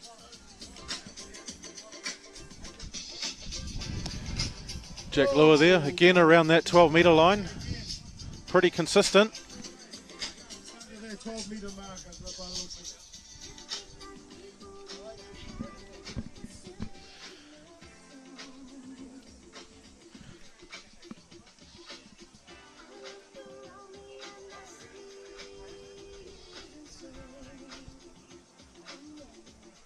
So 11.93 there, Jack Lure in his last throw. Coming in for his last throw, Corin Hanning.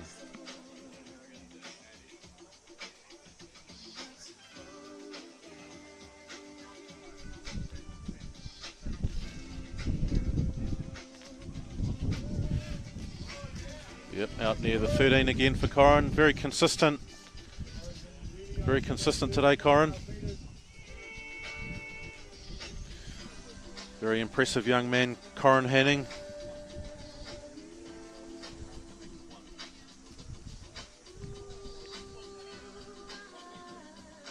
Sola Power Throwing Academy here in Lower Hutt.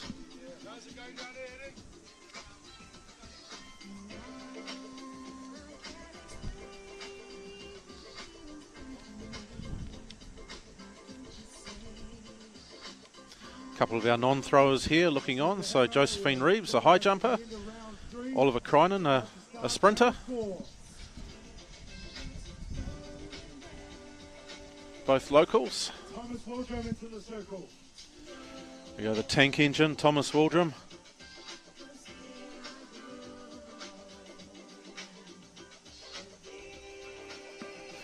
Just slipped there a little bit, Thomas, but still gets that out near the 12.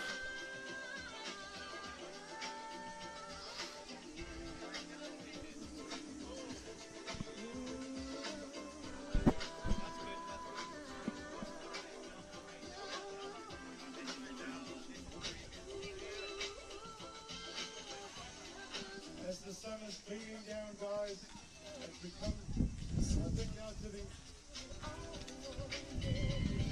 final round. His last throw now. Louis Tuamanga Tapuai from the Titahi Bay Club. His final throw. Nikora and Xavier, I think Nikora's throwing. Yeah.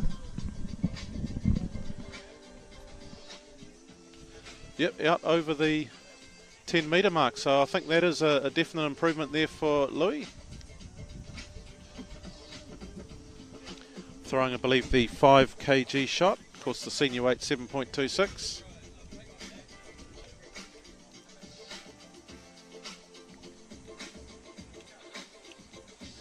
Another one of our, see what Louis got there. I think 10.72 in his final throw. So well done to Louis there. So Nikora Wharehinga Saim in his final throw.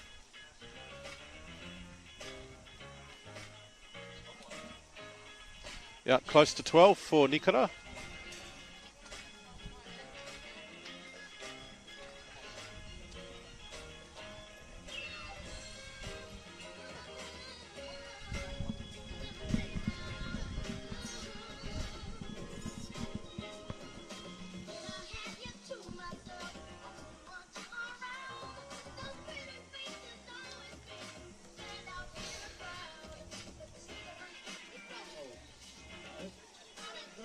So finishes with 11.80, Nikora Wharehinga Saim. So Xavier Sola now, I believe this is the last throw of the competition. Another one of our under 18 athletes. Yep, out around that 12-metre line.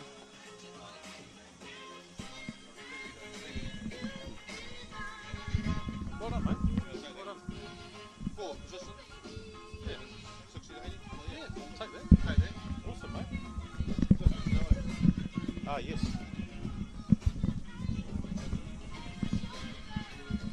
So that concludes our shot put competition there. So our winner, Nick Palmer from Hastings, with an excellent final round throw. Getting close to that 19 metres. So well done to Nick Palmer. 18.72 there in that last round.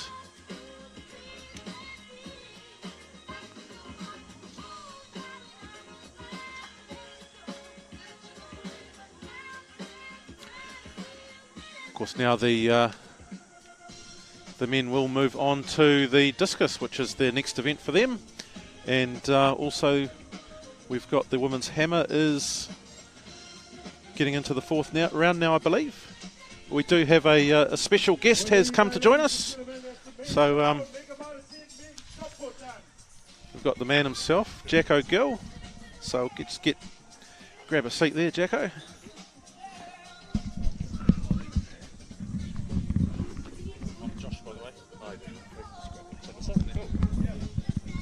So kia ora, Jacko, and welcome.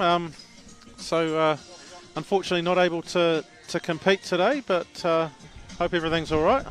Yeah, no, unfortunately still in the Duck Australia for competition, but yeah, look forward to being out there for nationals. Yeah. Excellent. So of course it was a massive year for you last year, and particularly the Commonwealth. You would have been happy with the result that you put out there. But what does 2023 hold for Jacko Gill?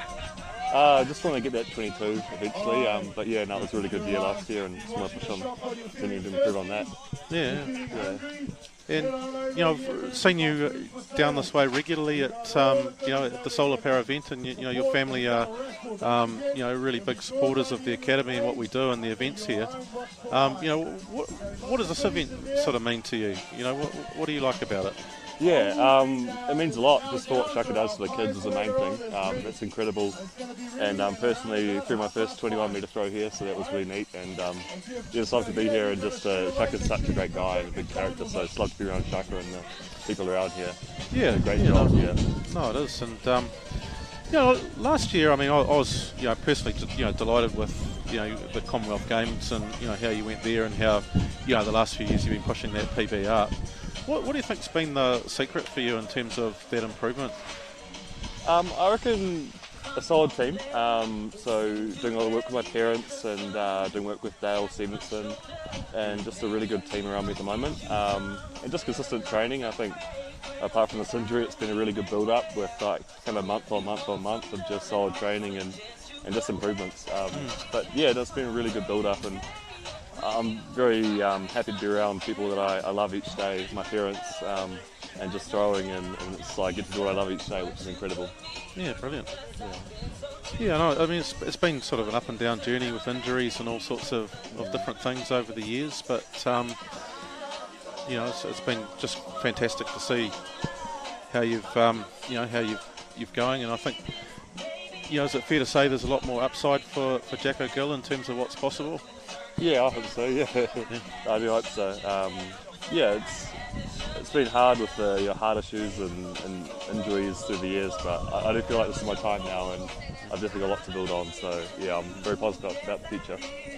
And you sort of talked about this event in particular, I suppose, and I really respect that where you've talked about I guess the influence on the kids and so on, and I know particularly the junior program there at Takapuna that your dad's involved with. There's some quite promising kids there as well. But if you look back to your junior days, what was athletics like for you? Yeah, pretty much the same as what it is now. To be honest, just time with family and time with dad and mum, and just going home from school and throwing 100 shot put throws and just being part of the club we belong to and just training. It was awesome. Trying to better yourself wasn't about what other people were throwing, it was about what I was doing and trying to get further each session. Bit of weightlifting in there as well, and just a lot of good memories. But yeah, it's really cool seeing athletics through the eyes of young people, because it brings back all the nice memories for me. And as part of your development, I mean, I found an old video of you online the other day from your National Secondary Schools Day, and I forget who may have put it up, but you know, of course your throwing was the main, but you know, I saw you running the 100 and you know, there's doing a bit of javelin and other stuff as well. You know, I guess as part of your development, was it doing all those different events? Was that fun, or was that like part of your development, or how did that sort of work? I played a lot of basketball and soccer, so I was always kind of running and jumping, and that was just kind of part of what I did. But I love the other events, but I kind of decided to take shot put more seriously, which means putting on a little bit of weight and size. So unfortunately, I couldn't really do them to a good standard anymore, but I really enjoy competing in all the events when I was younger. Yeah, because I mean, I saw the race. You're sort of around that 11, not far off, up over that 11-second mark over the 100, which was. Yeah, it was quite impressive. Yeah, thank you. Not anymore. But I mean, how important is though that for you guys, you know, that speed base, even if it's you know, how much do you do much running as part of your training, or is that still something you do? Yeah, I still play the old basketball game, so social basketball, but don't really do like running reps or anything. I just try and like incorporate in other stuff, which is good, but it's a huge part. Speed is a big part of our event. I think seeing throwers like Joe and Tom, even Ryan, when he's in the circle, he doesn't look fast, but he's also very fast out of the circle. So it's a big part of our sport, and the top guys are all very fast. And throwing in New Zealand seems to be in pretty good health. Yeah. You know, what would you put that down to? I think good coaches around multiple centres in New Zealand, like Christchurch. You had Dale down there, and Hayden's doing a great job now. Obviously Shaka and Wellington and Auckland, you got multiple good coaches there too. So I think there's just really nice kind of centres and setups around New Zealand. Yeah, I think too, shot put. You know, of course, your rivalry with Tom is often talked about, but you know, you've got some up and coming ones as well. We saw Nick Palmer throw out there, and you know, Ryan Ballantyne, and you know, Liam Narchuk Wolf seems to be coming up. So yeah, it's really healthy, isn't it? And yeah, it is, and they'll be up to that 20 mark pretty soon too. So yeah, we're really lucky to have that depth, and it pushes us all along. So absolutely, very lucky. Yeah, and certainly with nationals this year being in March, you know, and here in Wellington, I'm certainly looking forward to seeing that. You know, do you enjoy coming down to Wellington and throwing here? Yeah, definitely do. Yeah, great memories, like at Shaka's especially, just coming down here, and like I've been to the kids version of the Shaka Sola Power event, and it's always been great. So yeah, really nice times. And yeah, just love it here. It's always a great trip. Yeah. And you'll have seen how this facility sort of evolved over time. I know I've seen you do a bit of training here as well as throwing here. But yeah, what can you say about it? It's pretty amazing, really, how it's sort of evolved over the last few years. Yeah, it is amazing. Yeah, I think it was just one shot put circle when I first arrived, and then it's multiple now. It's awesome. Yeah, the indoor area, like, it's incredible, and it's really nice to see. I think we're pretty lucky up in Auckland having facilities, and always have, but really cool that Wellington gets their own little special place too. Yeah, absolutely. Yeah. I mean, it's part of your training. Do you do a lot of work indoors? Have you got the facilities up there to do that, or? Yeah, very similar to Shaka's here, where we just have a concrete circle you throw into like a cloth if it's raining, and more just for technique, and you kind of get away from focusing on distance, which is really helpful sometimes. And yeah, it's mainly when it's like raining in Auckland, which is a fair bit at the moment. So I've been in there a few times lately, but it's good. It serves its purpose in the winter too, just to get away from always pushing distance and focusing on technique. Yeah, no, that's fantastic, and you know, a lot of young kids here. I'm sure they'll want to probably have a photo taken with you and all the rest of it. But you know, if you had any advice for, because we've got a lot of young throwing kids, you know, at the event today, you know, just coming to see all the throwers. You know, what advice would you give to them? I reckon, to be honest, just stay in there and train hard. Like, be around people that you enjoy being around and just train hard. That's like the best thing I think for success. I could say, yeah. But yeah, keep training hard. Yeah. And Commonwealth Games 2190. You know, did you feel like you were going to put out that big throw before you did it? I thought so. Probably like 5 rounds had been. I hadn't done it. There's only one round to go, so I was starting to doubt myself a little bit. But it was probably that's probably what I thought I was capable of, like maximum, and that's what I got. So it was really nice to reach my potential in that one throw. Yeah, I was very happy. A little bit surprised, to be honest. Yeah, yeah. I think definitely build up a little bit further this off season. So I'm hoping to get that 22 plus this year. Oh, it'd be fantastic to see. I'm really looking forward to hopefully seeing that, Jacko. It's been an absolute pleasure. I know you've got you know, other duties around the place, but you know, it's always wonderful to see you here supporting the event, and you know, it was fantastic you're at the junior event last year, because you know, it's one of those things you don't have to do, but you know, it meant a lot to the kids that were involved. So you know, certainly like to thank you for that, and you know, hope to see you again in future years here. Yeah, definitely. And all the best of luck for you know, 2023. Awesome, really appreciate it. Eh? Pleasure, Jacko. Thank you so much. Thank you. So Jacko Gill, our Commonwealth Games silver medalist. So thank you for your time, and yeah, all the best. Thank you, great job too, really appreciate it. Thank you. So Jacko Gill there, trying to give us his time. So we're just reaching the end of the women's hammer there. So it was competed.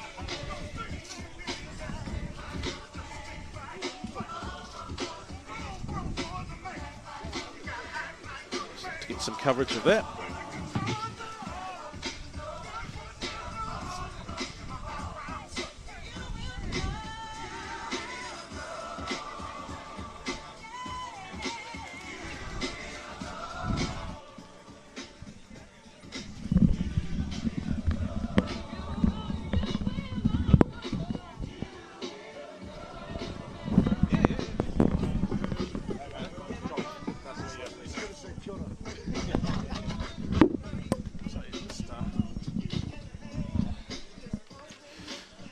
So just been joined by the winner of our shot put, Nick Palmer. Kia ora, Nick. How's it going? Very, very good. So 1872 today. Yes. Last round. What did you make of that? Yeah, it was good. Technically, there was a lot of good stuff there. I've had a pretty big week, so I'm not surprised I didn't quite get the distance that I wanted. But there are some very good signs for the rest of the season, so I'm pretty happy. It's good to hear. So, of course, Capital Classic last night as well, backing up after that. So, yep. Hasn't been a pretty good weekend for you in total, you'd say? Yeah, like I said, again, not quite the distances that I wanted, but for me, that's not really the only marker of success. Technically, it was very good. A lot of good signs that we've been working on, and that's really starting to come together a little bit. For us, it's a long season, especially for me, and it's a big year, so playing it a little slow and looking to the future of it, I think I'm in very good shape after this weekend, especially heading on for the rest of the comps. Yeah, no, it's I mean, certainly, you know, men's shot put in New Zealand's in pretty good heart at the moment, and everyone I talk to, you know, says it's just a matter of time before you break 20 metres. Do you think that's a fair comment? 20 is going to fall very soon. One of my big goals has been that I wanted to be the 4th New Zealander to throw 20, yep. Behind Val, Tom and Jacko. I think that's I think that's going to become a reality very, very soon. It's not a matter of if, just when. I'm in no rush. I know it's going to happen, so I'm going to wait for the right time to do it. And when everything comes together, it's going to go in a hurry. Awesome. And of course, originally from Hawke's Bay, as I understand it. So are you down in Christchurch these days training? Yeah, I've lived in Christchurch for a few years.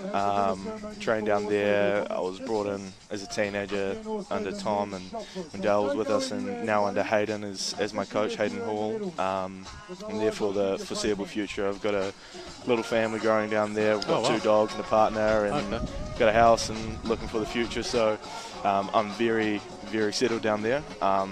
And it's not a bad place to be for throwing. Oh, absolutely. I mean, I think it's fantastic, that you've got, you've got your peers that are sort of, been there, done that, and you so much to learn from those guys, right? Yeah, there's no place better to be than where we are in New Zealand, especially in Christchurch. It's, in my opinion, one of the pinnacle throwing places in the world. There are other places with more 20-metre throwers for sure, but no one does it quite like us. I think we're pretty unique, and I think in the very near future, New Zealand, especially Christchurch, is going to become one of the premier places in the world. Yeah. Yeah, no, certainly seen, even at the junior level, there's some pretty good throwers coming through down there. Absolutely. Is this your first time at this particular event, Nick, or have you been here before? Yeah, I was here, I want to say about 6 or 7 years ago, when it was more in the early days, and it's great to be back. It's great to see how far it's come. It's great to see how much Shark has done with this. I think he's really put it on the map, and I'm definitely going to be coming back in the future. I'm going to aim to be here next year, and maybe we can get that 20 metres to fall here next year.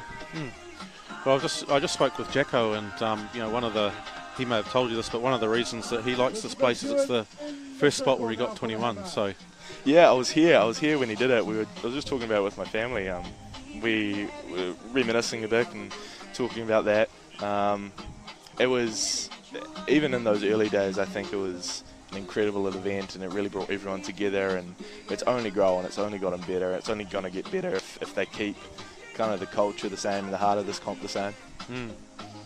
Yeah, no, I mean, I think we're very lucky here with the facilities that we've got. I think, obviously, I mean, they're not perhaps what you've got in Christchurch, but Shuck has built this essentially from scratch, and he's always got some plans there, some ideas, and I know with him that if he decides he's going to do something, it's going to get done. So it's not always about the flashiest gear, I can promise you that. There are some of the best places in the world have none of the flash gear, and some of the flashiest places in the world aren't nice places to train. I think the thing about this place that makes it what it is the people and the culture around it, and everyone's definitely family here, and they make you feel like it when you come in, and they treat you pretty good, and they want you to do well, so that's all you can ask.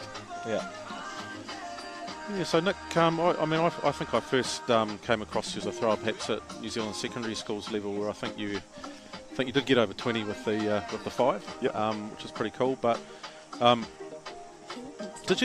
you done any of the other throws, or have you just focused mostly on shot put? I did all the throws when I was a kid.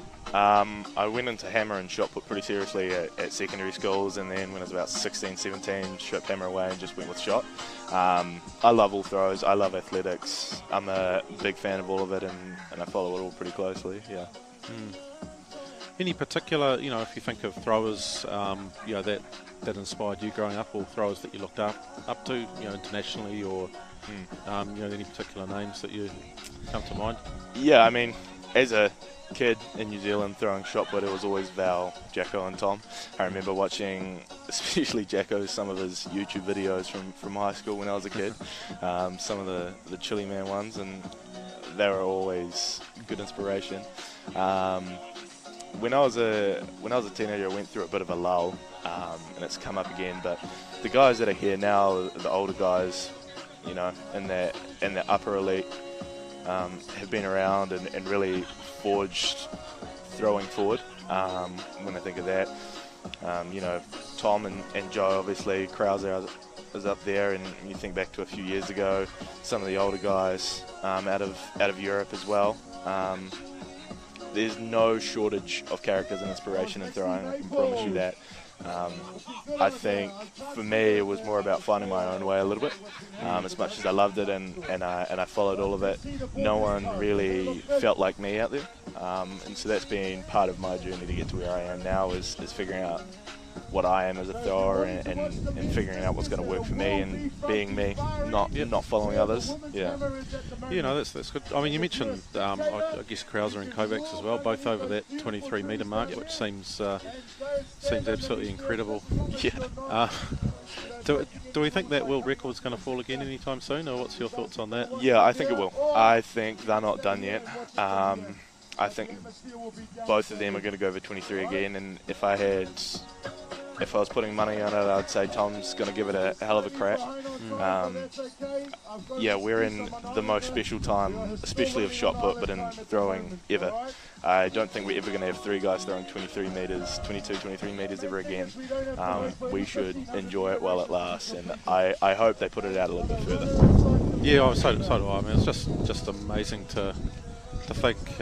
Obviously, I'm still, until I turn 50, I've still got to throw that 7, and it just feels heavy to me. And the idea that all of us, the idea that someone could throw it that far just seems incredible. But yeah, no, it is incredible. It's right up there with the pinnacle of anything any human has done, and I don't think it's really got enough recognition for how incredible it is.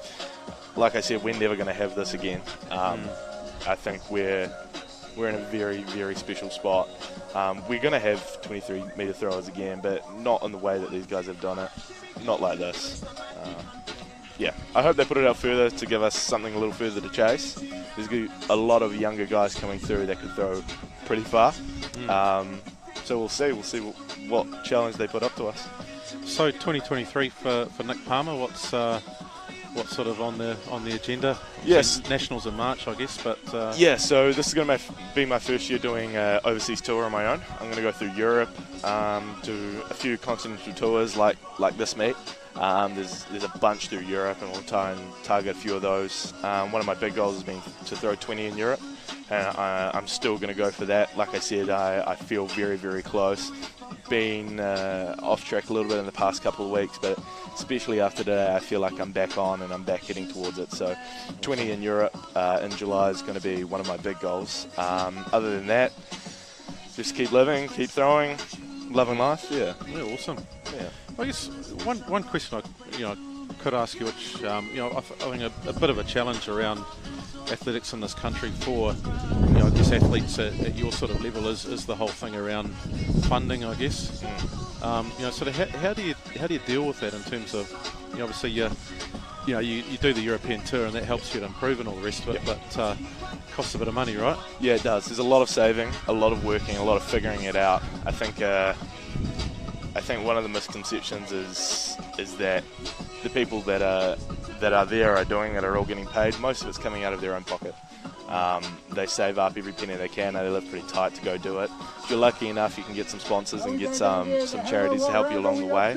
And there are a lot of people in New Zealand that will give funding and want to help further throwing New Zealand and further athletics in New Zealand, and it's about meeting the right people, I think. I would be lying if I said there wasn't a little bit of luck involved in meeting those people, but once you do, they're pretty helpful. And other than that, once you get to a certain level, Athletics New Zealand will help along that way. They are extremely helpful in that sense, and they do see potential in people, and they do want to help us get over there. So there's a lot of different streams that you can get help from. But like I said, for a lot of it, it's living tight, saving up pennies, and making it work. Yeah. So Michaela Sola there in the women's hammer. We're getting towards the end of the competition. So you mentioned, Nick, you enjoy the hammer as a throw. So yeah, I do. Absolutely. Yeah, no, some of these girls are throwing pretty well. There's some good up-and-comers, especially in hammer in men's and women. I think in a few years' time, as much as we're in a good spot with women's hammer now, in a few years' time we're going to be even better spot with men's and women's hammer. And obviously Lauren and Anthony are leading the charge with that. But I think all throws in New Zealand are up and coming, and if we can get some of the younger ones to stick to it and keep fighting with it, I think New Zealand's going to be one of the, like I said earlier, one of the pinnacle spots in the world. We've got all the talent. It's just about giving a few of the younger ones a bit of hope towards it. Yeah. Yeah, certainly. I mean, this is sort of going down to younger age levels, but you know, Colgate Games this year is one.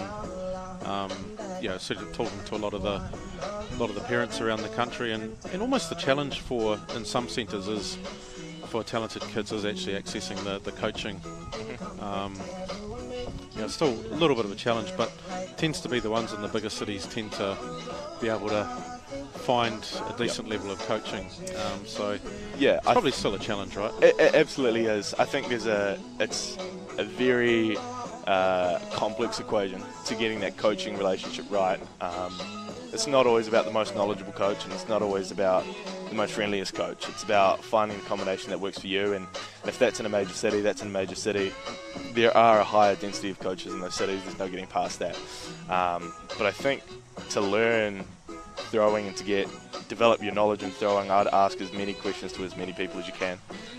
All the older throwers in New Zealand, older coaches, all want to help. There's no one in New Zealand that I know of that I've met that doesn't want to help, and if there are, they're not long for throwing. We all want people to throw far, so I'd ask as many questions as you can. Ask any of us. We always want to help and connect people to the right people. Yeah, no, that's awesome. I think that's something I've definitely noticed. You know, I mean, Jacko, who I spoke with before, he's always here when there are events on, and you know, really has a, you know, whilst he might not be the most sort of, you know, person who appears on all the media, all the rest of it, you can see that his heart's really in that spot where, you know, get the juniors involved and inspire others. So yeah, I think that's why New Zealand is so unique. A lot of the other countries are so competitive and secretive with how they throw and their knowledge, and they don't want to give it away. And I think that's what makes New Zealand unique, is that we do want to give it away. We willingly give it away. We want as many people to throw far as we can. There's none of us that are holding anything back. So yeah, ask as many questions as you can to as many people as you can. We all want to help. Yeah, and that's awesome. I'm sure you've benefited from that. I mean, it'd be easy for someone like Tom to say, well, look, you know, here's this young upstart who's I'm not going to give him an inch. Absolutely. He was extremely helpful to us when we got pulled into the mix when we were younger, and he was always there to give us tips and to help push us along a little bit in his way. So yeah, I think it's the older throwers and the elite throwers in New Zealand are the ones that are pushing it along, and they're the ones that have developed this culture, and it's up to all of us to keep it there and to keep developing the younger throwers. And I think as we move forward, it's only going to get better and better. And I think we're seeing that now in the secondary schools and that pre-elite level. There's so many throwers that are starting to touch good distances. I think because of them, we've got this culture that are allowing these people to throw far. When you look back 20 years ago, there wasn't this culture, there wasn't this many people doing athletics, there wasn't meets like Sola Power, and now there are, and I think that's the reason why we're in the position we are in and going to be in the next 5 or so years. Yeah, nice. That's awesome. Growing up in the Hawke's Bay, of course, that program, see, I always enjoy going to Hastings there in the sports ground. It's one of the you know, very, very good facility. Is it? It's one of the best. It really, really is. We're probably not the loudest kind of club, and we don't speak up the most, but I'll speak up for them. It's one of the best clubs in New Zealand. It's one of the best tracks in New Zealand. Everyone loves it every time they go there. If I was an up-and-coming athlete, I would aim to get there for some sun and some throws, and with the new sports facility that's coming up there, it's only going to get bigger. As the state of sport in New Zealand is everything's getting bigger and better. When I was younger, there wasn't many throwers. I don't know if there's still many throwers coming up. It's a big running club, but they're so helpful with everything, with people coming in, with up-and-coming athletes, whatever event they're doing, they want to help. And I think that's one of the cool things about Hawke's Bay is Hawke's Bay supports Hawke's Bay. Whether they're athletics fans or not, they want you to do well, and there's a very tight feeling in Hawke's Bay. It's extremely supportive. Yeah.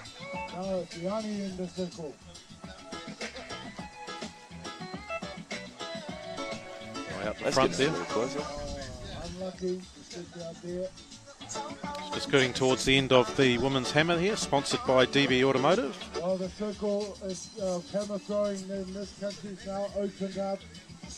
We've got Celia Ratcliffe, who's just hung up the shoes and hammer. Is this Lexi? Great loss, but at the same time, she served well in the women's hammer. Nicole Bradley's also retired.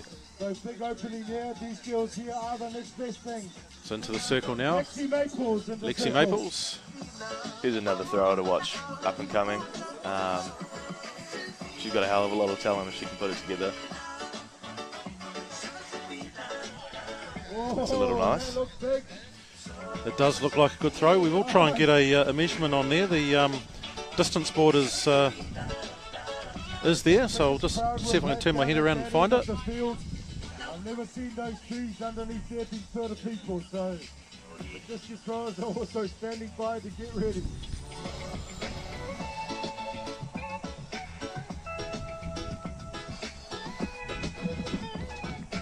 We wait for that throw there from Lexi Maples. Just trying to get a measurement here. Last night at the playing second.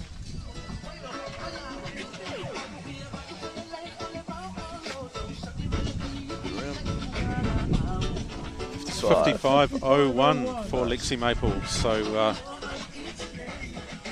it's consistent. It's consistent. That's always a good sign, I think, for throwers, is you can consistently touch distances. There's a big jump coming.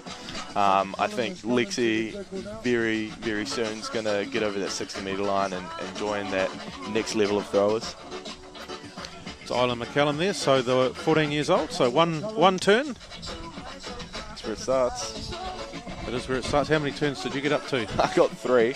Never got on to 4, but I wasn't much of a turner. I was more of just a rip it and send the ball. I didn't have much precision about me in the hammer. It's probably why I'm with shot put. It's a bit more of a meathead throw, I think, than the other ones. I mean, shot put, you've got to have that speed. How much shot put is about just being strong? I mean, oh, look, I do say it in tongue-in-cheek. There's a lot to it. I think more than the other throws, there's more room for just aggression and being strong. But I mean, you look at some guys in the world throwing some monster distances, and they're not that strong. His name Ware is Italian. He's definitely not the biggest.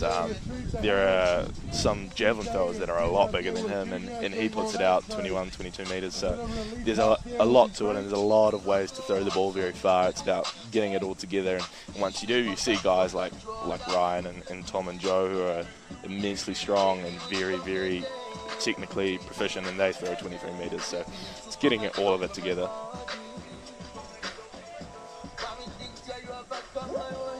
I think the old school way of throwing a shot put was to get as strong as you can and just smack the ball, but the guys that are up there now are proving it's a lot more delicate than that. Yeah. Oh, very, very, very much so. No, it's amazing to sort of think everything that goes into it. You know, all the characteristics you've got to have to be good at it, and you know, it's amazingly impressive that, I mean, even being able to get anywhere near 20 metres is amazingly impressive, but, you know, we know there's a lot of upside for you, Nick, so... absolutely, and, yeah. I look forward to following, you know, your career as... Yeah, keep an eye on the space. It's going to go a very long way very soon, and I'm excited to take that next step. It's not a matter of if, just when. And Michaela Sola here, so the New Zealand Secondary Schools Hammer Champion, just coming into the circle now. The boys behind her getting ready for their discus, which will get underway after this.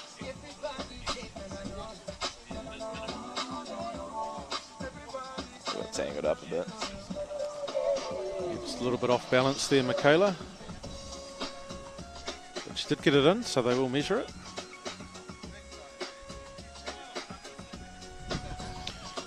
So you're off up to the Porritt next week? No, luckily I've got a week off. I was just saying earlier to a few people, this is the first time I've done 3 comps in a week like this, and I am due a break. So I'm going to take next weekend off and then get ready for ITM the following week in the second half of the season for me. Take a few days to rest up and hopefully put out some good numbers heading into those weeks. Just looking to get that distance there for Michaela, 41.75. So got Teresa Bartlett there from one of our Masters athletes from Wairarapa is on the distance board. So that's our women's hammer done. We'll get the results to you once they're available. I think there was a plan to do the hammer inserts come out, so there was a plan to do the presentation for both the women's discus and hammer as well. So we'll find out the results shortly.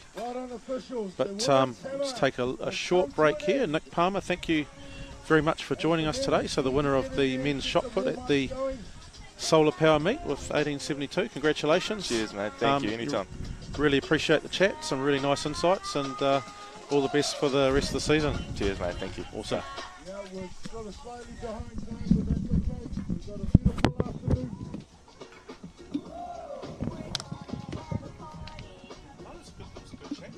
Cheers, mate. Thank you. Cheers, mate. Oh, it's all right. Love talking about it.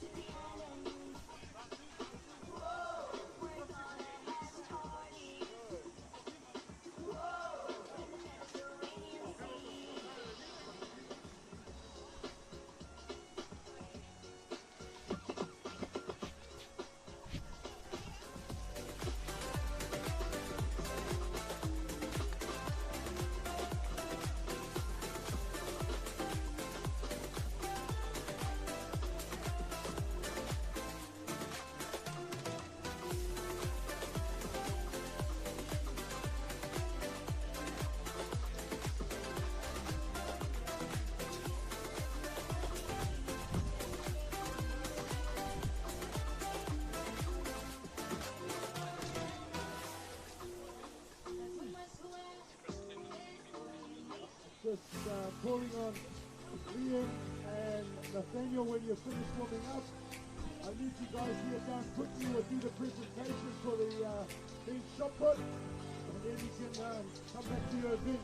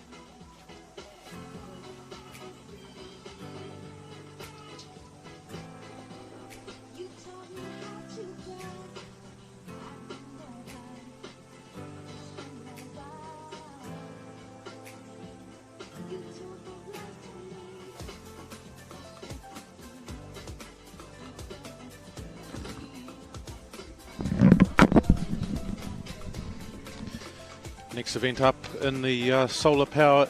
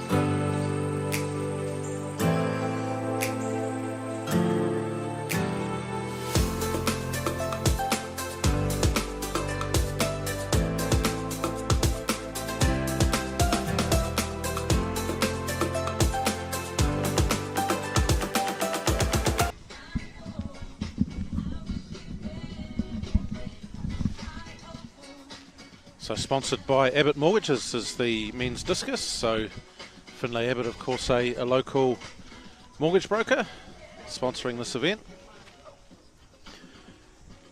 His two sons both competing in this event. This is Max Abbott. Just moving into those senior ranks now.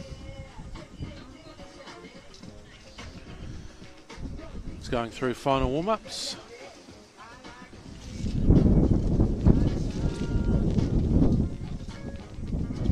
So Thomas Waldrum, so he'll be looking to get over 40 metres on the discus. That's the qualifier for nationals. He's been close to it recent times, around that 38 mark, but he'll be looking to go over that 40 if he can.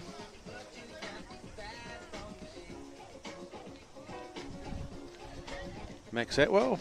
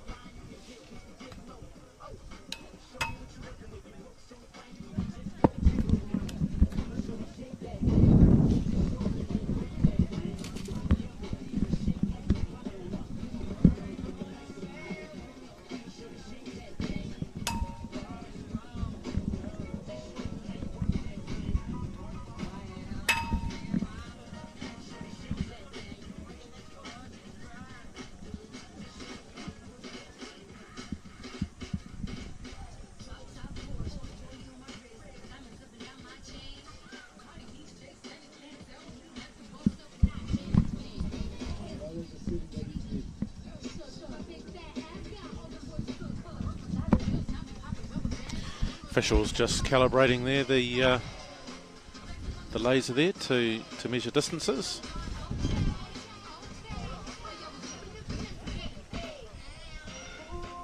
Now discus field will be introduced and we'll be into it.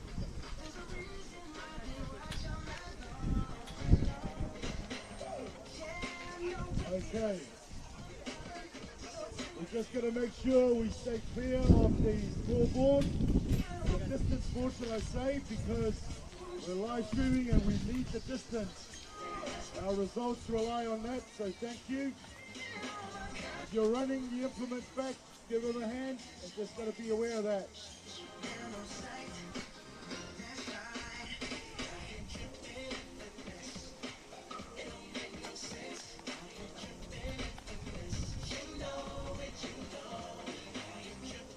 Discus throwers are just coming to the end of their warm-up. And then can I have Liam and can I have Nathaniel over here quickly?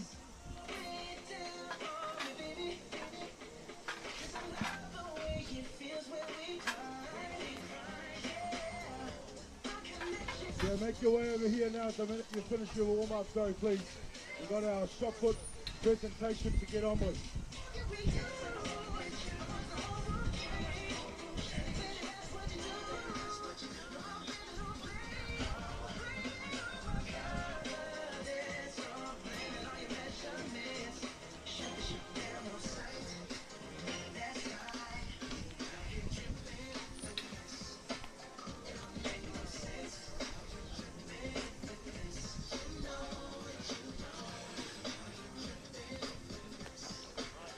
Jade's eye there, so we'll expect to see him getting over that 50-metre mark today, I'm sure.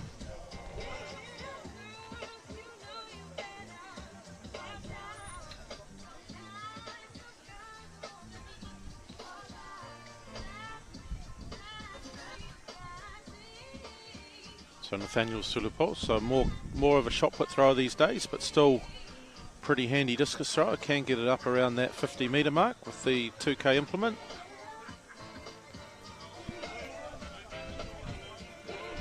Daniel, make your way over, buddy.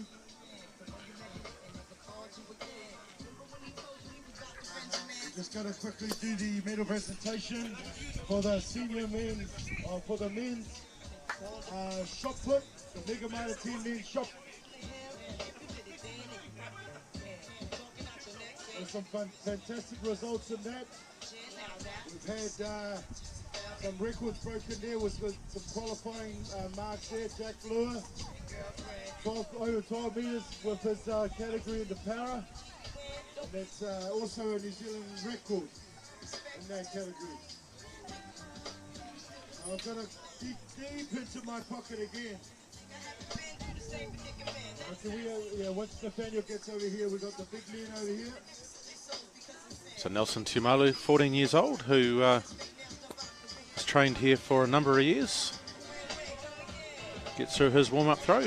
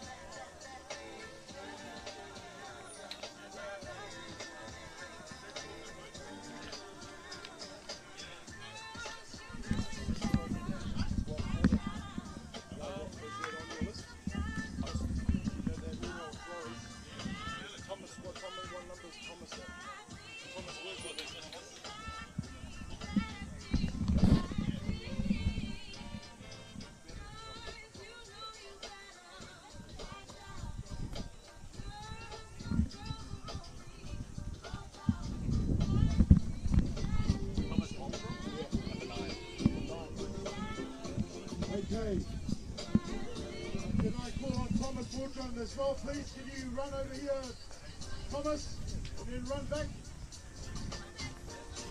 Thomas Porter, don't sprain your ankle, mate. Keep to the tyres, brother. Bloody Mega Mitre 10, bro.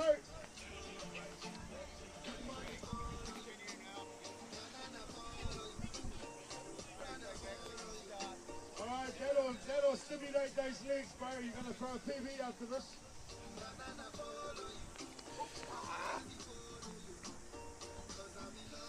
Alright, thank you, Thomas.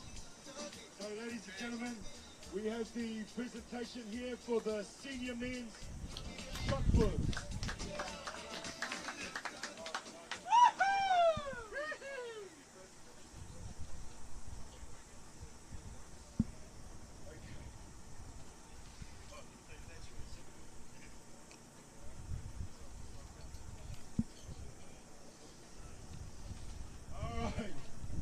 In third place, our international Samoan national champion in the shot put is Nathaniel Sulupo.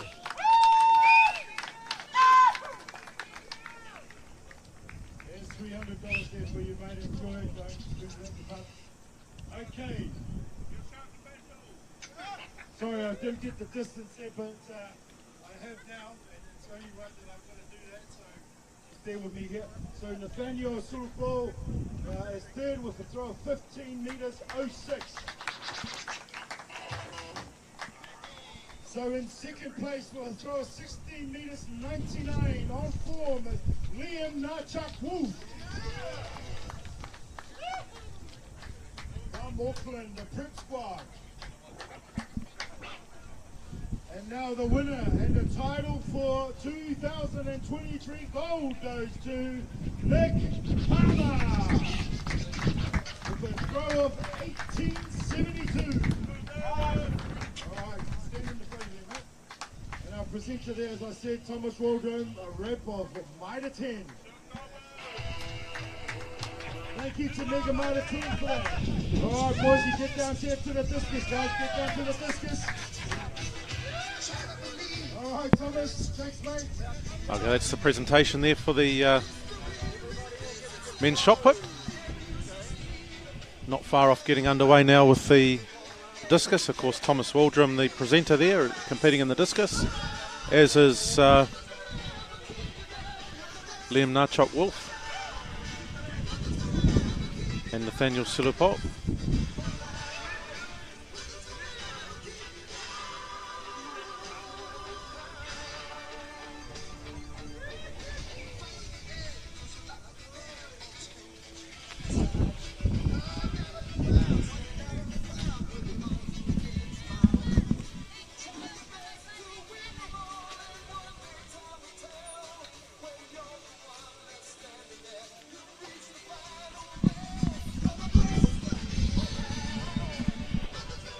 So Max Atwell, the decathlete, starts us off. Gets the white flag and they'll measure that one out.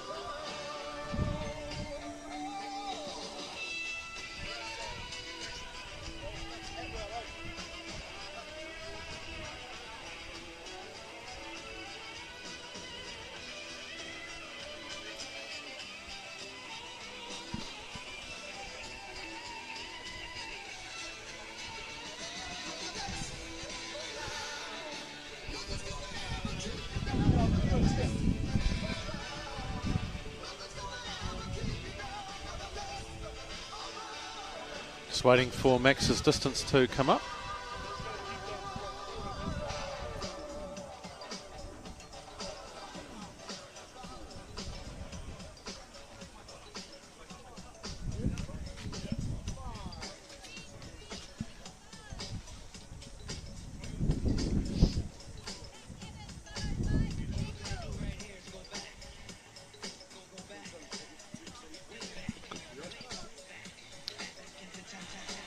So 33.65 Max Atwell, the second of our Maxes in this competition. Max Abbott. So he's a thrower that's competed in most throwing events, but probably discus is likely to be his event. So he's just pushed that too far to the left, so that will be a no throw.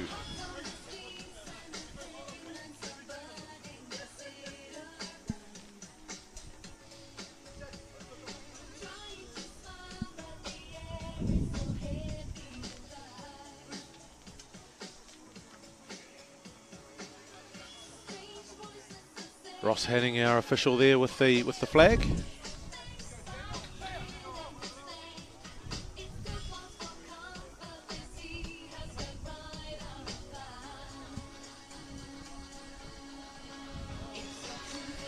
Next now into the circle, Nathaniel Sulupo. So he was the bronze medalist at the South Pacific Games in Samoa in 2019. Can get that discus around that 50-metre mark. The shot put has been more of a focus in recent years.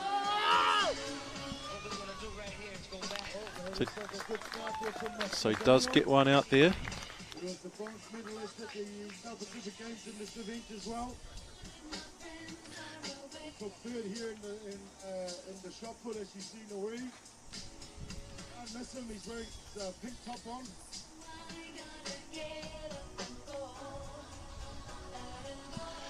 Just wait on the distance there for Nathaniel Sulupo.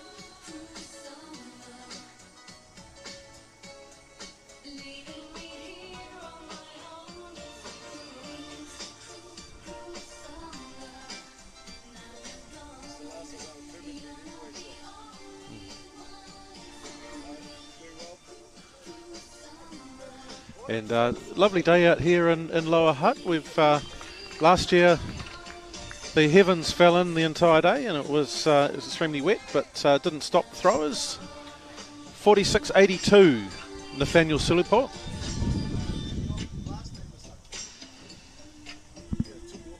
So Masaki Tomooka.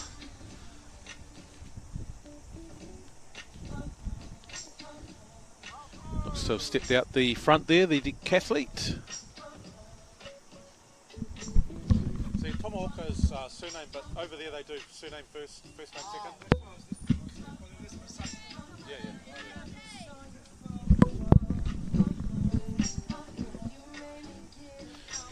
Jared Neighbours now. Can get it well over 40 metres.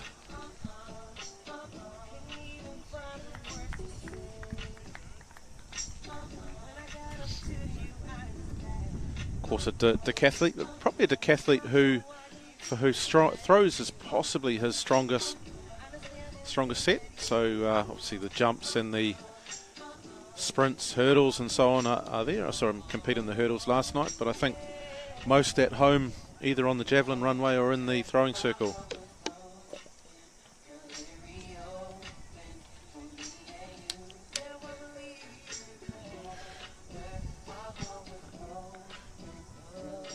We'll see what that comes out at as for Jared Neighbours. 43.52 for Jared.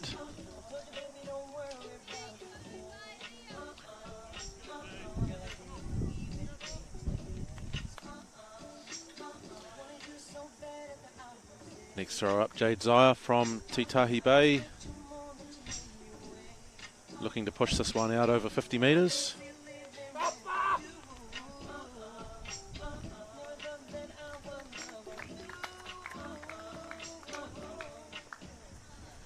It's the white flag.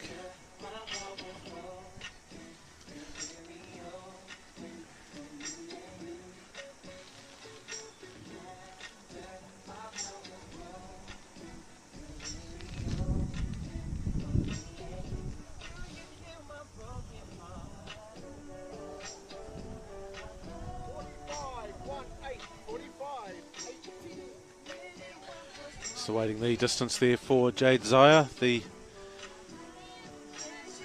moved up to Wellington from Dunedin in recent times. So 45.18 for Jade. Now Liam Nachok Wolf, we've already seen him in the shot put with a second.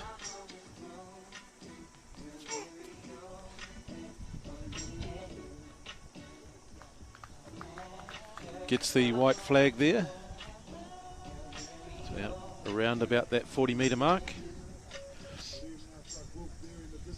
Probably, certainly in recent times for Liam, the shot put is his focus, but he is still doing the other throws. Quite an accomplished hammer thrower as well.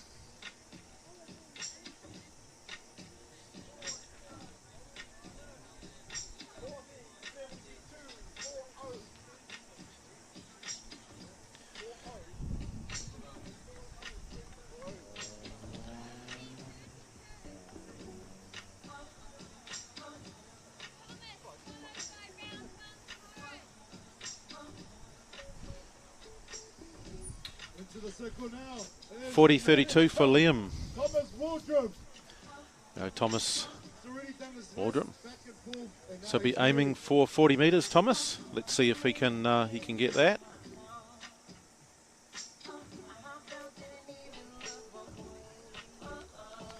Not quite this time, but he does get one in, gets on the board.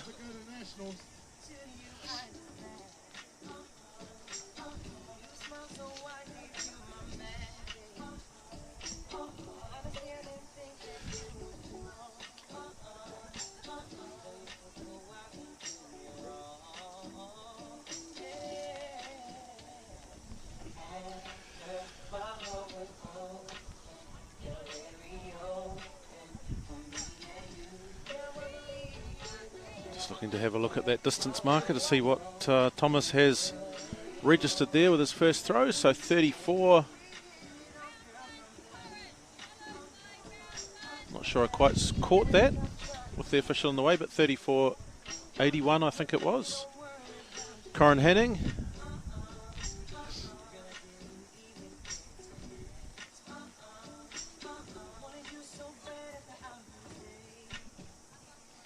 Just gets that wide of the sector line there, so no throw for Corin Henning in the first round.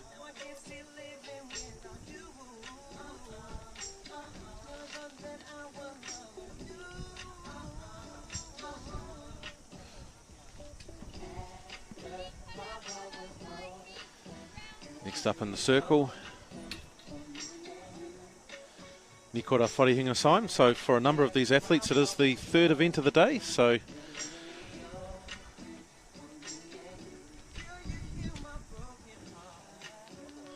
the under 18 athlete there with the 1.5 kg.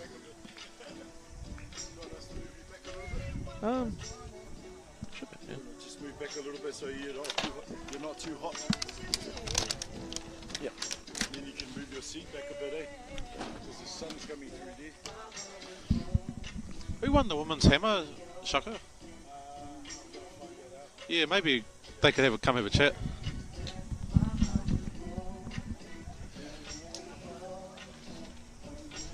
So just looking for the distance there for Nikora, his first round throw.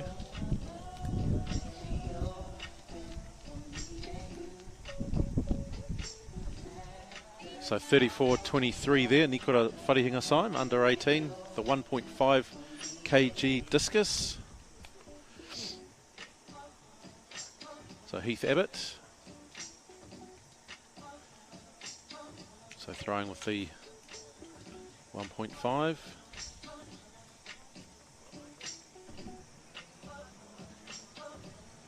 Out over the 30-metre line there.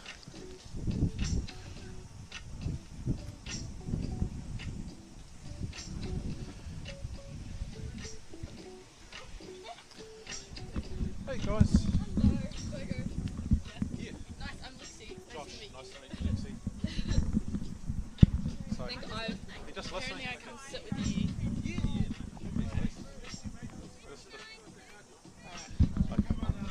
Okay, cool. I've had some awesome guests today, so I'll tell you that. Cool. We love that. So joining me here is Lexi Maples. So kia ora, Lexi. Of course, competed in our hammer here, and of course I watched you last night as well in the Capital Classic. So, Yeah. So we love a bit of hammer throw. We're definitely getting a bigger field out there now, which is pretty good. Lots of young faces joining the crew. So yeah, that makes it always a bit exciting to see that the hammer is kind of progressing in a good way. Xavier Sola there with his throw. Yeah. It's been, obviously you had a couple of retirements in the women's hammer ranks in recent weeks. But it's certainly an event that's a really good heart in this country. Oh, totally. And like, it is cool to, we've had all of them to inspire us getting to where we are now, like the likes of Julia and Nicole, like we all love them, so it's really sad to see them go, but you know, they've left a really great legacy for us, which has been awesome, so we can just try and hold on to that. And how's your weekend been, Lexi? You enjoyed it? Yeah, I love it, It's so, I love coming down to Wellington. I was expecting really bad weather, like you know, you just kind of expect it now with Wellington, but we actually got a really nice like heat, which was great. So I'm getting my tan back, so I'm not complaining. Awesome. Did you throw the hammer here last year, or was that? Yeah. So I was here for the Capital and the Sola Power. So like Sola Power is kind of where I actually began my hammer throw debut. So awesome. So I try to come here every single year, which is pretty cool. That is cool. Yeah, we've definitely put on better weather than last year. That's Yes, you have. And it's just like a good like vibe around here with the music and like, you know, everyone's real chillaxed and supportive. So we love it out here. Yeah, I think we're really fortunate here that we do have a lot of athletes like yourself who are, you know, keen to come out here year after year.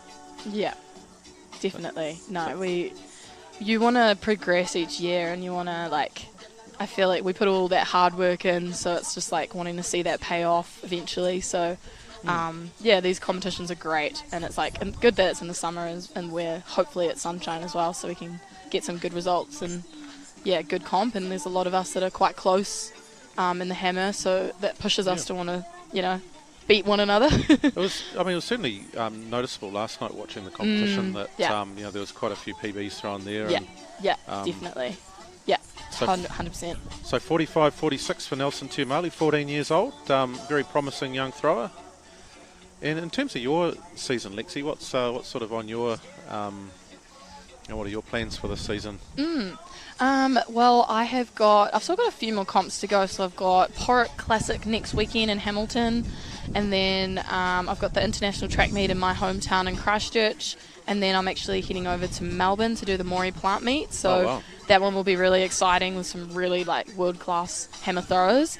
And then Nationals is the following week. So it's kind of back to back to back, which is, it's going to be full on, but more chances to hit my 60-metre throw, which I'm really trying to get at the moment. So Nick Palmer mentioned it. I was having a chat with Nick Palmer before, and he was talking about you, and you know, as you were throwing, and that was one of the things he mentioned, that was that 60 metres. And how chasing that 60. And how he seemed pretty convinced that you were going to get it. I think I can. I mean, I've been doing it very close in training, and then obviously getting that PB at Potts Classic kind of put that into perspective as well, that it was not that far away for me, and like I'm very consistent at the moment, and it kind of feels like there's something like really big ready to come out. So when that does come out, then I can just let loose. Max Abbott there, second round throw.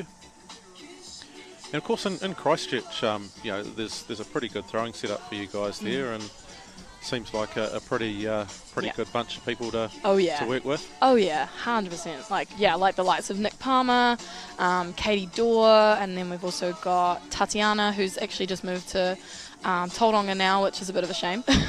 But we've got a lot, and Jared Neighbours, and then Max Atwell, who you're seeing currently in the discus. But we've got quite a few of us, and then that's just my squad alone. Then there's like Terry's squad, Terry Lomax, and then there's who else? There's actually quite a lot of Christchurch cool athletes that I get to train alongside and learn from. Nathaniel Silupol there, so in his second round. I mean, it's one of those things. Athletes can be a lonely sport at times, can't it? So I think having a really good group of people alongside you know, is really crucial. Yeah, definitely. And unfortunately, hammer's not too massive in Christchurch. I'm trying to get more people involved, but it's a bit lonely in the hammer throw. I feel like I'm one of the only hammer throwers that actually does it like officially. Like there's like young ones obviously, but in terms of training in my squad or just like in that 50-metre range, there isn't really a lot of other hammer throwers in Christchurch, so that has been a bit lonely when Lauren Bruce left last year, so that kind of left me 46-74 for Nathaniel there. So Jared Neighbours, you were talking about before. What can you tell us about him? Oh, he's my man. Not in that way, but he's a good friend. He's awesome. He's a really hardworking, naturally very talented. He's one of those people that just soars in everything he does. Like doesn't really, like he obviously trains really hard, but I reckon he didn't even need to train, and he'd still probably throw like 80 metres in the discus or something like that. So he's a great friend of mine, and definitely one of my hype men. Gets me going before a comp, gets me hype. Oh, good stuff. Yeah. I have talked to Jared in the past, and one of the things he mentioned is, I mean, whilst the multi-event thing is, you know, the decathlon's his thing that, you know, I think he probably has more of an affinity with the throwing side of it. Yeah. Oh yeah, definitely. I think he's a thrower. I think he just needs to come out of his shell and just say, I'm a thrower now. Not saying he's not a good decathlete, because this man is a good decathlete, but I know he's a thrower. Like, his arm for javelin and all of that, yeah, he's incredible. So he's got a lot of potential. So 43.15 for Jared, so Jade Zaya now. And, I mean, in terms of hammer, I mean, that's the event you're focusing on at the moment, but, you know, I suppose growing up and developing as an athlete, did you do a lot of other events? Or? Yeah, I was a heptathlete, so, yeah, from the age of 16 to basically 2020, I was a heptathlete, and now I'm a hammer thrower. I've only just started, actually, as a hammer thrower, like about 3 years ago, so I'm still pretty new to the sport. Oh, wow. But, yeah, I used to kind of specialise in sprinting and long jump, 400 metres, and then did the heptathlon, and then now I'm a hammer thrower, which, come to the good side. Yep. It's a fun event. I love it. Yeah, have you done hammer before? Yeah, well, at masters level. But, yeah. But I'm so 43.93 there. Now I'm looking forward to the day I turn 50 so that I can throw a 6. Yeah. 7.26. Same. I'm looking forward to when I have to throw a 2K for the masters hammer, but yeah, we'll get there. Still 23. Yep. Yeah, it's really not fair for us guys. We're still, you know, still not let off any of the. Nah, 7.26 is quite heavy. I'm not gonna lie. You guys make it look easy though. Yeah. I mean, as part of your training though, I know some of the crew that train here, you know, you'll sometimes see them training with the heavier implements. Is that part of your training as well, where you sort of maybe throw a 5 or a 6 or something like that? Yep, so a lot of the time we use the short wire 6 kg hammers, so partly because that just like the ball's just going to travel a lot faster, so you can't really manipulate it as much.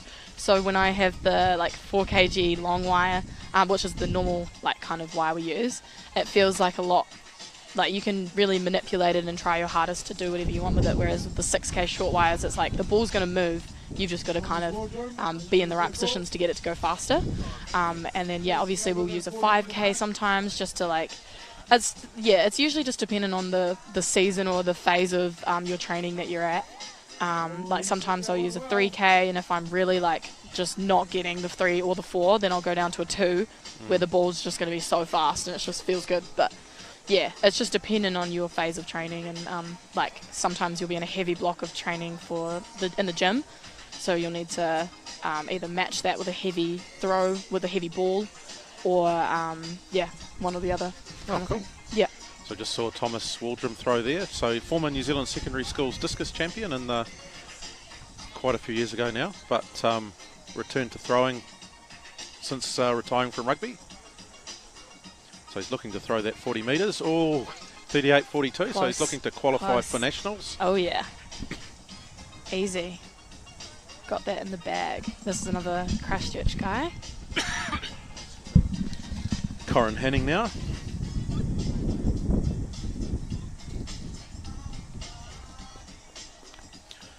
So if you look at, I guess, women's hammer, and in this country, you've got, I guess it's just Lauren now at the very top, but you've probably got about five or six years sort of, behind her that are up and coming. Yep. So.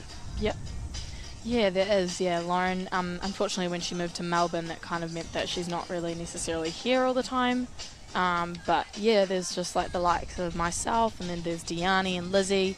So we're probably the next generation coming up in hammer throwers, and then there's quite a lot of young ones also, like not far behind either. But yeah, we're trying to grow the sport a little bit more. But yeah, we're going to miss the likes of the Ratcliffe and Bradley figures. Yeah. Yeah, I mean, that was just fantastic seeing 3 of them in the... Oh, yeah. In the Commonwealth Games, like, it was awesome. It was so cool. And, you sort of see it now at... I mean, if I look at national secondary schools last year, there are a lot of female hammer throwers, but probably not too many males. Yeah. And yeah, I imagine that's true. it was probably those 3 just inspiring a lot of our young women to take up hammer. Yeah. And we are, like, I don't know who's listening, but we are needing more hammer throw coaches out there. So if you know how to coach hammer, please come and help us, because I think that also will help getting more people into the sport. Just because it is like a very technical sport and very like, yeah, you need the resources, like you need the ring obviously, but you can do without that. But there's just not enough coaches out there to help us. So it would be great to have some more people to help us get the younger generations all to come join us as well. Yeah, it is. I think it is a real barrow, isn't it? Sola Power Academy, we're quite lucky that Phil Jensen's got involved. Oh yeah, yeah. And you know, he's really helped, you know, the likes of Lizzie Hewitt and so on, and you know, you can see the improvements that she's made. Definitely. But you're right that, I mean, I think access to coaching is an issue for. It is a real barrier. So. Yeah. Yeah, and hammer is like I guess considered a minority sport in some ways. So it's definitely one of those things that was the latest into the Olympics. So I think there's still a lot more to go in the world, even just with getting more hammer throwers under the the umbrella of hammer throw. But we do need a little bit more coaches, and I've actually had the pleasure of working with Phil as well through the past year, just giving me a little bit more technical help. Just because I haven't really, I've got Kim Mickle, which is my awesome coach, but yeah, she's still learning the hammer as well. So I think it would be good to have, it's been good having Phil just to join in every now and then, just to give me a little bit more and put me on the right track. Yeah, I've come to the conclusion there's probably not much he doesn't know about the hammer. So yeah, he's a wise man when it comes to the hammer throw, that's for sure. So Xavier Sola, one of 4 Solas competing in this event. So nephew of our competition organiser Shaka.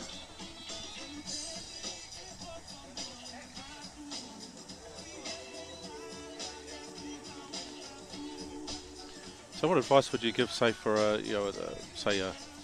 someone at high school just about thinking about picking up a hammer? What would your advice be there, other than get stuck into it? But what else would you sort of say? I just say, don't be afraid. Like, don't be afraid to fail. Like, that's part of the process. Like, you're gonna have really bad throws, and I mean, probably about 85% of my throws are like, I wouldn't even say they were bad. They're part of the learning, but you're not gonna get it right all the time. So like, even if you do just pick up a hammer and get going with it, don't be like alarmed, or don't be disheartened that it's not going well, because it's going to take years and years of practice and grit and determination to even get that ball going. I'm only on year 3 and I'm already like frustrated. So, so like I definitely think, just don't be afraid to give something a try, and don't be afraid to fail. Like it's part of the process. It's part of learning, and there's always really, really great things to learn from losses and not quite getting it right in the ring. So just go for it and don't be afraid. Yeah. Oh, very much so. Yeah. It's it's wonderful. I mean, I love the hammer. I absolutely love it. So, it's a love-hate. You have a love-hate with it. That's for sure. There's days where you're absolutely fizzing about throwing the hammer, and then there's days where you're like, oh this again. But you love it. Yeah. So just trying to get sight of that 29.15 on that throw. So next up, Nelson Tumalu. So Nelson, very talented young athlete, 14 years of age. So he's won discus at Colgate's all the way through, except for this year where he missed the discus as an age 14 just due to illness, unfortunately. Otherwise he would have, I assume he probably would have swept all the way through. Yeah. Which is pretty impressive. Yeah, 100%. Some good young ones out there, eh? And so he's an example of someone who's trained here for a number of years. Yeah. So there's a lot of a lot of good young juniors train here, which is good. Yeah, absolutely. I love seeing it. We need more of the youth. There's Max, one of my training partners. So Max, of course, a decathlete. So question for you, Lexi, how much of his time would he spend on throwing, do you think? Decathletes tend to spend less time on throwing. Fortunately for me, that was my favourite in the event, so I used to be like wanting to do more of that. But because there's only 2 throwing events that you're doing within that, or well, I think it's 3 for men, obviously because of the decathlon, but you've got so many other events that you're trying to do. So I wouldn't know how much time exactly, but it wouldn't be as much as sprinting, and like obviously they've got to do a 1500, and then you've got the pole vault and then the hurdles. So yeah, I'd probably say about 20% of your training would go to throwing, and then the rest is like trying to get speed, endurance, and yeah, hurdles, which they're hard enough as they are, but yeah, trying to get that, and pole vault is not easy as well, and long jump and high jump. So yeah. So Max Abbott, is he part of your training group down there in Christchurch? No, I have trained with Max a few times in the past. Not so much last year, but the past couple years before that, I trained with him every now and then, but haven't really seen him too much. I think he works during the day and then trains a bit later in the evenings, which I'm more of a morning trainer, so I do know he's there, but I just haven't really been able to see him as much. Yeah, Max is out of the Karori Club here in Wellington, but is a student at Canterbury University, so does a lot of his training down there. Yeah, he does, yeah. No, he's another talented one, up and coming. It's our competition leader here, Nathaniel Sulupo.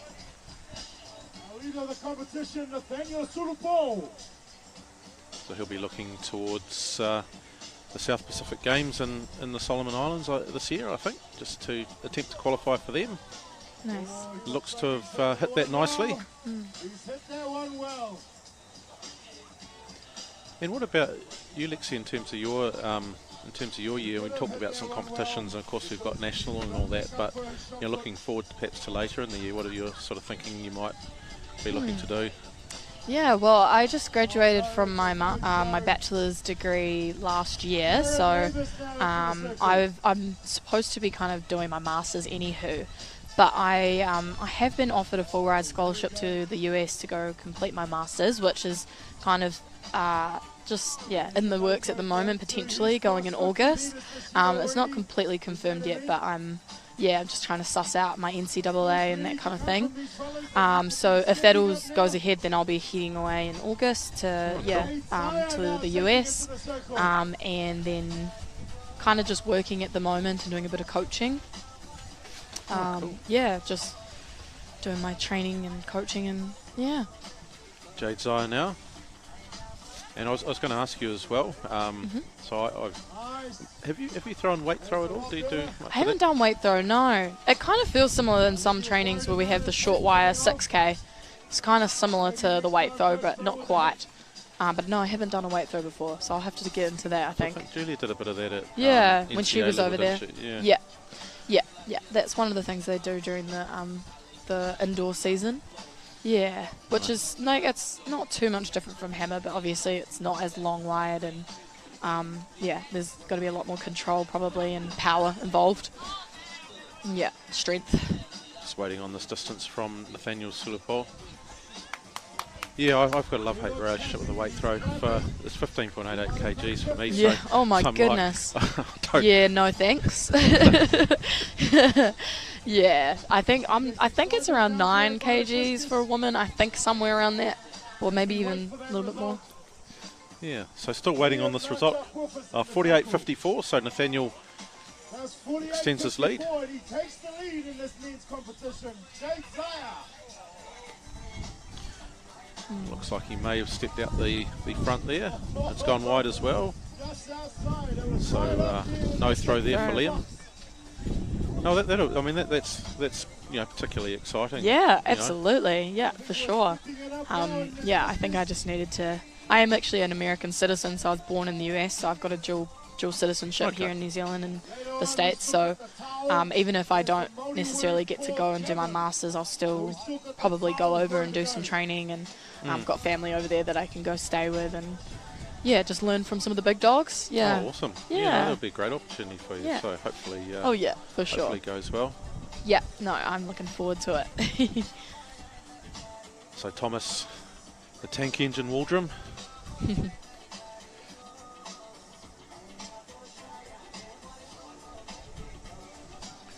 So won this discus at the National Masters competition in December in Wellington in the 35 to 39 grade.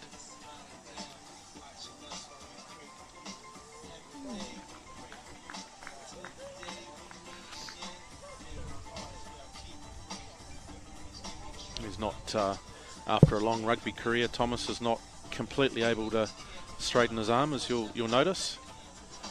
That's about as far as he can straighten it, but still gets it out there a long way. Yeah, that's impressive. Yeah. Let's have a look at where that one is.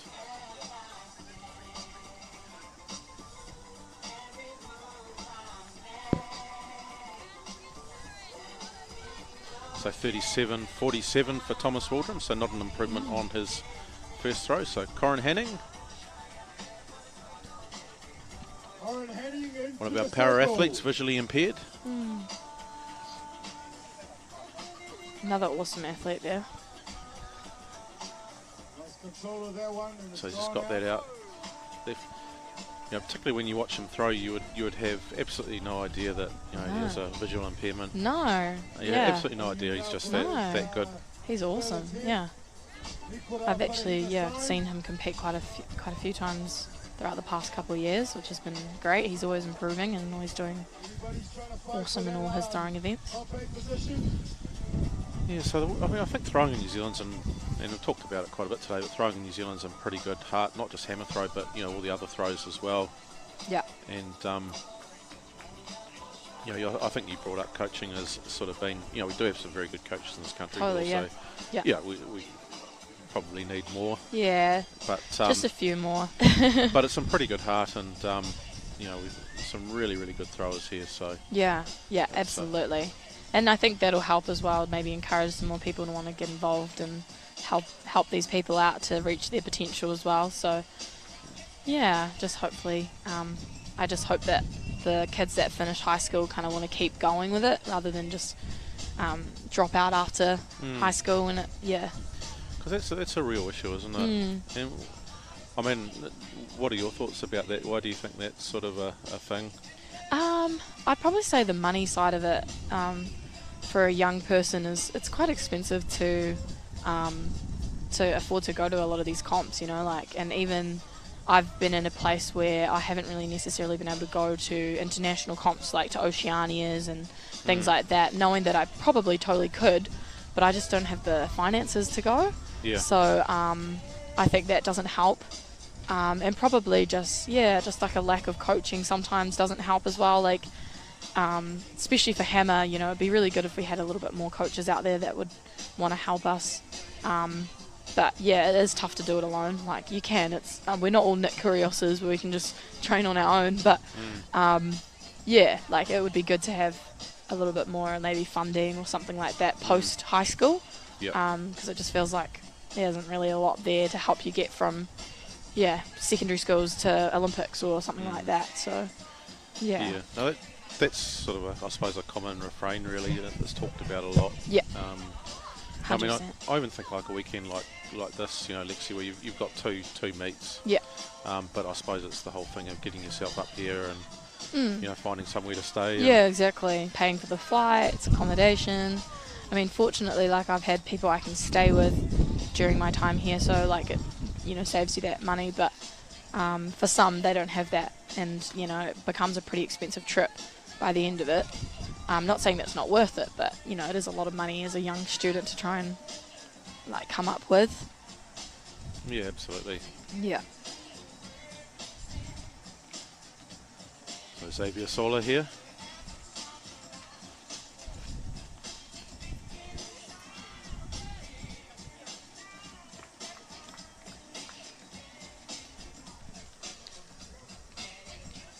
It's the white flag there.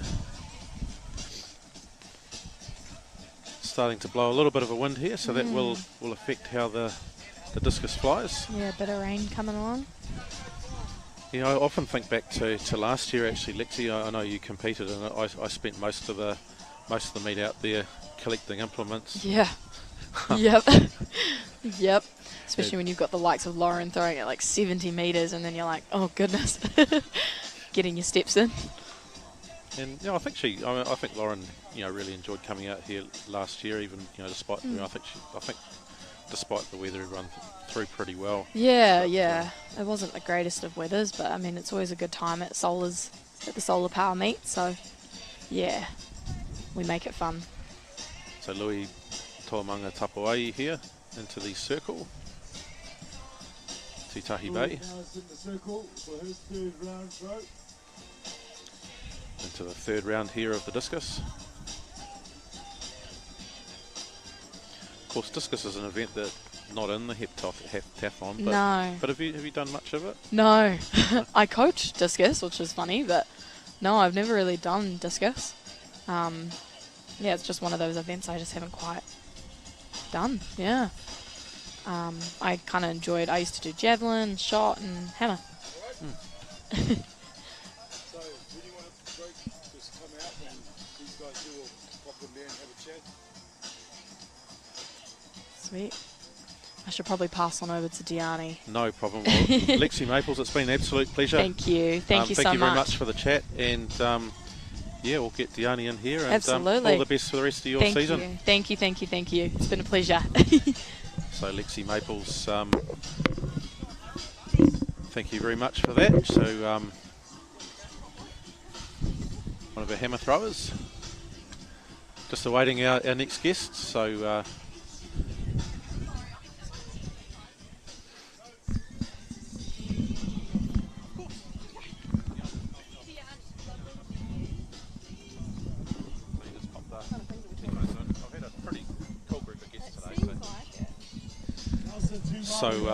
joined here now by Diani Shepherd-Oates. So Kia ora. Kia ora, Diani.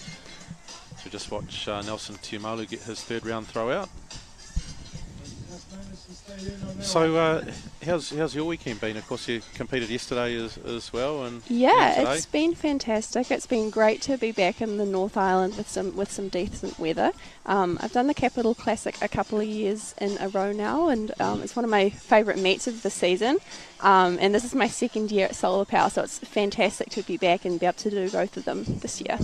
Yeah, it's great how they deliberately line the schedule up that way, I think, so that people can do both. I'm just grateful we've got better weather than last year. Yes, last year was definitely an experience, but that, you get that competing, it's not always going to be sunshine and no clouds, so... So, I mentioned this with Lexi as well, but of course there was, a couple of retirements in the hammer thrower ranks in New Zealand, and it sort of opened things up a bit, but obviously, bit of a shock to have them both retire at once. Yeah, it has been. They've been at it for a really long time, and they've been competing at the highest level for a very long time. It's been an honour along the years to be competing with Julia and Nicole. And it is, it's always disappointing. Well, not disappointing, things come to an end, but I'm excited for the next chapter of their lives, and it's been amazing to see them at that level and to be sort of the inspiration for the ones of us coming through. Yeah. And I'm sure some of us are keen to sort of pick up the mantle and continue the really good hammer throwing for women in New Zealand. So, it's been so great to watch. It was just so cool to see, so Julia, Lauren and Nicole all compete in the Commonwealth.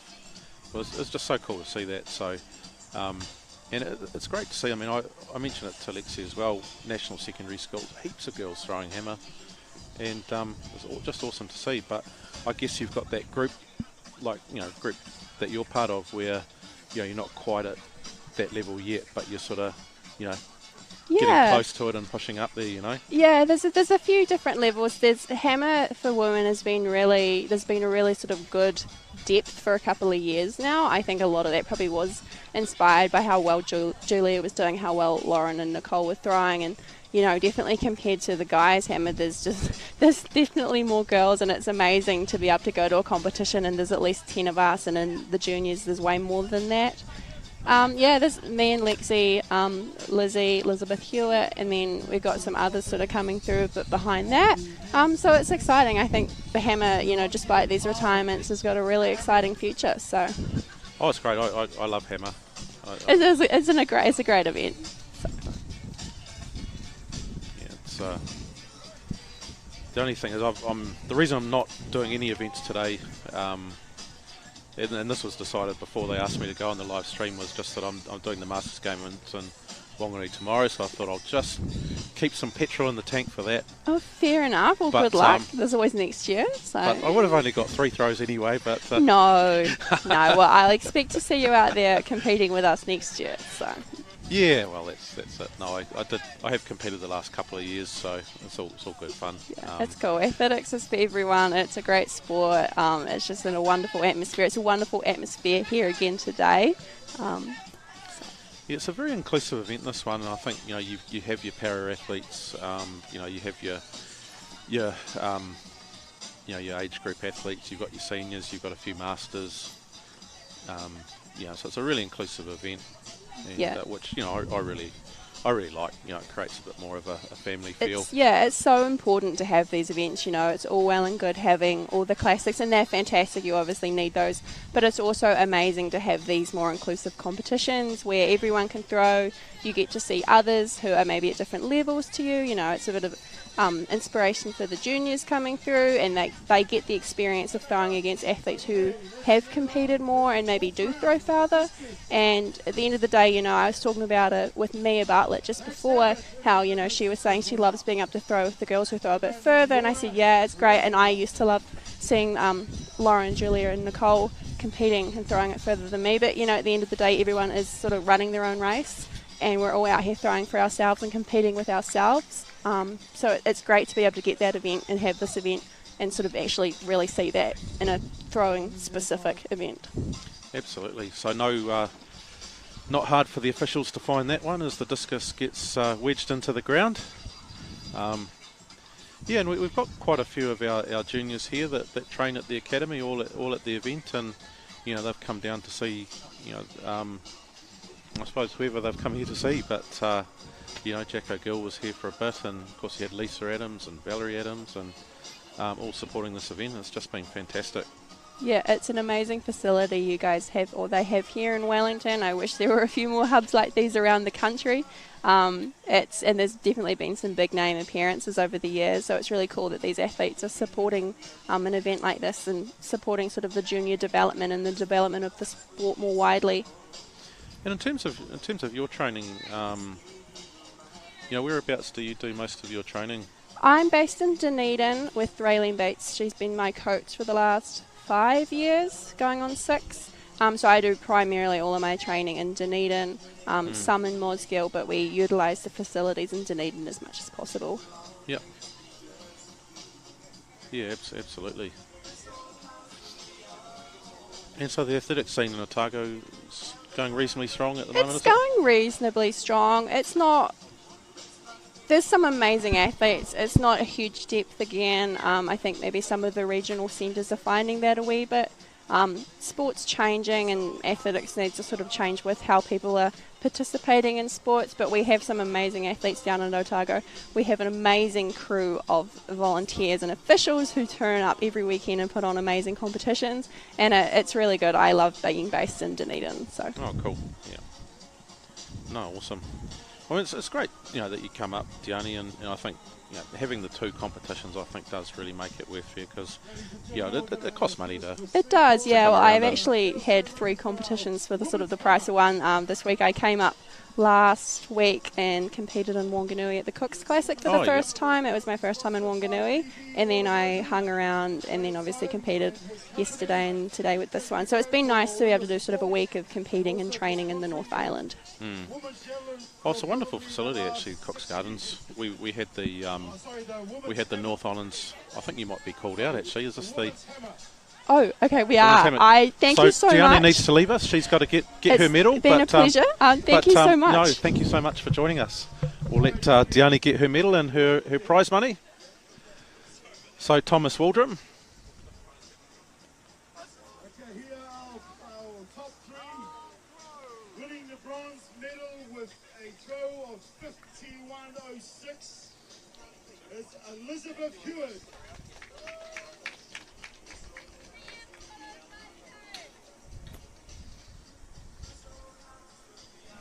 In second place with the best throw today of 53.52 is Diani Shippen-Oates. Liam Narchok-Wilf now in the circle. Yep, just steps out the the front there. That'll be a red flag, so we can see the presentation now for the women's hammer throw. Sola Power champion for 2023 for the hammer with a distance of 55.89 is Lexi Maple. So Lexi Maples there, just had a chat with her before, and of course in the green there, Dione Shepherd Oates, speaking to her before as well, so some good chats about hammer throw.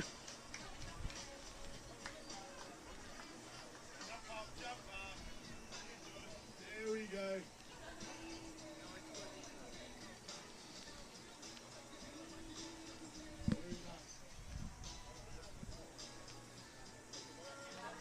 Thanks, guys. Thank you. Enjoy that from DV Automotive. You need your cars fixed, call Brad or come and see him and book your cars in.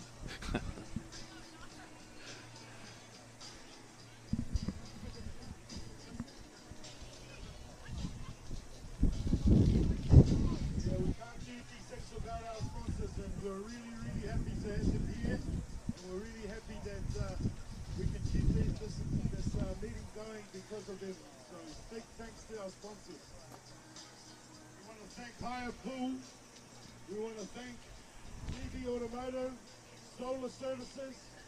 With a shout out to our brothers and sisters all the way there from the Ware. It's the warehouse Hutt City. They've been a big support for us. We've got Super Value.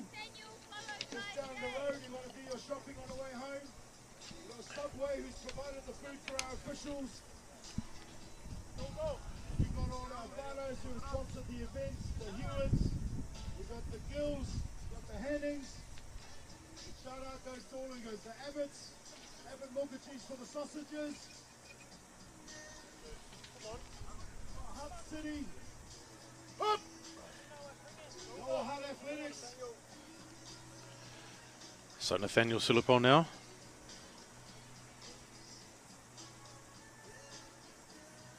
There you go, there's Nathaniel Sulupo. Chasing now, he lost the lead to Jade Zaya.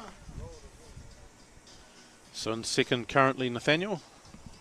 Gets the white flag there, so that one will be measured.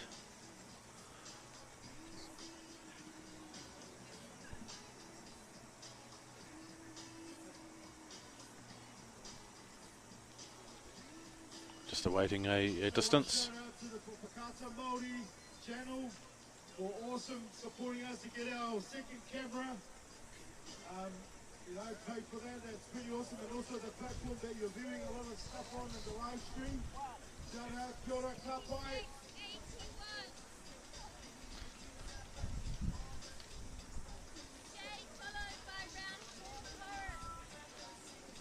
So 46.81 there for Nathaniel. Jade Zaya now, who We turn that forward again one more time. took the lead. 46.81. Lead of the comp coming in now, Jade Zaya.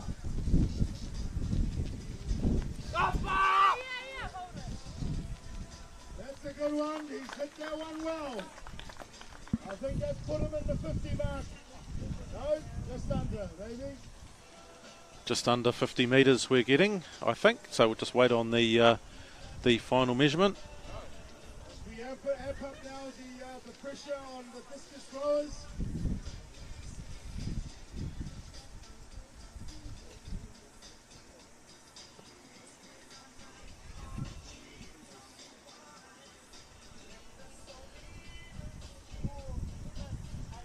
Just waiting on the distance there for Jade Zaya. Fourth round throw. Hat comes off. So 47.81 there for Jade. Coming in the circle now, Cora and Henning. Does a lot of his training here in Lower Hutt at the Sola Power Academy, does Jade, as has Corin Hadding over the years. So Corin Hadding now gets that one out.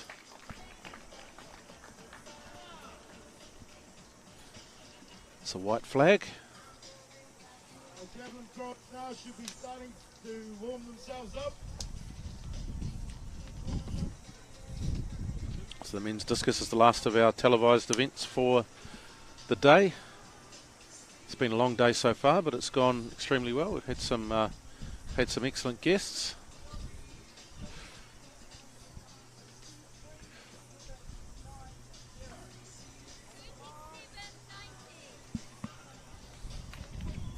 Just awaiting a distance on that throw from Corin Hanning, 37.90. The official has wondered out. I wonder if that may be a record of some sort. Of course, Corin Hanning does own a number of the records there in the F12 category, in the under 20 grade at the moment.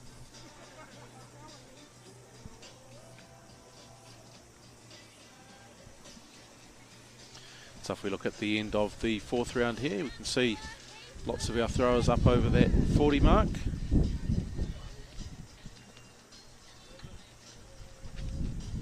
Jade Zire, our leader currently.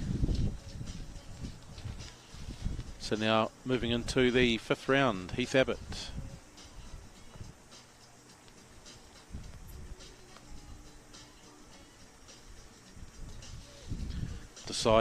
Didn't quite nail that as he would have liked, decides not to let the officials measure it, steps out the front. So no throw there for Heath Abbott.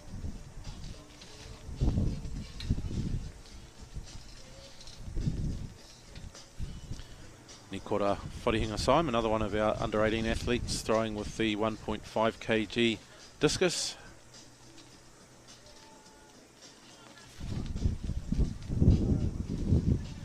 Hold of that one out towards the left side of the sector there, Wharihinga Saim.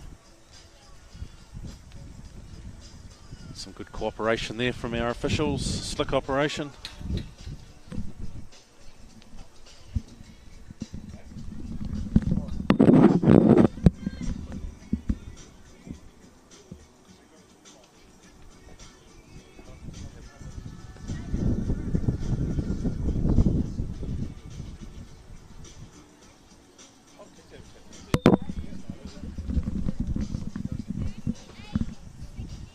Looking to get a distance there for Nikora. 38.63. So into the fourth round now.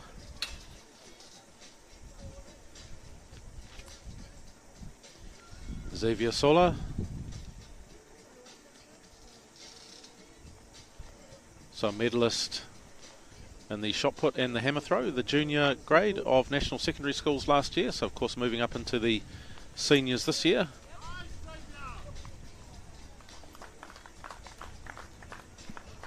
So Xavier gets that one out round about that 40 metre line.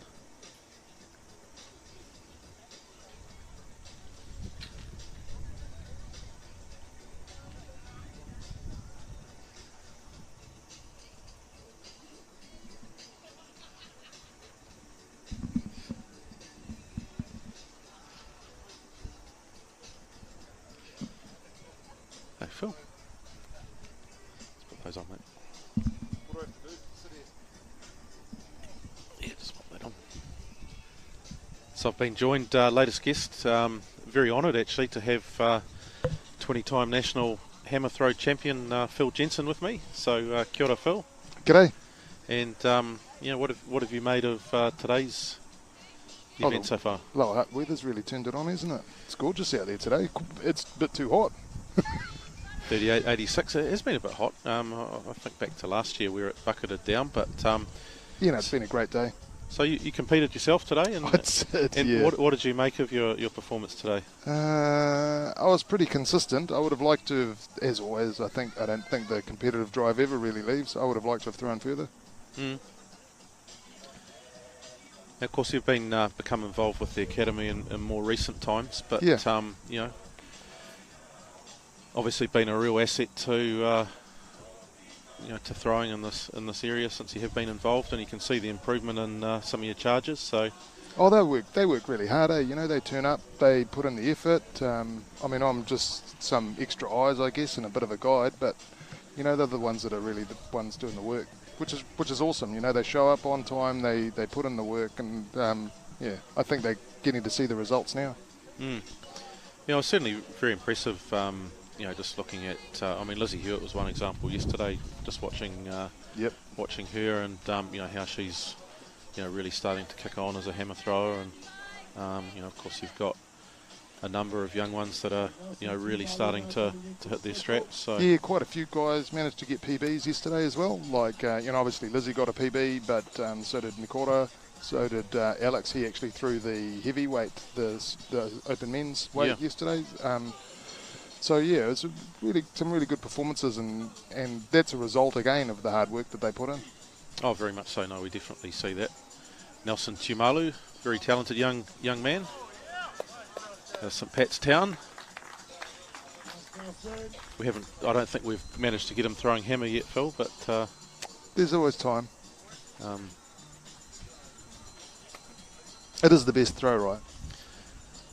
Yeah, I'm fairly neutral. I think I can never be neutral about that. I know you can't. But I can be neutral when you're useless at all four throws. Then you know, you can kind of just turn up and do it and enjoy all of them. So I used to enjoy all of them when I was probably up until maybe I was about 20, 21. Yeah. After that, it was like I definitely specialised. I just like the feel of the rhythm of hammer throw. You get so much more time with the implement, really. You kind of have a couple of seconds with the implement, whereas with the others, it's just even briefer. 42.66 for Nelson, so max Abbott now. Another academy lad. Yes, very much so, and of course he another hammer throw as well, or I think he's more looking at the discus now, isn't he? Yeah, he is.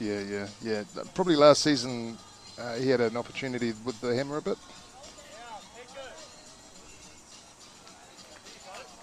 Actually, I don't think he's thrown through the hammer today at all. Yeah. Be interesting to get a reading on that. Not sure where that one has got out to, but somewhere in the 40s, I think.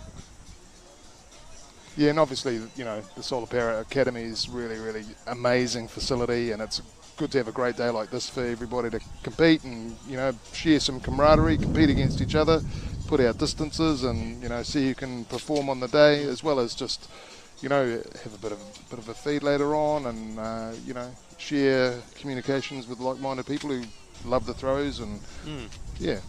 Oh, absolutely. I mean, I suppose perhaps we should you know, go back to your journey, I guess, as a thrower, Phil, and you know, because you wouldn't have had academies like this when you were when you were so 45.92 for max, so you wouldn't have had a lot of the facilities that are available today. No. I was actually telling Damien Wells' parents this morning, because they were off a farm in Aussie, and I said, yeah, we actually poured a circle with a reinforced concrete circle on the farm with a tow loop, and whichever paddock the cows were in, we'd tow the circle to the paddock, and, you know, I think we made a hammer out of we melted some lead into an old water pump off the farm had broken, so we melted some lead into one of the vessels there, and put a wire and welded up a handle, and I used that for training for a while. It whistled a bit, but, you know, you could tell if it was going faster. So what got you into hammer? I mean, of course you had a bit of a background with rugby and with other, you know, with the other throws as well. Yeah. But what sort of said to you, well, look, you know, hammer's my thing. I want to pursue it so that I get 20 national titles.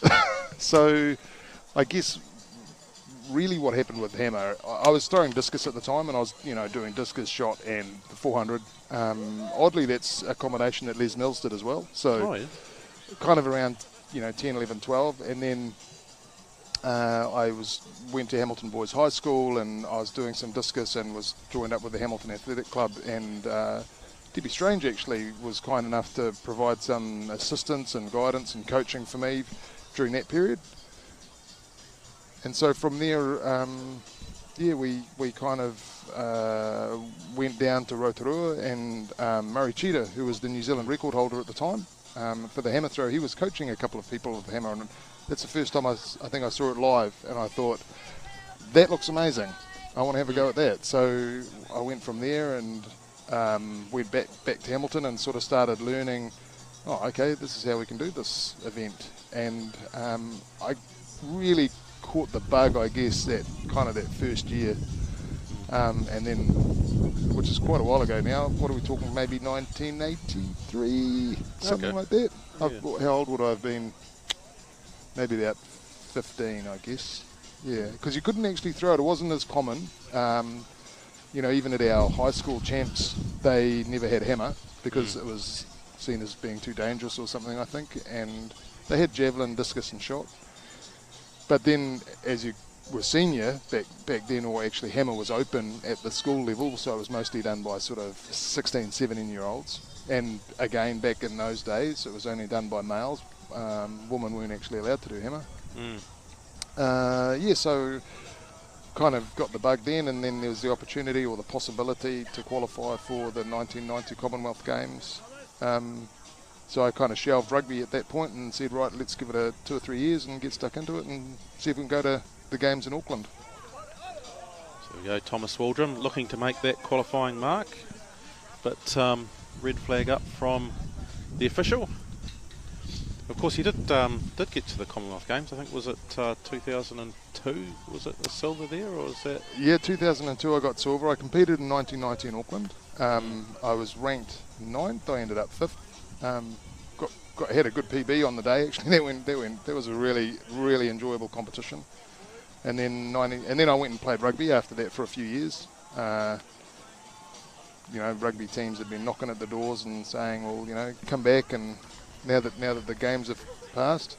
So played rugby again, made Waikato Sevens team a couple of seasons, the Waikato B, and then decided to get back into, as I got a bit older, I really felt the draw back to throwing again. So 95, and I'd seen friends competing at the 94 Commonwealth Games, and I thought, I want to do that again. So returned in 95, and then really continued on from there until 2015. And I'm sure Shaka was probably at you a little bit to get you to come down, but how have you enjoyed sort of, really getting into coaching and doing it, on a regular basis, sort of, 3 or 4 times a week or whatever it might be? So I've enjoyed it because, again, as I talked about earlier, that the kids work hard. They're keen, they want to learn, and so while that's the case, it's pretty easy. It hasn't taken too much, really. I guess we've kind of now got a group or a cluster of throwers that are really developing at sort of that, coming into that national competitive level, which is really good. And that helps. And then we've got sort of newer ones that are starting to learn, and they, so I guess we've still got to try and blend that in a little bit better. But this facility that we've talked about before, is far cry from what we had, and it's really amazing that the kids have that, and I hope they appreciate, having something like this. Absolutely. So Jared Neighbours there, our decathlete. Oh, very much so. No, it's certainly with my own son, there've been times where the weather's been hasn't been great. We've just brought him down here and he can throw against the nets. And, weather's no impediment to training whatsoever. So 39.56 there for Jared. So that's not an improvement on his previous throws. So I see last night at the Capital Classic in the Hammer there, Anthony Nobilo managed to take your meeting record. Yeah, he did, yeah. So how have you assessed how he's going? You think he's seems to be going pretty well at the moment? Oh, he's had a very good season, yeah. He's had quite a consistent season, 67, 68s, which is really, really good. That always sets you up for kind of having an opportunity to kick on from there. I know his target's further than that.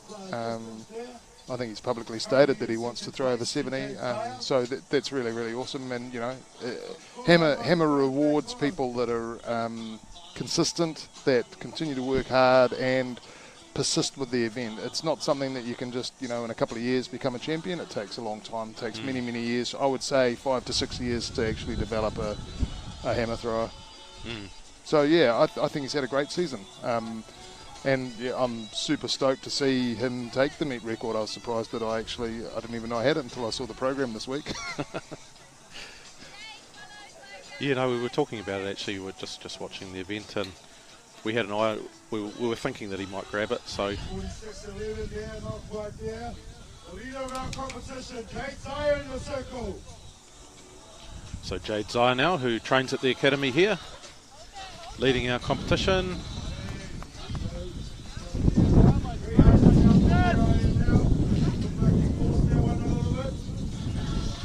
So we'll see where that measures out at. Second place is Nathaniel Sulupol. In third place at the moment. Of course, the hat falls off again. Yeah. Definitely needed on a day like today. Protecting from the sun, super important. So if we look at the, I suppose, hammer throw from a world situation, with the throwers are out there. Is there anyone, we often talk about, Krauser and Kovacs with the shot put, but is there anyone sort of internationally that we should be looking out for? So there's a few people from different areas. I would say, you've got obviously the recent Olympians where guy from Sweden. The Poles have been quite dominant in the recent past, but I think they just seem to be just sliding slightly.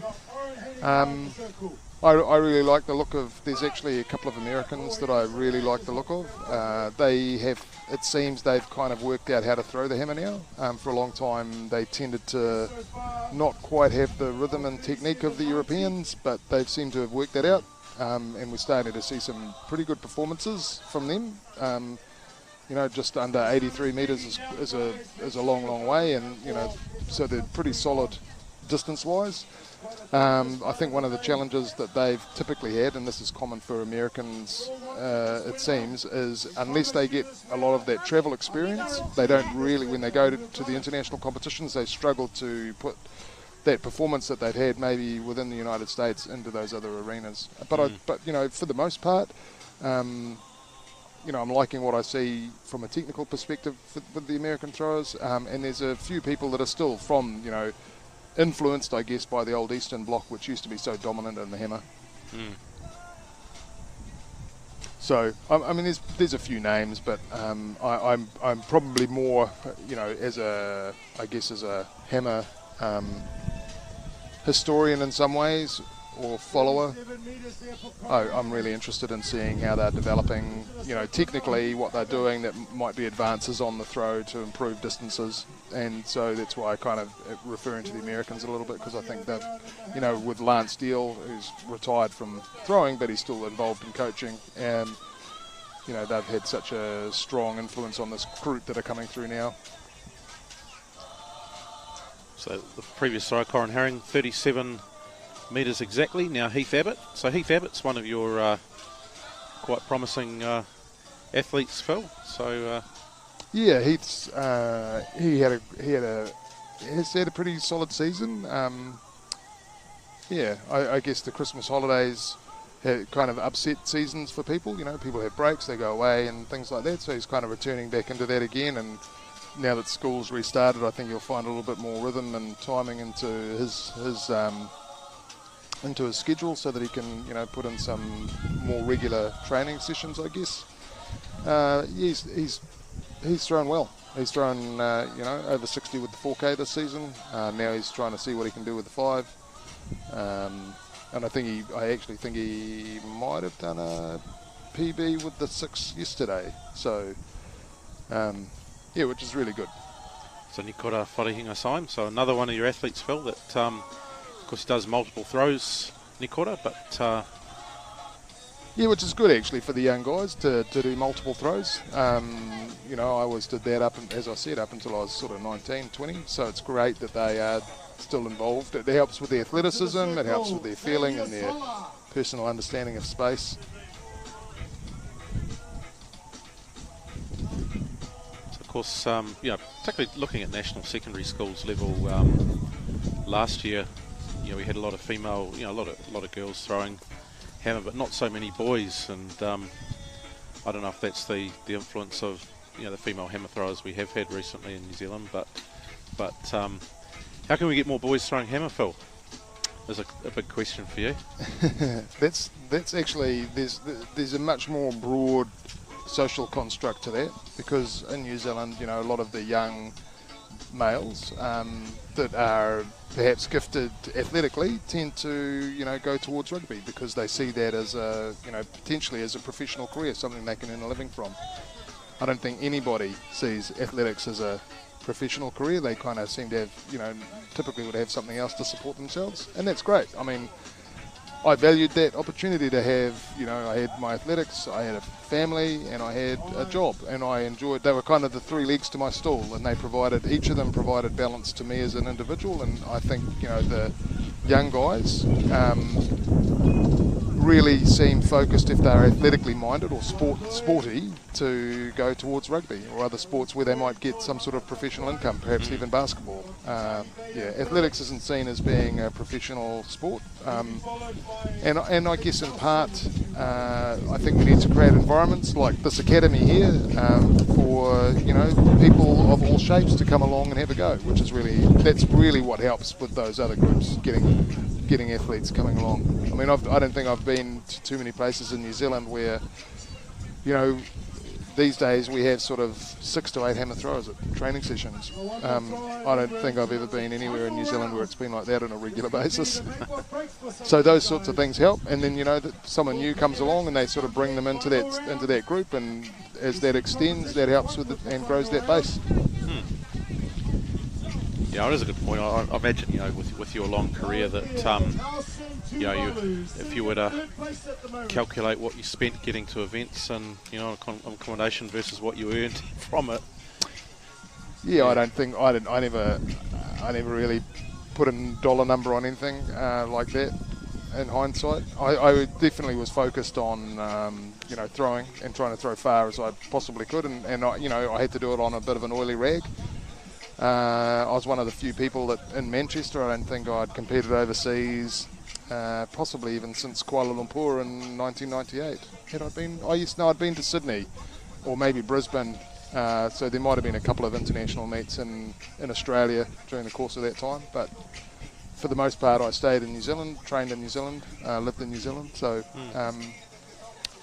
I guess the point there is it's possible. You can do it without having to invest lots of money and time, and lots of money. You certainly need to invest time, but yeah, and if you have the right kind of people around you that can guide, then yeah, there's an opportunity to develop it. 38.20 there for Nelson Tumalu. So coming into the final round here, Max Abbott. Max Abbott now into the circle for his final attempt.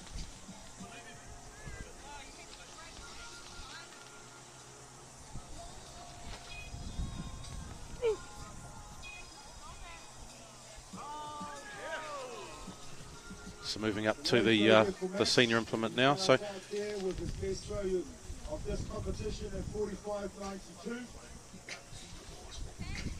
looks like that one's not being measured actually. Yeah, no, did step out the front there, Max Abbott. So Max Atwell, one of the decathletes.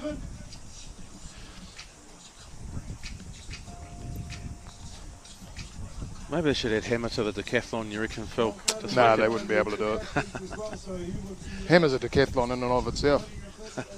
All those turns you have to do. No, I'm just kidding. It's actually really interesting because one of the key aspects or differences between shot, discus and hammer is, and even javelin, you know, the other three throws you have the implement in one hand, whereas the hammer you have the implement in two. And in discus and shot, if you're doing a rotational shot, you know, one of the key things coming off the back is actually to have a wide swinging leg to help create a moment of inertia so that you can, when you narrow that, you speed up in the middle, which is kind of a little bit what ballet dancers do, whereas in hammer, you know, the key there is we actually don't want that wide swinging leg, so I'm often challenging those guys that are still doing discus and shot and saying, look, it's not discus here, you've got to keep that leg in close. So whatever the other leg is must be in tight when you're turning. Oh, I think that's me when I'm doing hammer. Anyway, Thomas the Tank Engine Waldrum. Be looking for that 40 metres. He could be close. We'll wait and see what the mark is. Of course, he has qualified for hammer. So he's actually... oh, is he? Have they given him the red flag here? I think so. No. Oh, he's not over 40 apparently. We've been given the signal by the official.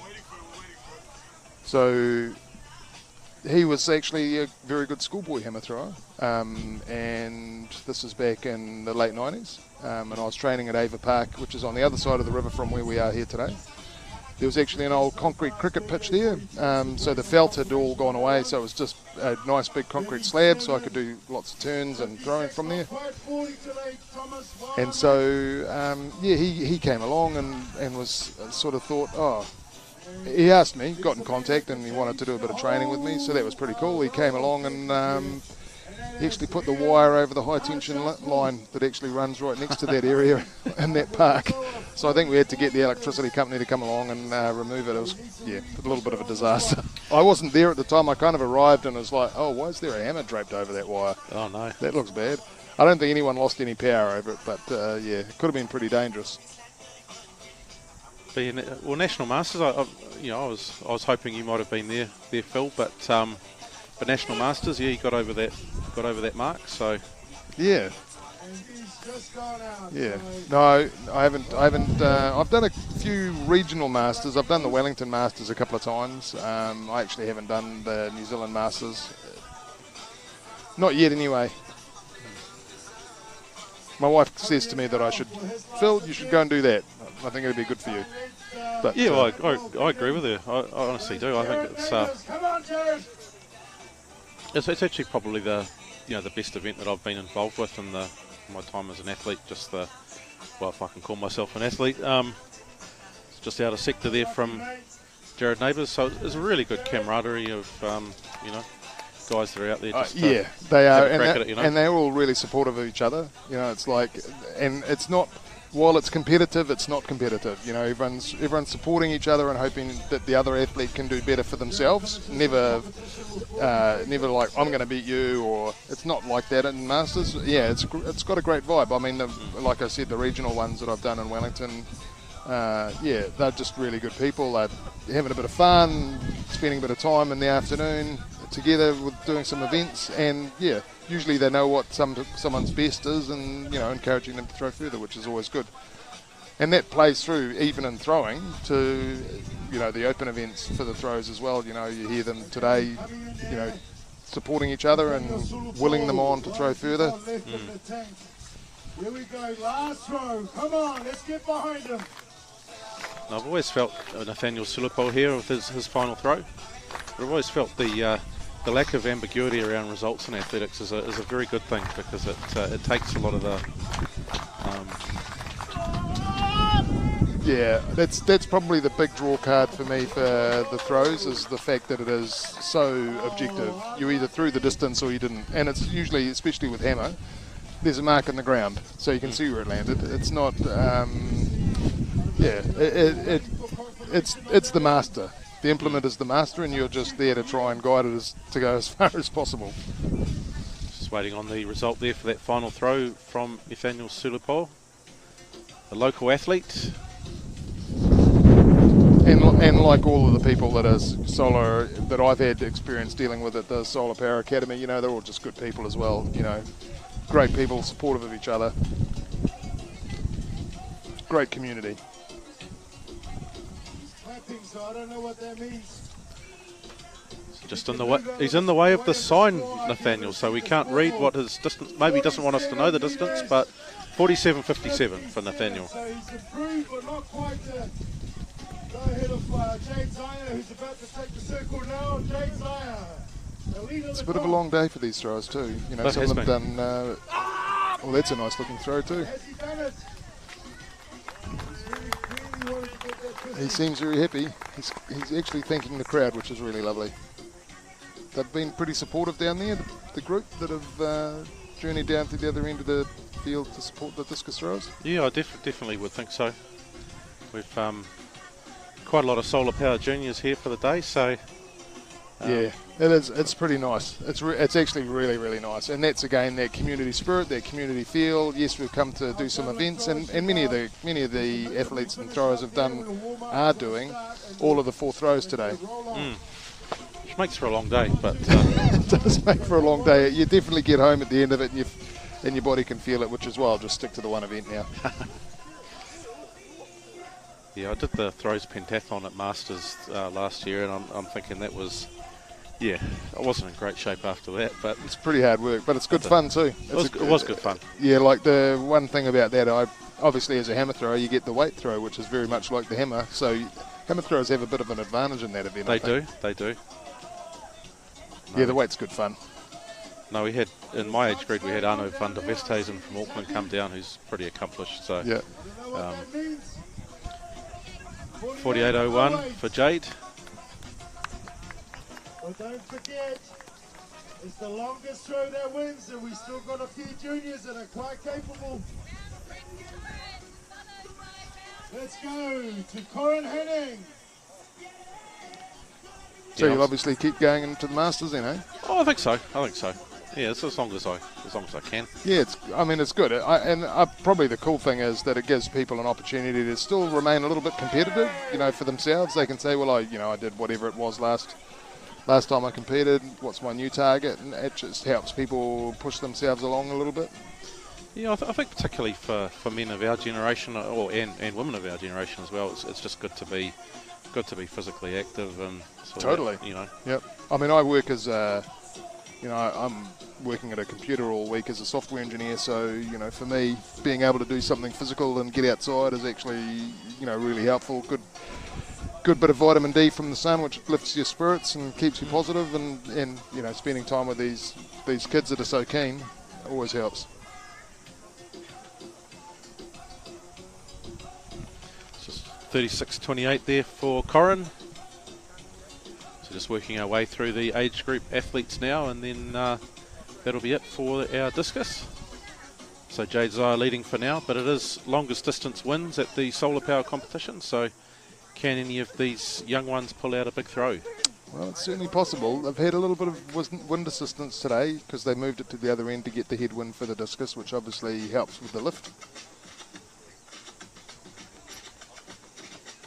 Yeah, it looked like it came out of his hand a little bit funny that time. Slipped perhaps, just looking at it from this end.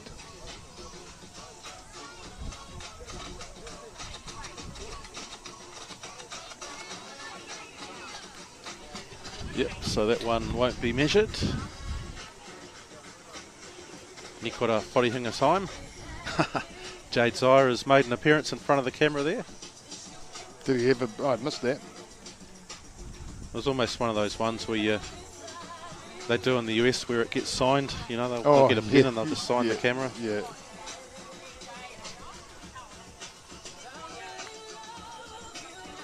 So go. Oh, I see the smelt the umu cooking down over here on the right. Yeah. Pretty nice. That'll be a good feed for the certainly for the officials and people that are around up at the end. I always look forward to it. No, it's one of the highlights of the day. Probably actually one of the things, just while I mentioned it too, is the officials, they've been amazing giving up their time to come along and adjudicate for us, measure, write down performances, and as you can see there, operate the equipment to make sure we've got accurate measurements for all of the throws. Absolutely. We've had a fabulous group of officials here today, and they're not finished yet though. We've still got Javelin to do. But yes, indeed. I'm not sure if 35.57 there for Nikora. I'm not sure that we'll necessarily get the Javelin broadcast today, but it's still the final event of the day, and we've got quite a few throwers. So yeah, I think the last time I did Javelin, it was quite painful. Almost, I think I pulled my side. Yeah, it's a fun event though. I mean, if you're, but it's definitely, I think, a young man's game, the jab. Or young man, young woman, young person's game. Someone who's flexible. Yeah, no, that's certainly not me. I think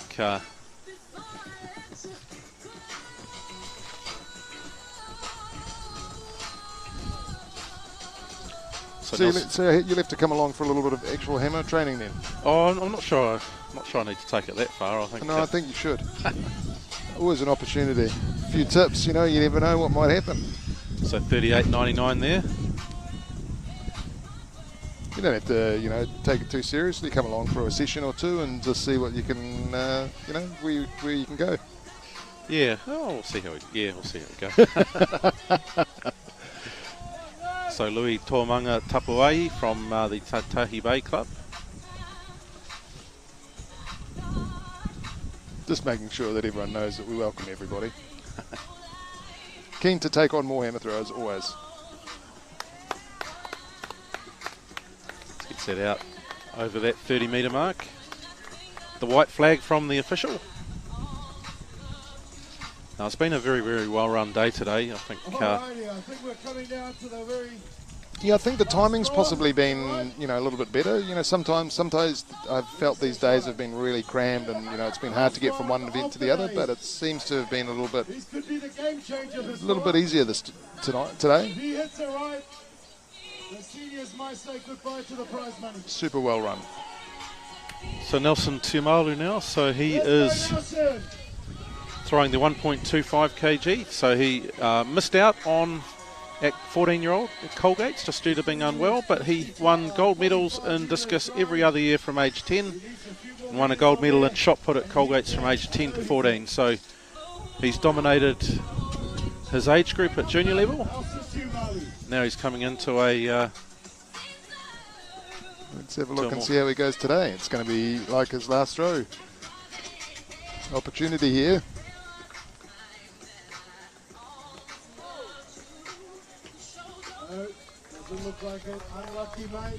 Doesn't look like he quite got that, but good warm-up for Nelson with the McKevity and other events coming up, so he'll be... Yeah, they have quite a busy day.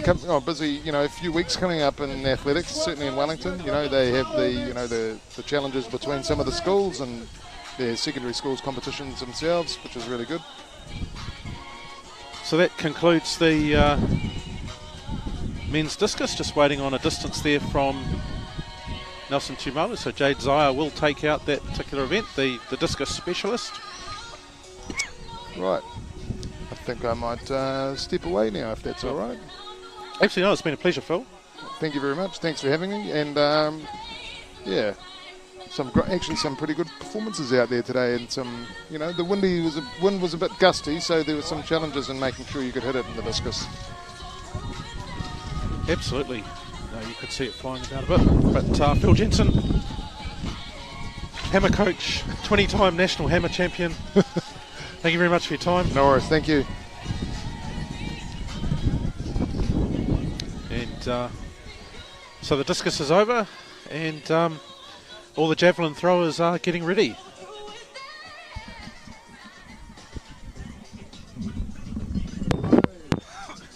Javelin throwers, the field is yours. So if you're coming back, guys, make sure you stick to the sides. Because our javelin throwers are about to get started with their warm-up. So just make yourselves and put yourselves to the side unless you are putting a board out there or something, but keep an eye out. They're going to start their warm-up.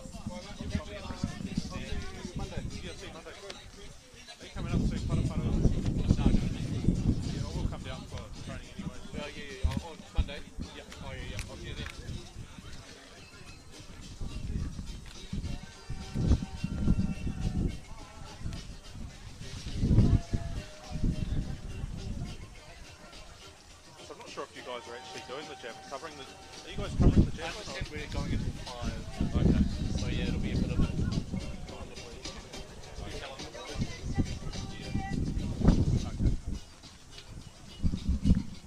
Right, like I said, if you're walking back, guys, walk to the side. So our coverage will conclude at 5 o'clock, so currently at 4:30. The final event of the day is the men's and women's javelin throw. So just getting the warm-ups for that. The discus throwers are filtering their way down from the other end of the ground after concluding their competition. All right, you javelin throwers, please come back this way. Just looking to get this all set up. So we've got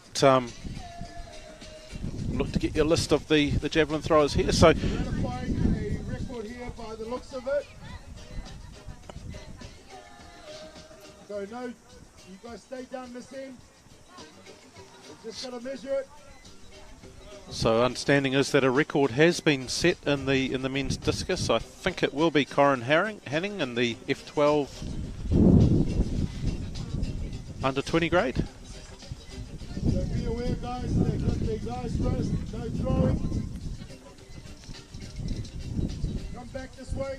So one of the long-term projects here at the Sola Power Throwing Academy is to install a proper javelin runway. So you can see that on the camera there is the runway that is used for the javelin. So it's if a record was set here, it wouldn't count because it's not a runway. But of course, a proper javelin runway does cost a bit of money. So, but it is something is on the mind of.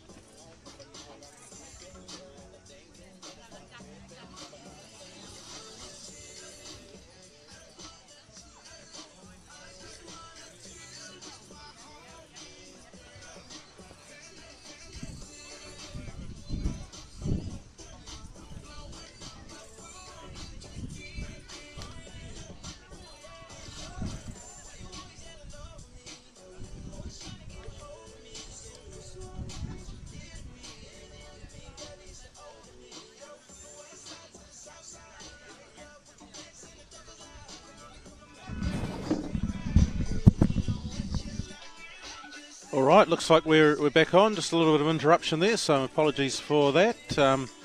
We're just getting through the warm-ups of the Javelin. So the men and women concurrently in the Javelin.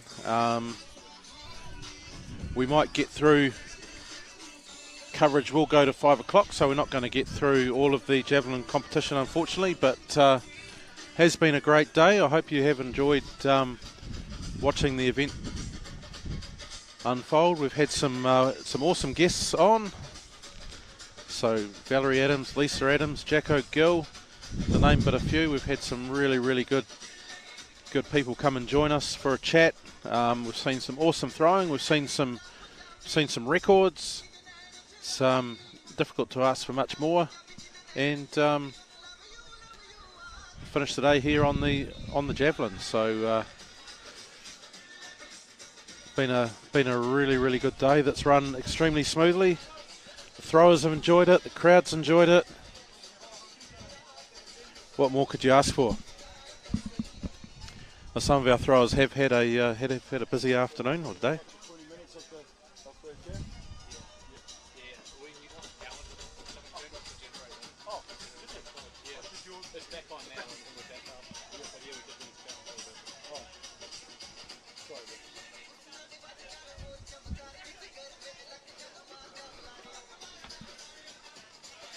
So Yona Junior Lupena here, he's warming up, but got the Javelin out over 40 metres at National Masters in December. So a handy Javelin thrower, as you can see. And he tells me he'll be competing tomorrow at the Masters Games in Whanganui. So I look forward to seeing him there.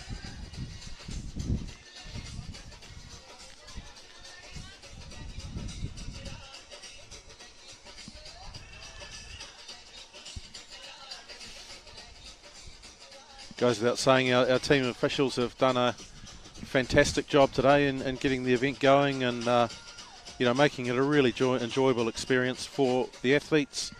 You can't speak highly enough of what our officials have been able to do today. And I think it's like any sport, you can't really have a competition unless you've got the officials. And I think it's an area where we always need people to sort of step up and get there, become graded as an official and help out at these events.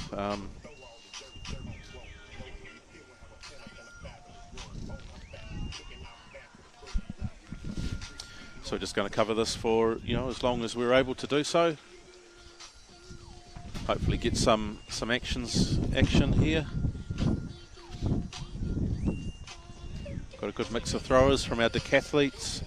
Got a handful of throwers that, perhaps Javelin's not their number one throw, but they're, given the type of day that it is, they want to give it a go. We've got some masters throwers. So it's a real mix. Brad, we need the steel tape. Can we grab the steel tape out of your truck? It's going to calibrate the...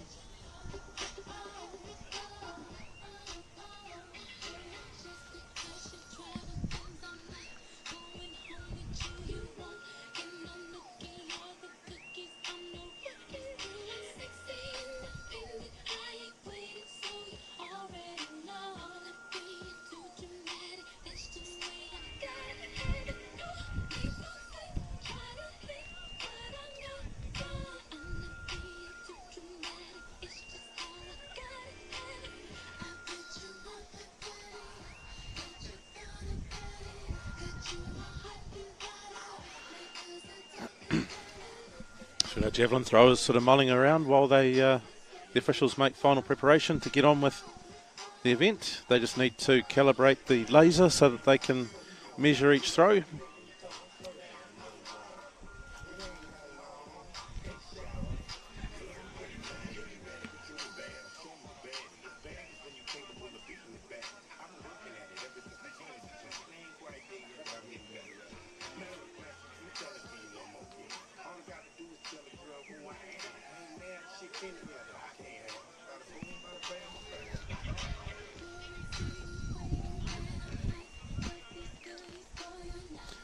So once again, thanks to Whakaata Māori TV for their assistance with this broadcast. It's great to be able to bring this to people around the country. And I know, with it being on YouTube, what does tend to happen is, not everyone watches it live. They might go back and sort of catch certain things that they want to do. So anyway, here's just had our list of competitors up before.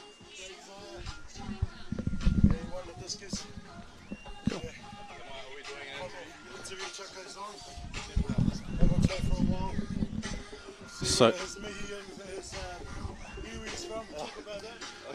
just here with Jade Zaya, who won the discus. So kia ora, Jade. Kia ora, bro. Oh, this is cool, eh? So right, we couldn't get much close to the action if we tried. But so tell me a bit about your journey, Jade, because you've recently moved up this way. But yeah. Kia ora, guys. My name's Jade. I throw discus. I was in Dunedin for a while. I was training under Raylene. Before that, grew up in Northland. Trainer under Robin Ball. I've just moved up from old Dirty Dunners. Been in Wellies for like 5 months. Okay. Maybe 4 months. Yeah. Been under Shaka for that amount of time, and it's been good. So how have you enjoyed being part of the academy here, Jade? Oh, bro. Settled in, mate? Yeah, I love it, bro. It's massive whānau feel, and it's orientated around food, which I love. Food and gathering and, just the usual whānau feel, bro. Mm. Yeah, it's good. And how did you feel that your discus went today? Were you... it's one of those things. I was feeling pretty good last week in training. I'm building up to my last season this season, so a few things taking off in other areas of my life, so I thought I'd keep this on the hush after this season, get a bit more time under my belt. So considering coming in with a 48 and just doing this comp and then Rally Champs and then that, so I feel pretty good. Okay, awesome. Yeah. Yeah, it's been good having you at the academy, mate. It's good to see you come out here and just rip that discus out.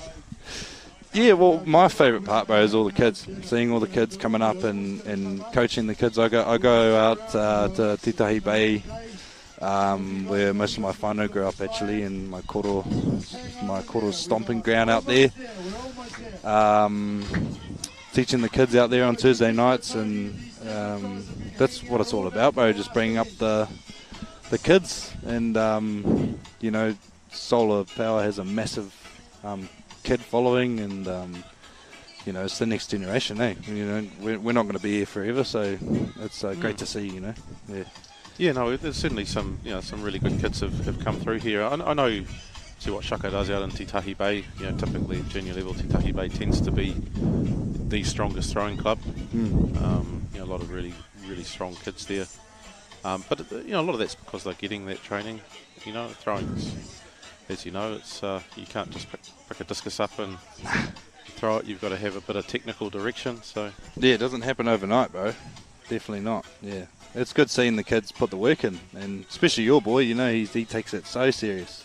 Oh, probably too seriously. But when did you first pick up a discus, Jade? Was it really late? Actually, I was 16. Yeah, I was 16. Ironically enough, I found, well, I don't think it's ironic, I found a discus in my yard in Mangawhai where I grew up, and it turned out to be, my koro was a PE teacher on the side and all that, and I don't know how, but a few implements made it to our house, you know, through a barn and stuff, so I picked it up and gave it a hurl, and I was hooked, man. That was it. And yeah, did the comps up there and met some cool people, Scott Gregory and Nick Kinney and all those boys, and that was it. Yeah, shout out to my first coach, Robin Ball. He's a great guy, and I miss him a lot. Of course, there's been a handful of decent throwers come from up north, isn't there? I mean, you mentioned Scott Gregory and Nick Kinney, but you know, there's a handful of them there. Yeah, oh, mate, it was pretty cool back then. You know, throwing wasn't... I didn't even know what throwing was until I found a discus, you know, so it wasn't really too popular. But once you get into the circle, you know, and, you know, both the social circle and the actual circle, it's a whole new world. And if you dive into it as a kid, you know, it can take you wherever you want. You know, it teaches you discipline and teaches you how to get your stuff on track, you know. And, it took me to uni. I went through uni, and it, you know, just taught me lots. Teaches you more than throwing, bro. That's for sure. Yeah, I couldn't agree more. Have you done any of the other throws, or have you just sort of focused on discus? Yeah, so I started. Robin got me doing hammer. Obviously, having Scott, we would start with hammer, and then we would do disc and then shot. And then, you know, I didn't really like hammer too much, so I just did disc and shot. And yeah, I stuck with shot quite a lot. I stuck with shot in Dunedin with discus, and went through to nationals and placed 6 with my best senior in shot put, and then I threw pretty well in disc, so I just went with disc. Yeah. Oh, cool. Yeah. Now you mentioned Scott Gregory as well. Of course, he's with the Highlanders at the moment. But how key a role do you think athletics played in his overall development as an athlete and as a rugby player? Oh, huge. He was a freak kid. I remember meeting him, and it was just seeing, you know, like a Jacko Gill, you know, it was just like, holy crap, man. You know, he could bench something like 150, 160 as a 17-year-old, you know, it's like, he was quick, he was running 200s and all that, and yeah, he was a freak, he was an athlete. But not only, you know, was he absolute freak, and athletics definitely helped with development of everything. He was a super nice guy, and he invited me to come train with them, and that played a huge role in my throwing. But yeah, I don't know, probably have to ask him, but about athletics playing. It kind of stopped him a bit in the end. I remember he had a back injury because he was throwing lots of hammer and then playing rugby. Oh, yeah. So it's 2 different movements on your spine. Obviously, you're rotating and throwing, and then in rugby, it's, you know, contact, straight contact. So his back got the worst of it, and then, yeah, he stopped throwing, and then shortly after that, he was up to All Black 7. So it was pretty obvious what he had to do, but yeah, I don't know. I guess it definitely helps crossover. If you're a young buck, mate, far out, go throw, go play rugby, play football, you know, do it all, man, because it all helps. Yeah, no, I agree. I guess discus in New Zealand, we'd probably need to talk about Connor Bell with his recent exploits. Yeah, definitely.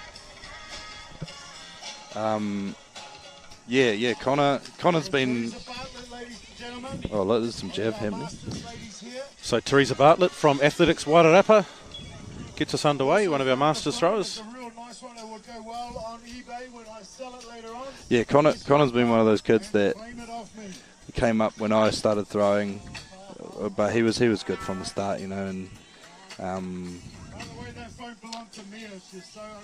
it's been good seeing him. He's a bit younger than me, so seeing him come up and then come through seniors and throwing, you know, chasing him, it's cool. Obviously way behind him, so I'm real happy for him for his 66 and going to Com Games as I think he was 19, 20. Yeah, he's still a young fella, isn't he? Yeah. Linda Rawlins from Olympic gets that one out. Cool. Yeah, no, well, Jade, been a pleasure, mate. But my question for you, so Connor Bell, 66, you reckon he pushes that out further this season, or? Oh, look, if it's not this season, it's going to be next season. He's a 70-metre thrower for sure. If there's one thing I know about Connor, other than being a real nice dude, he's got a goal and he's going to get it. He's stubborn and he's got all the right attributes that an athlete has to have. He's going to do it. Yeah, for sure. Yeah. Oh, well, Ngā kia ora, Jade. Thank you very much for the chat. Sure, bro. And all the rest of the season. What's up, bro? Tēnā koe. Chat. Thanks, guys. So Jade Zaya there, the winner of our men's discus today. Thank you for coming for the along for a chat.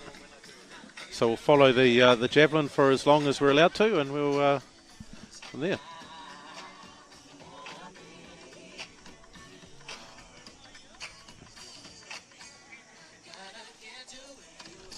It's over 30 there for Linda. Oh, sorry, for Urana. By Ray White Real Estate, Linda and Ray Wallace. Of course, Ray, the former mayor of Lower Hutt. We met Leila Willman here. Ray Wallace, the former mayor of Lower Hutt. We met the current mayor of Lower Hutt today, Campbell Barry, who came over for a bit of a chat. So Leila Willman there from the New Zealand Secondary Schools team.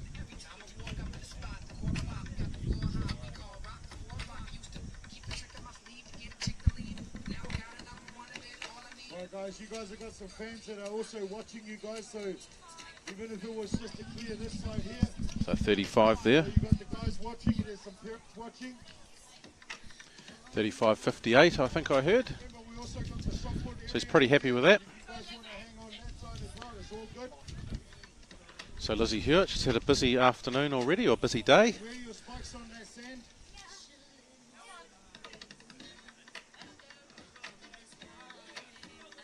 Elizabeth Hewitt.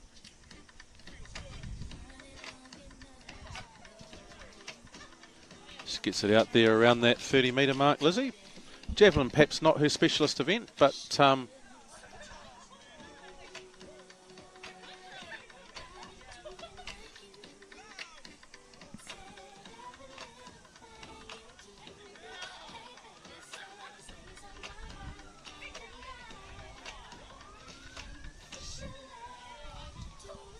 so 28.45 for Lizzie Hewitt. Don't worry about that sound, guys. The Wainui taxis have just started up again. So next up on the Javelin runway is Mia Bartlett from Athletics Wairarapa. So promising young javelin thrower.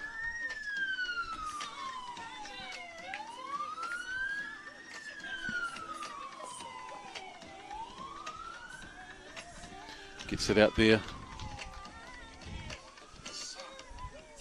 May not have quite got that run up the way that she wanted to, but she's on the board. Do a little presentation of the remaining events that haven't had the medal ceremonies.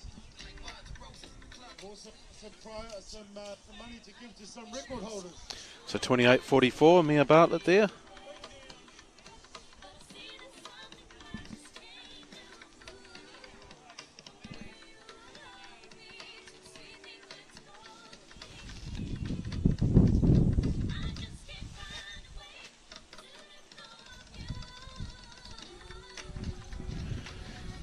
So next up, Yona Junior Lupena. So he threw over 40 at Masters. So he won the gold medal in the 35, well, actually, I think he might have got the silver, 35 to 39 grade in the javelin, but he did throw well over 40 metres. So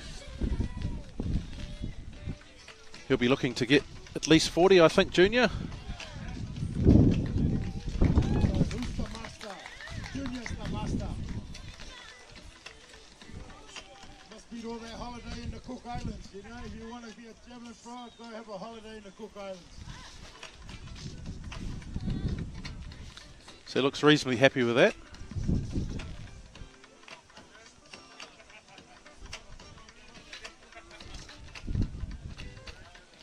He's currently leading our female javelin, Linda Rawlins from Olympic Harriers with 29.99.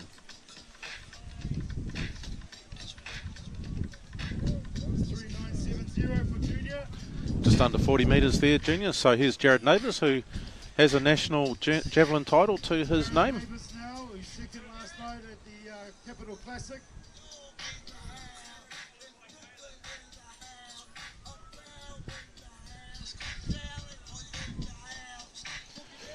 So Neighbours out there around that 50 metre mark, I think. Another athlete who's had a busy day, his third event of the day.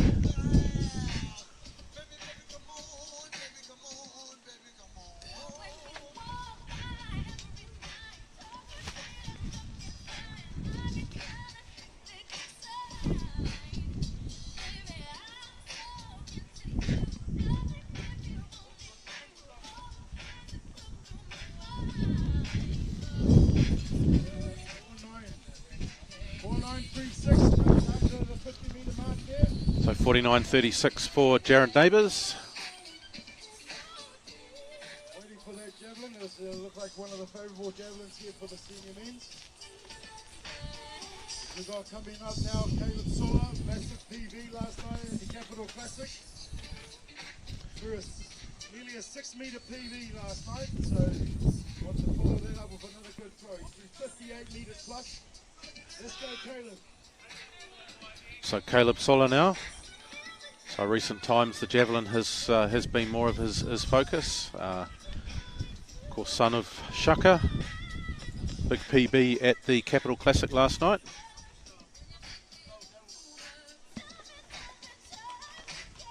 So Caleb Sola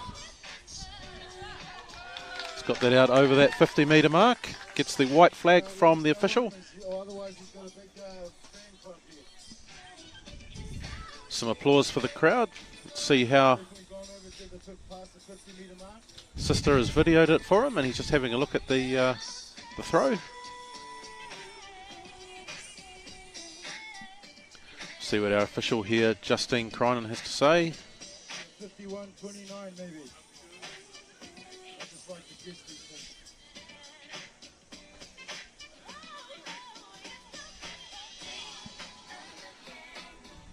Oh, there you go. 51-25, so Caleb Sola takes the lead in the competition with 51-25. Angus Liver now, so he's under 20 decathlon champion last year, very talented long jumper and sprinter. Looking to get in the way of, just looking to become a multi-eventer. Very handy javelin thrower, Angus. He'll be looking to get it up around that 50 metre mark, I'm sure. You can see he's a sprinter. There's plenty of speed on that runway. So Angus Liver.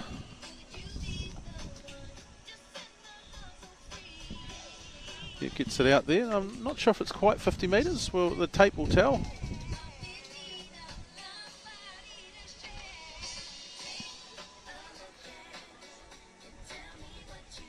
Angus was pretty happy last night. Big Capital Classic, a 55 metre PV. So he'll be pushing, you know, he wanted to get that as well. So.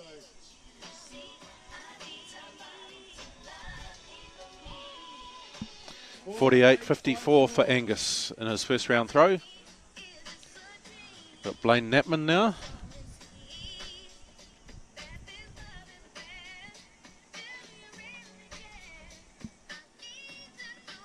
A student at St Patrick's College Silverstream. Be warming up for some of the college meets that are up ahead, I'm sure. Explain to you guys, how do we measure out the runway in the middle of the competition? Here we go. But all saying, it all happens here at Sola Power. You see it for the first time always.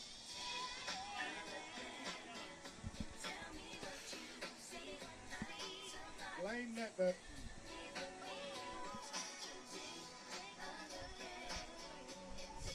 Pete's for Mana Athletics.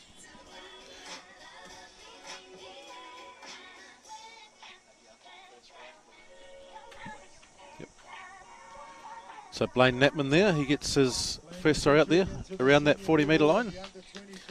So we are going to finish our coverage at the end of the first round of the Javelin, but I thank everyone for joining us today on YouTube. Thanks to Whakaata Māori and to all the sponsors of the event. Sola Power Throwers Meet for 2023. The 38-48 there for Blaine.